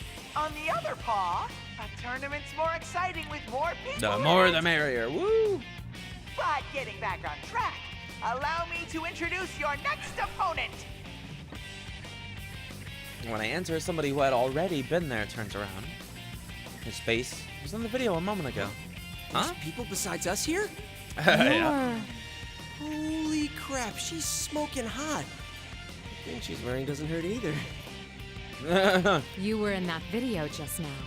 What was it they called hey, you? my boy. Captain Ressentiment? He's into the BDSM. Let's go. How come you remember that stupid title and not my real name? Figures I need a knockout like this if she already knows about that. God, I wish I was dead. Apparently, the epithets from the video hit a sore spot with the people featured. Nickname left more of an impression than his real name, so it just slipped out. At that moment, General Teddy appears again on one of the larger monitors inside the gym. How do you like your opponent? Why are you making us fight? What benefit do you derive from this nonsense? So many questions. I'm surprised we don't get a blue outline for the reload, for P3 cast. Instead of, well, we get the yellow. I guess it is P4 Arena, right? Exciting. Isn't that fun? That'd be nice to distinguish the characters. That's what this is about? No. If Labrys is involved, there's more to it, isn't there? Enough jibber jabber. Hurry and start the fight. Enough jibber jabber. Look at your opponent. He's ready, see? As the general smirks, a wave of discomfort washes over me. It's the same as that time with Amagi. As I glare at the monitor, I'm thinking that more interference is at work here. I hear unexpectedly bitter words. Yeah, Teddy's right. I mean, you're the one who barged in here. Man, who'd come to such a dangerous place without hesitating? You really are an ice queen. I bet you don't have many friends, huh? It's happening again. The moment that noise kicks in, not only does my opponent's personality change, they begin speaking of things they shouldn't know about. It's exactly like what happened You with talk Amagi. as if you know me. Stop acting so calm and changing the subject. You seem like you don't know much about this world. So how do you plan to get out? Don't tell me you rushed in here with no escape plan. Oh man, seriously? You're nuts. People like you who obsess over responsibility and put all the burden on yourselves, you annoy the hell out of me. It doesn't matter how others perceive me.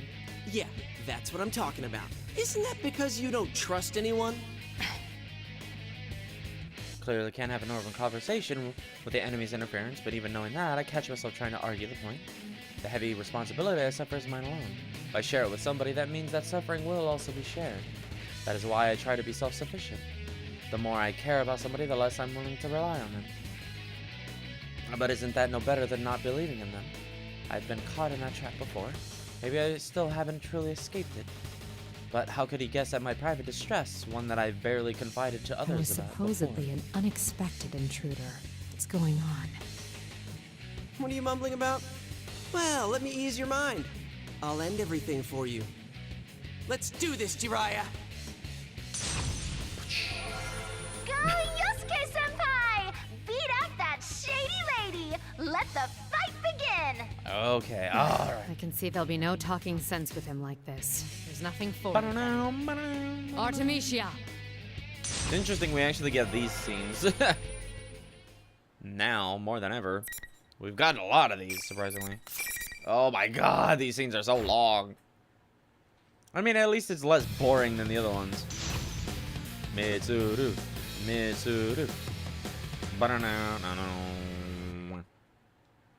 Final. Fight! Marin Karen! Oh. You have time to gawk? Marin Coot. Here we go! Damn you, oh my god.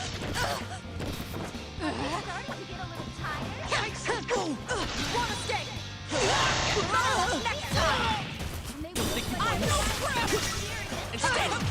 Oh my god, damn. Hitting me with a lot. Oh my god.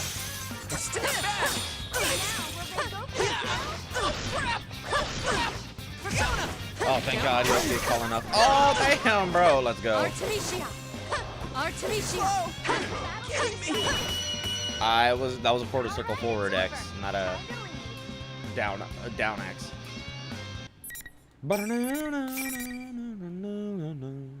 Alright, let's keep going. So useless. I think I'm catching a second wind. Unfortunately, the party crasher wins. Damn, why gotta be so rude about it?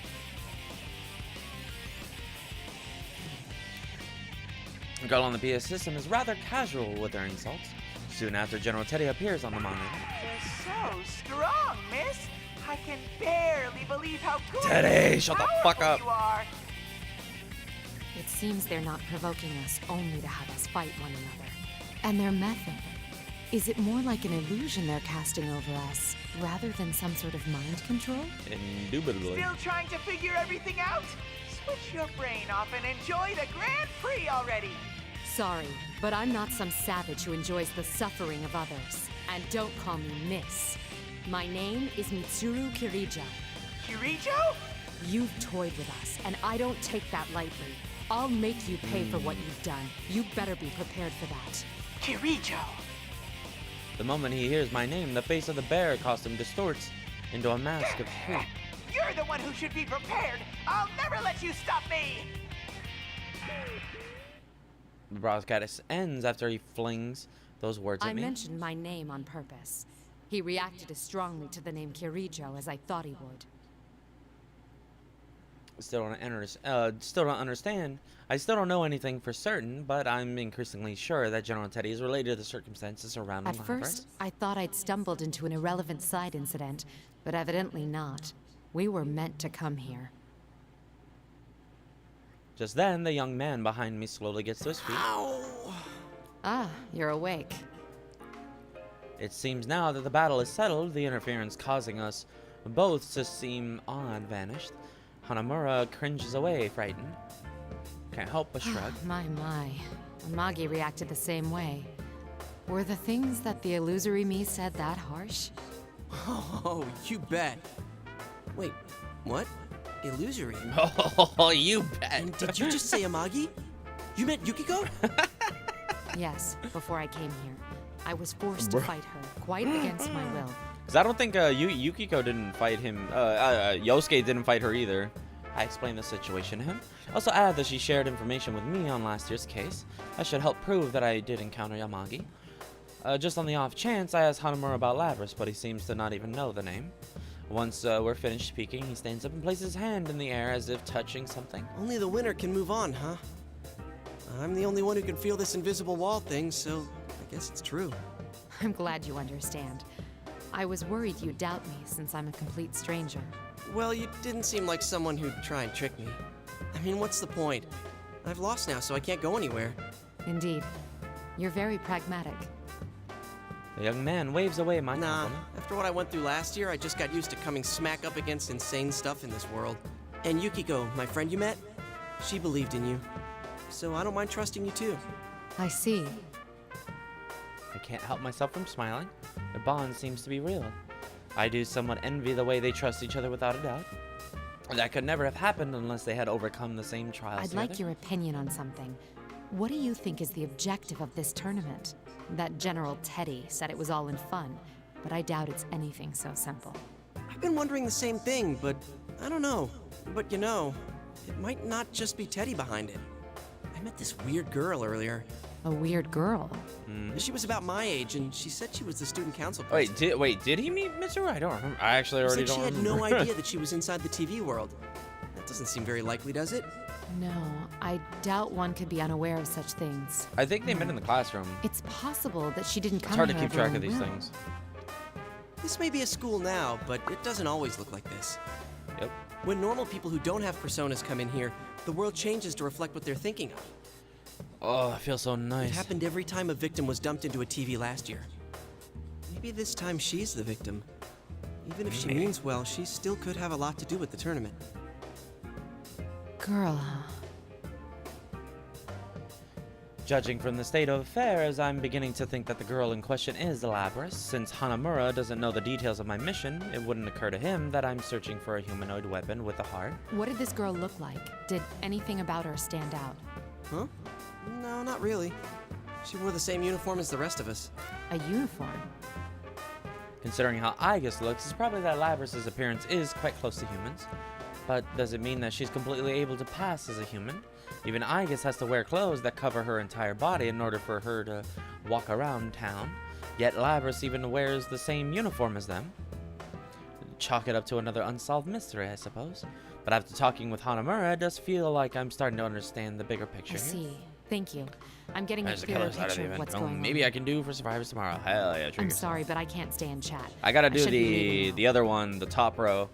I gotta get the rest of those items. We don't have a wait lot of time left. Can I ask you a favor? But it is a good way to get the rift done. Can you look after my other friends too? It sucks, but I can't get to them from here. So hopefully you get it done. I'm gonna probably do That some more Teddy's tomorrow. really not a bad guy either. Sure, he eats my ice cream I without gotta asking do and the stuff. killer stuff so I can get the outfits and then do the He's actual not the rift. type of guy who get off on Yeah, not watching the people hurt each community other. one, the top There's gotta one, be some so other you can get the explanation. outfits. Don't worry. I was already thinking along And, similar lines. Weapons and or the What we saw was an illusion. Yeah. It may be that Or they're just the faced money. with the same situation. I want that BP. I'll save everyone who's been dragged into this, including your friends and this student council president. Thanks. Just hurry before someone else dies in here. Hanamura's expression, which had previously been bright, albeit desperate. Yeah, see? Exactly. That's how you're supposed to do it. Yeah, you can use hyphens or you can use commas. Albeit desperate, well, darkens noticeably. From what I've heard, last year's Shadow incident revolved around serial murders. Maybe that he lost someone as well. To fight so desperately but lack the power to make a difference, being forcibly parted from what loved ones. I understand that pain all too well. That must sound pretty lame, losing the fight and then making a lot of demands. Not so.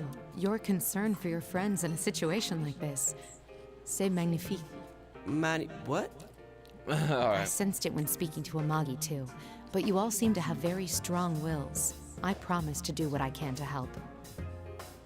Emotions he seems to view as a weakness are actually a strength. Sure that with a little more experience, I'll come to realize that too. He'll see how difficult it is to hold on to that will, and how valuable it is to have friends you can share it with. Since I am the one who will be moving on, I'm responsible for the duty he entrusted to me. As if sensing my determination, Hanamura's expression turns serious, and he nods. Alright. People finally finished it. So, the top part is good to claim now. Oh, okay, cool. They finished everything? Lovely. Because the only thing they did was, I believe, like the second one. It was so long and forever taking for all those people to fucking finish it. The community ones. So I was doing all the other stuff while I was waiting. Because those don't take that long, comparatively. So I was like, alright, I'll just do everything else until they actually get one of them done. After parting with Hanamura, I once again proceed through the school. The invisible walls continue to bar my path. Undoubtedly, the enemy is leading me exactly where he wants Is there no end to this?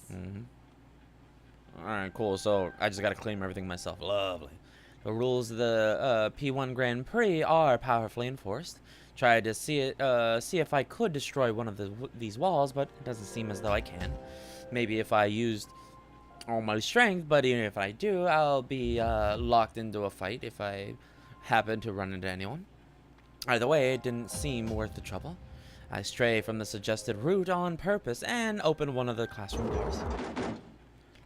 As if, I sense no enemies, and doesn't look like that I'll run into my next opponent here either. Should be safe. Once again, I link my communicator with my persona. This time, unlike before, my senses clearly and smoothly spread outward. I sensed two familiar signals. Akihiko and Aigis. They both seem to be okay. First, I focus my senses to contact Aigis, who's closer. Can you hear by. me, Aigis? Mitsuru-san, I am relieved to finally hear from you. Is Akihiko-san with you? Akihiko? Why'd you say it like that? It's Akihiko. Whatever. Most people say Akihiko. Wonder why she said No, Akihiko. we were separated, but I've confirmed his safety. I'm sure he won't be defeated that easily. Nope. He punched bears for a living for a while. Like, actually. It's part of his training arc. He's fine. Don't worry about it. Aigis laughs upon hearing my Let's words. exchange information while we can. I give her a simple outline of the current situation. Mention the students that were drawn here. My suspicions that this Grand Prix mastermind is almost certainly related to Labrys. And what I've heard of a girl whom I assumed to be Labrys. I saw that girl a moment ago, though I lost sight of her when the invisible walls blocked my path. I've been told she looks more human than you. Is that possible? Not only that, she was almost indistinguishable from a normal person. I couldn't believe it either. Yet I definitely sensed a personality module. Does everybody say either? I say either. Well, I mean, depending on the situation, like me either, or sometimes they'll say either or, right? I see. Depending on the context, I guess. There's no doubt that General Teddy has strong ties to Labrys and the Kirijo group, but this girl whom we believe to be Labrys is apparently walking around unconstrained. If he can set up this many walls, it should be easy for him to capture her. Don't worry about meeting up for now. Well, under the present conditions, we'd only end up fighting amongst ourselves. I wonder. I mean, we already are. I don't know how Labrys ties into this situation yet, but be careful.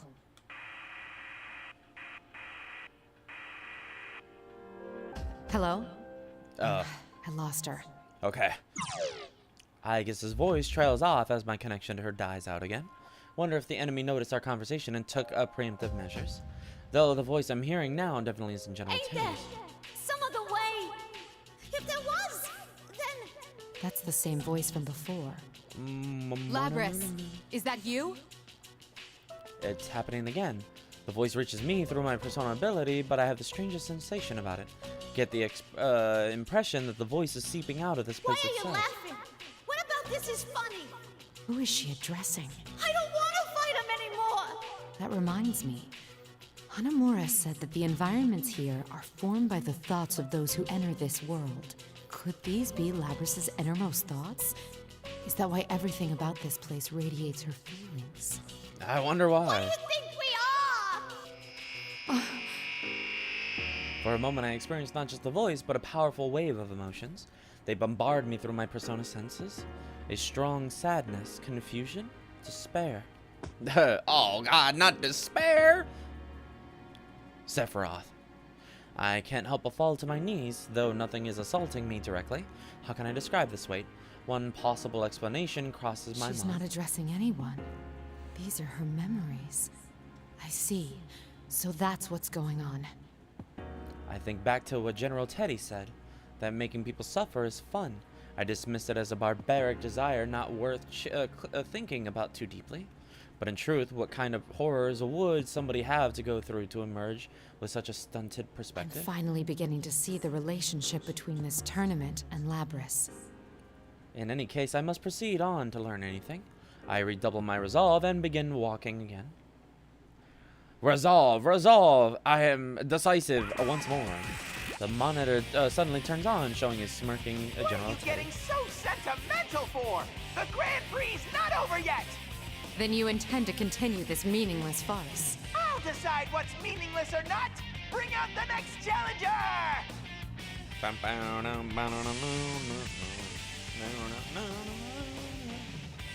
As soon as the general shouts, smoke gushes obstructing my view. Gushes out, obstructing my view. Seems he's unwilling to listen to reason at all. Not that I expected otherwise. Who will I be forced to fight this time? Strain my eyes to see through the smoke. A pro tag? It looks like it's you. Oh, Naoto. Oh, Naoto. I remember that face. Naoto Shirogane. He was present as a police officer when Labrys was being transported to Yakushima. It was thanks to his quick thinking that we discovered Labrys had been taken to Inaba.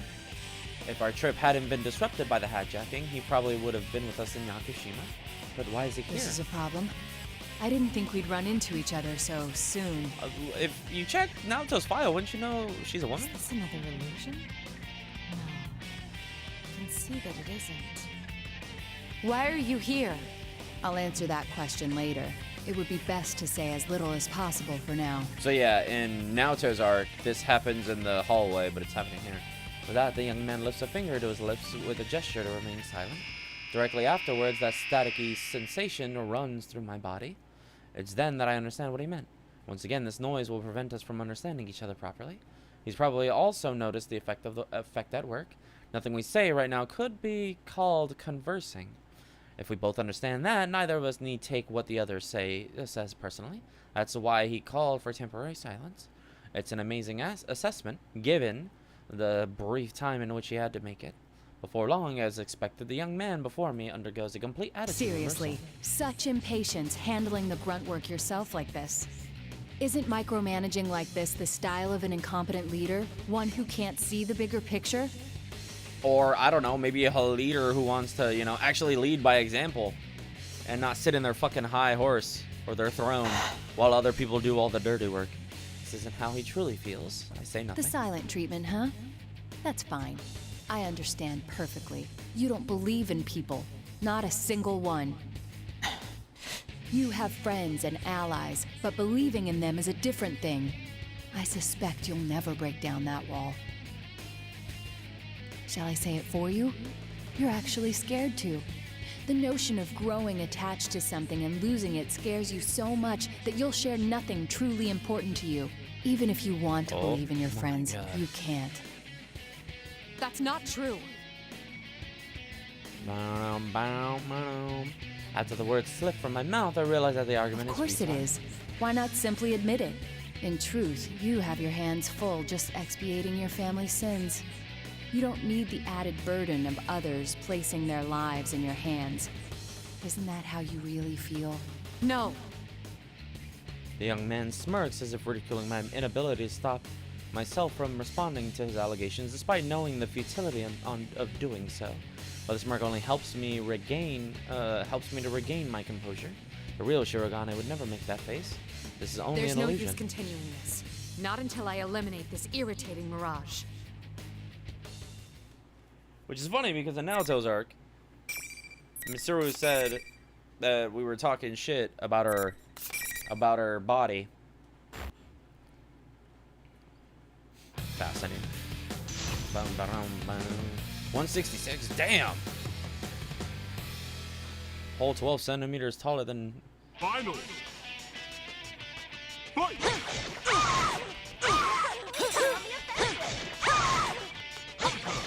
You have time to go?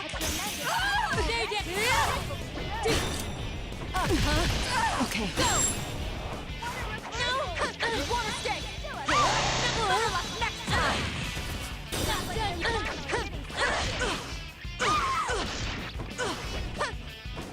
Go! I'm sorry. Damn. Alright, announcement over. Stabbed her right in the fucking face. Let's go. Bam, bam, bam, no, no, no, no, no. Bam, bam, bam, no, no, no, no, no, no, no, no. It sounds similar to Price. I turned towards the monitor on the assumption that General Teddy will appear to mock us, but for some reason this time he doesn't. Not sure why, but it at least allows us time to calmly talk things over. I look towards the young man once again. Am I getting through to you now? Yes. The same goes for me, I presume. It seems we were spellbound until the fight began, as we both suspected. They disrupted our communications to drive a wedge between us and make us fight. Though it's a mystery to me as to where it draws such personal slights for the illusions before us. I agree. Seems to bear no animosity and is willing to discuss things, but to be honest, I'm not sure where we stand. Why is he here? Think of several possibilities, possible explanations, but if he secretly followed us in, his handiness may prove dangerous. Gives a sudden wry smile as if sensing my reluctance and trying There's to no need to be cagey. I don't intend to dodge whatever questions you have. You were probably wondering 3 things when you saw me here. First, how did I enter this world? Second, what am I doing in Inaba? And third, if I came here looking for you, what are my true intentions? No wonder you've made a name for yourself as a detective. You're correct on all counts. The first answer is easy. You know now that I can use a persona, allowing me access to the TV world. As for the second, there's no great mystery why I would come to Inaba. I live here. You wouldn't happen to be acquainted with Amagi and Hanamura? You've met my senpai? Your friends. I gather that you're comrades who fought alongside each other during the serial murder case last year. I assume you entered the TV together for the same reason they did, and found yourself dragged into this mess as well. Whatever doubts I may have about them, it seems they're here because we dragged them into this. I'm not very comfortable with that. So, I must apologize to you.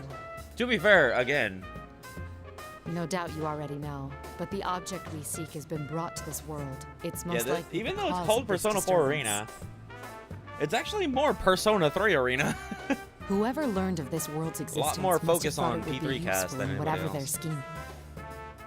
You apologizing to me? Shirogane shrugs with a Are wry you smile. so sure you can trust me? You have no guarantee that I'm telling the truth. And there's still the answer to your third question to consider. I haven't yet told you my true motives. Fair enough. But if you're friends with Amagi and Hanamura, I feel I can trust you. Their bonds with their friends are real. Perhaps I lied about that too. But then why would you bring it up? No, you're no villain. That's what my intuition tells me. You aren't at all the person I thought you'd be. I'll take that as a compliment. His smile suggests that it was meant as one. It makes him look his age or even younger. I can't help but smile as well. He's not exactly the hardened detective I'd imagine The him to Teddy be who either. appeared on that monitor is not our friend. He's an imposter. Okay, yeah, okay, my god! Proof of this? I found the real Teddy. Our enemy can fog both our eyes and ears. It's possible they can make themselves look like someone else. I see. Good god. Please. But I still don't know why they chose to take on Teddy's appearance. Oh, ow. What the fuck? Upon hearing this, I sigh and close my eyes. It might be to make you all suffer. If they led you to believe your friend betrayed you, it would make this all the more painful. There's some truth to that, but it seems too simple a motive to warrant this elaborate of a disturbance. He's wrong. If the motive is somehow connected to Labrys' memories, what had been incomprehensible becomes completely understandable. My conclusion must have shown through on my face, since Shirogane trails off in understanding. At that moment came something like a touch. Sensation I hadn't felt since entering this world, but I know this feeling. It's the effect of being brushed by a persona's informational support powers. This feeling. Rise-san! Rise-san, can you hear me? Naoto-kun? So you ended up here too? A voice that echoes is much like the voice I heard over the PA system, but it seems quite different. The announcements must have been part of the culprit's tricks. This Rise's voice immediately turns quavery. I'm so glad. Ever Quavery. since this weird fake Teddy kidnapped me, I've been all alone. The others are fighting each other too. It's all right. Just calm down and tell me where you are. I think it's the announcement room. It's kind of off though. There are these invisible walls around and I can't get out. I wonder why. The fake Teddy was watching me until a moment ago, so I couldn't use my persona. She seems to have been under the General's close watch, limiting her chances to use her persona until now. Soon as the General stepped out for a moment, she seized the opportunity to contact Shirogane. You're in the announcement room now, yes? I'm headed straight there, so stay put. Huh? Who's that? Why can I hear your voice but not sense you? She sounds extremely confused. I had temporarily forgotten that my equipment prevents me from being detected by persona abilities, to an extent. I prepared it after facing an enemy with similar powers once before. It works by making my presence difficult to detect unless they know me well and recognize my signature. Shirogane senses her confusion as well and introduces me to her. His introduction is accurate yet concise. Huh? You mean accurate and concise? Accurate and concise are more synonyms. They're synonymous with each other. They're not really counter. They don't juxtapose each other. They don't counter each other. They're not juxtaposing concepts or adjectives. I can see he's a first-rate detective. Mitsuru Kirijo. Wait, Kirijo? Are you that Kirijo? Yes, that's correct. The CEO? Not quite. I am the founding family's... You hired me for a commercial before. Oh, good. Thank you very much for your patronage. A commercial? Oh, yes. I'm Rise Kujikawa. I'm a classmate of the others you met, but I'm also kind of a starlet, and, it's hard to explain. Rise-san, that can wait. There's no knowing when our adversary will return. Oh, all right. Kujikawa said that she was captured, but why would they treat her differently? I suspect it was to block communication. If we could speak freely as we just did, their whole scheme would collapse. Ah, so that's why Teddy and Rise-san were the hosts. What do you mean? The real Teddy has a similar power. That's why those two were taken separately. Not only that, but by acting as the two who had disappeared, the enemy thought it could portray them as traitors. Though it appears that Teddy managed to escape on his own somehow. But yeah, just literally slept out through a logger. That's all it took.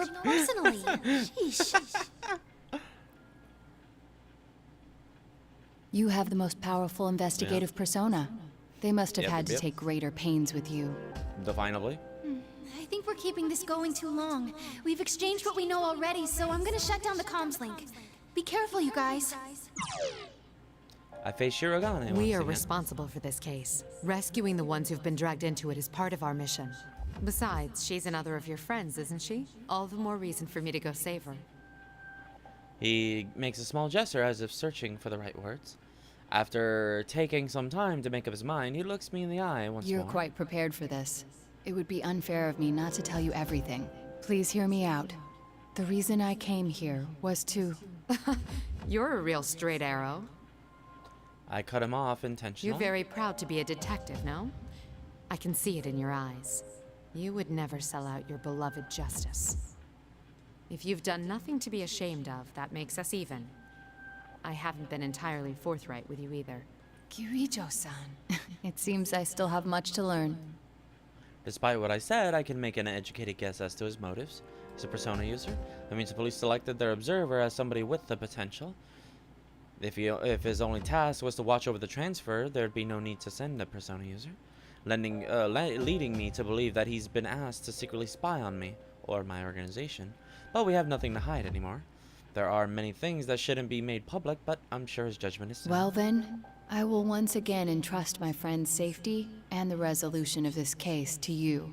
In honor of the bond we are forming, Mitsuru Kirijo. I promise that I will not let you down. I smile back at him and move on without looking back. I know that there is somebody up ahead to whom I owe recompense. There's no hesitation in my steps. Yeah, we get it. We get it already. We understand. I reach the 3rd floor after turning a corner and going on for a while. Finally comes into view the announcement room. This is where Kujikawa is supposed to be. Are you Kirijo-san? Kirijo? As I open the door, the 2 students greet me. One of them is the voice I heard through my persona, Kujikawa, I presume. The other is a girl is a girl I didn't see on the video. Hang tight, Miss President. We'll be okay now that help's arrived. Kirijo-san, this girl got dragged into this mess too. We have to help her before that general comes back. Legitimately, let's go. So you're Kujikawa. Sorry, but I'll need you to step back. Huh? I turn to face Miss President. We meet at last. Astounding. You really do look human. Well, for now, anyway. But you're not, are you, Labrys? The girl jumps at hearing this. Kujikawa still looks unsure, but I can't drag her into this. I place myself between her and Labrys. Huh? What do you mean she's not human? Isn't she a victim who got dropped inside the TV? That is true, yes. Labrys being a victim is one way to see it. But if what I've learned thus far is accurate, then the one who set up this Grand Prix is most likely... Labrys, our records show that you were loaded with special equipment. Undoubtedly a function that affects thoughts and scrambles recognition. That's why we saw and heard illusions whenever we fought. It would also explain General Teddy's appearance, and those who met you believing you to be human. Special equipment? Labrys? What are you talking about? Labrys' protests of ignorance sound as if she's in denial about something she already knows. It's tragic hearing the desperation in her voice. I'm sure the reason why you captured 2 people with analytical personas wasn't just to keep them from interfering with your designs. I came to a realization when I noticed I was the only one who sensed that noise. An analytical persona's searches clash with your ability. They dispel illusions, so you needed to confine them. You feared that if they caught you off guard and used their persona's ability, this would happen. With that, I summon my persona, Artemisia.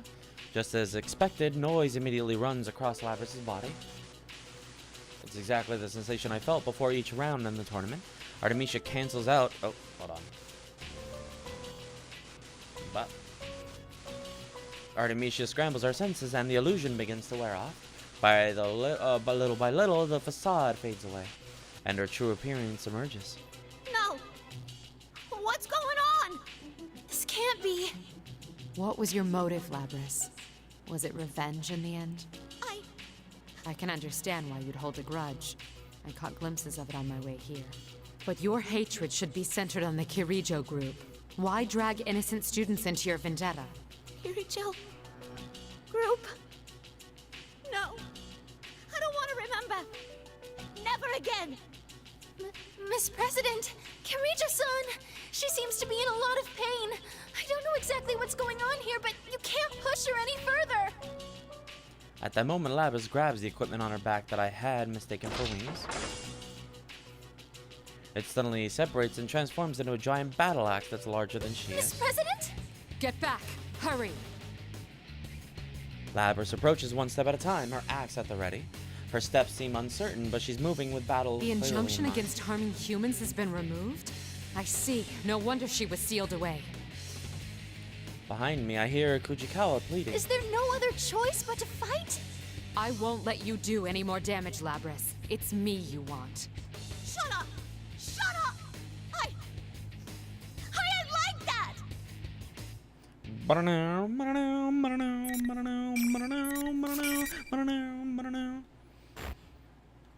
Alright, how many more times am I gonna see this fucking opening? This cutscene. I say opening because we're only halfway through each of these arcs. Everybody's on a fucking to be continued.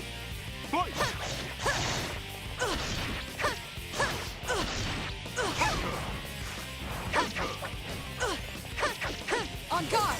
Well struck! Rise up! That was not what's supposed to happen.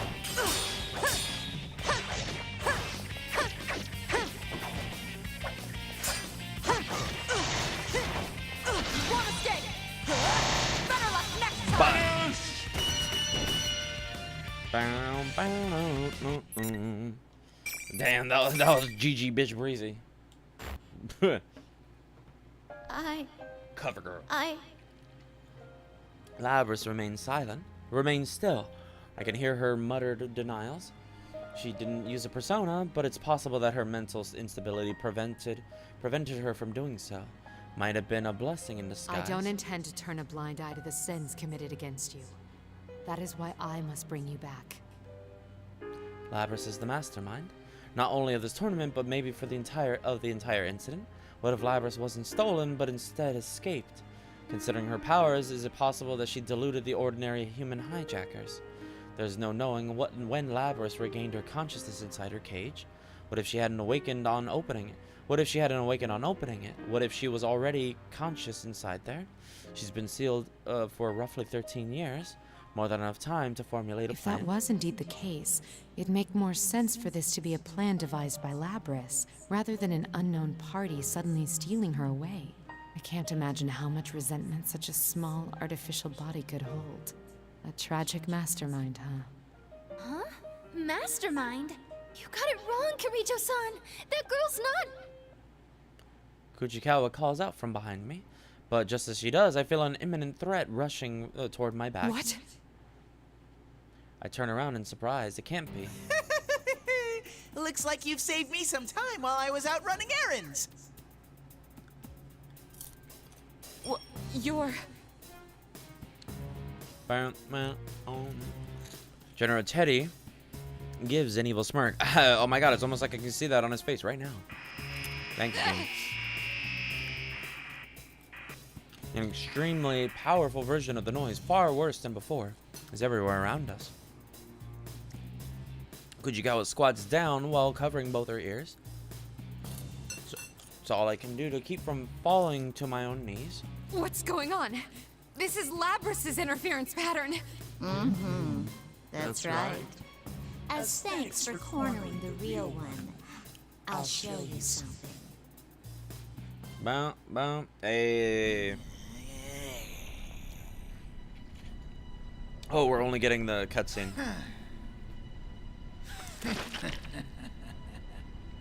I thought we were gonna get the Asterios.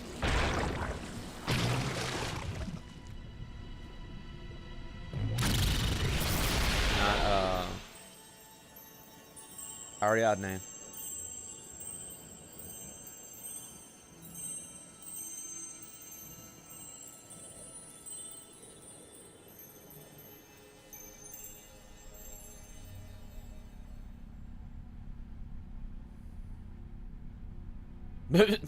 I'm still not gonna get over that. It's too funny.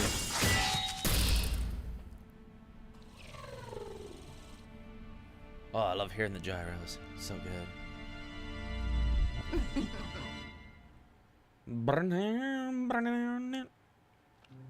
The noise lifts once the mimicry is dispelled, but if it what it reveals something I hadn't expected. Another Labrys? Oh, hold on. All right, I need a screenshot of this. Ugh.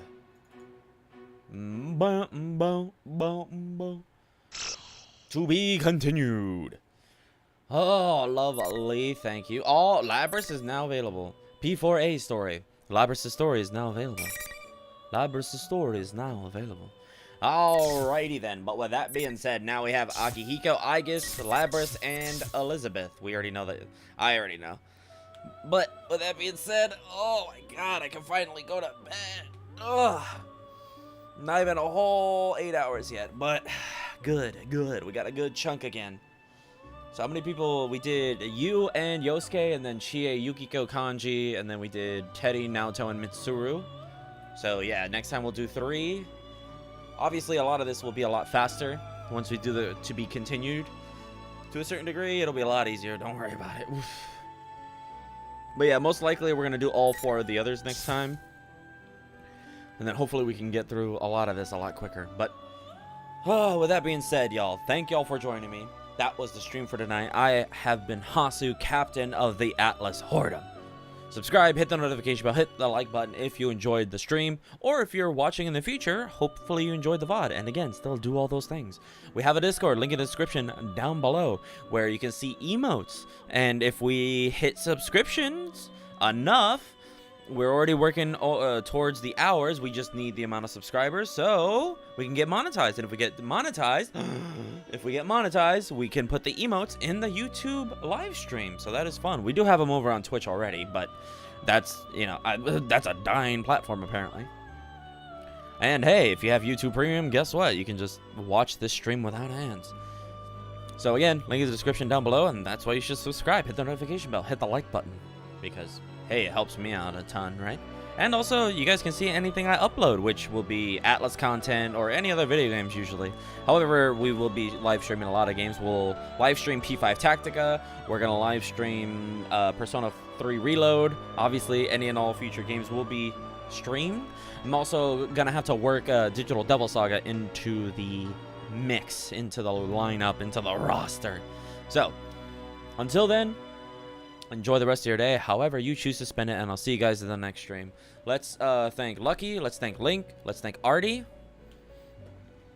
I believe that's everybody. Yeah, just the 3 of y'all. Thank y'all for joining me.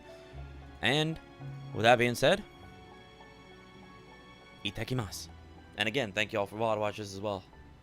Itakimasu.